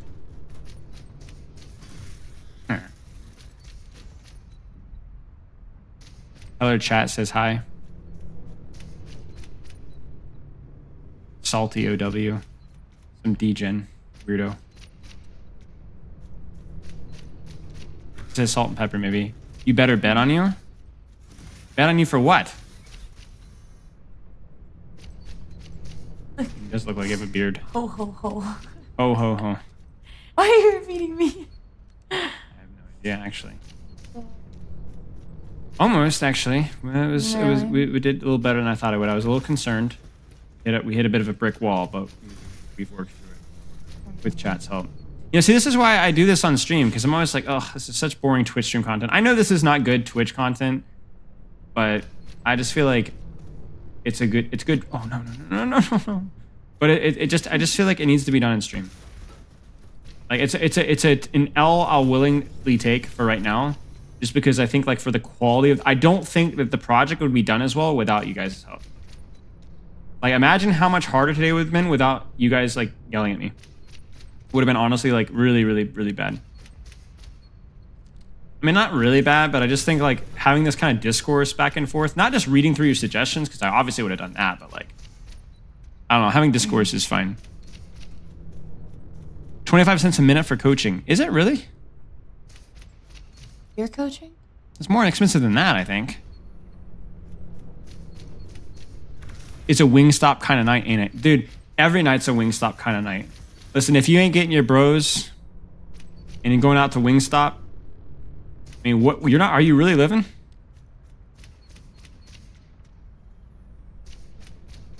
A working by double stream? Yeah, that's good. That's good. Yeah, yeah, just a second. I said No, I don't. Potatoes. Baby cookies, that's still...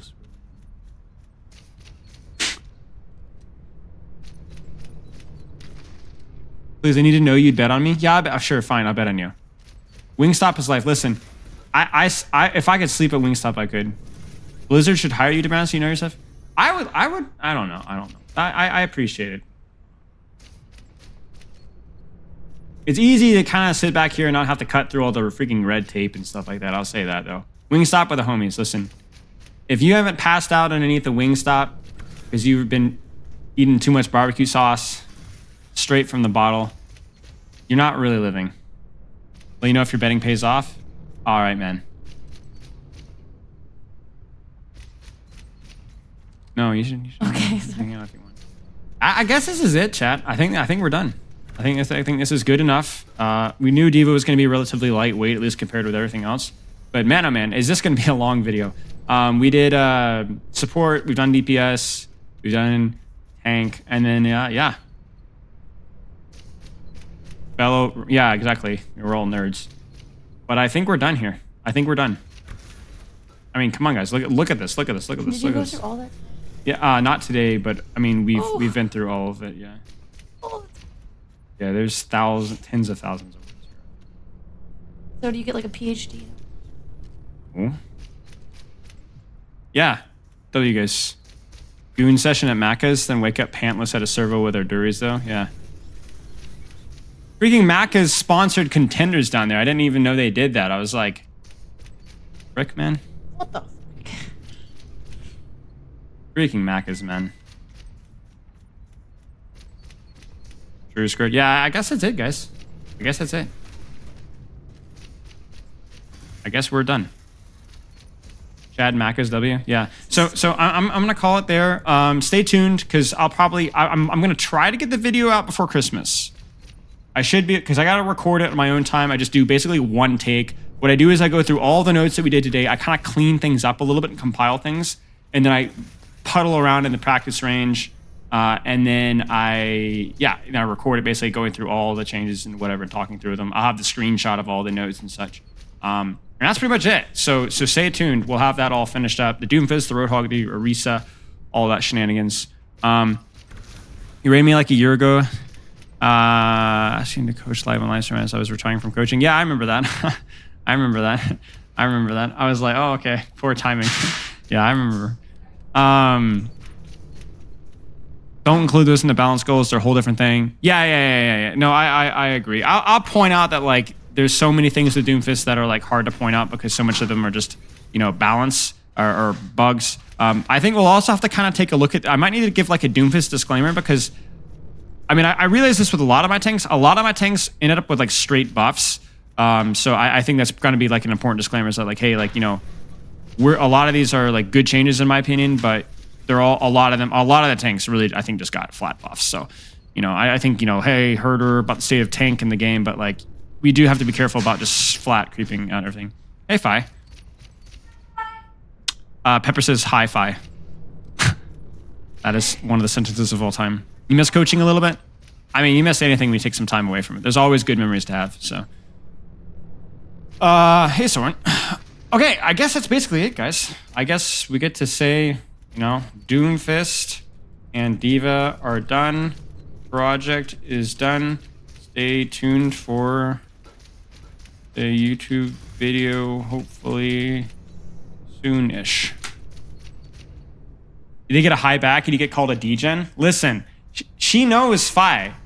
She stayed in the same freaking house as Fi, so I should hope that she knows Fi. Actually, that's not true, but Fi came over and visited a lot. As a new coach trying to get main artist in Overwatch, you know what the new scrum meta is? I don't. I hear that Ramatra is quite strong.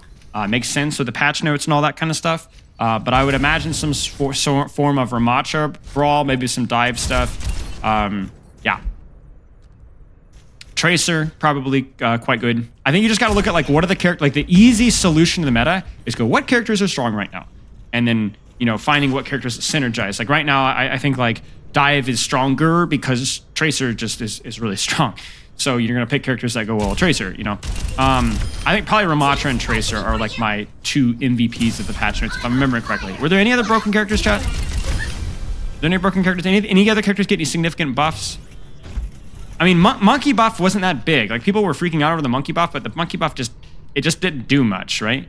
Yeah, I don't think the Winston buff mattered that much. I took a break from coaching. Yes and no. Yeah, Hog. I agree. Hog is still pretty strong. Kiriko, yeah, Kiriko's hard read though, because you really do feel the duration reduction. I think the Ram and the Tracer buffs were by far the biggest. I think Sombra is something to keep an eye on because it was definitely a net buff to her ultimate. EMP, like 3-second lockout is insane, so maybe.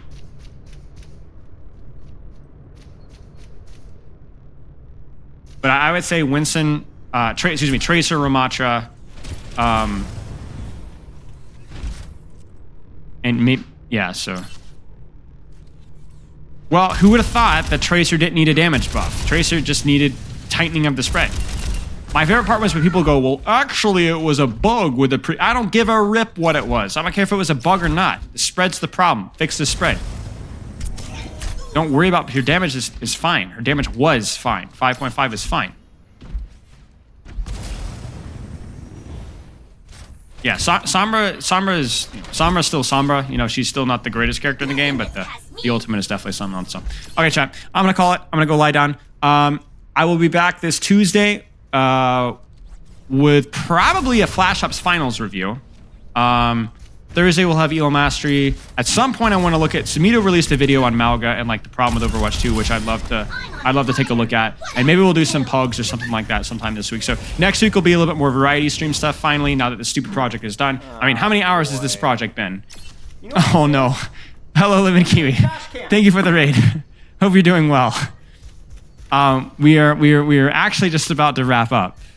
So tell you what, Lemon Kiwi and my chat, who should be raid? Let's actually. I will. You will raid me, and I will raid somebody else. We will share the love. Yeah, but I appreciate the raid. We were doing some rework stuff. We just finished up, which I was just talking about the rework projects, the tank rework projects, which have. I mean, guys. I mean, how many hours has it been? Like 30 hours, something like that. We've spent on this stupid project. I've been doing really well. Hope you've been doing well too. Good to see you. Find someone with like 2 viewers. That's the huge. So let's check into Overwatch 2. Let's see if we can find somebody here. Stop recommending. Find somebody with 0 viewers. Let's find somebody with under 10. I always try to look somebody that has like a little bit of a decent stream or a face cam.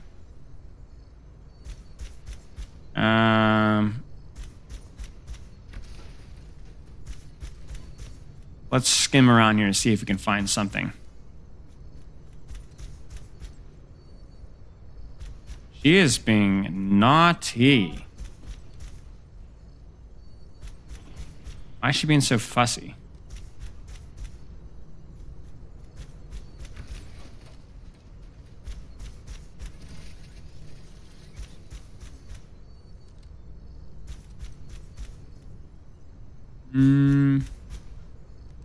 Let's raid Cloud Geo. I don't know who this is.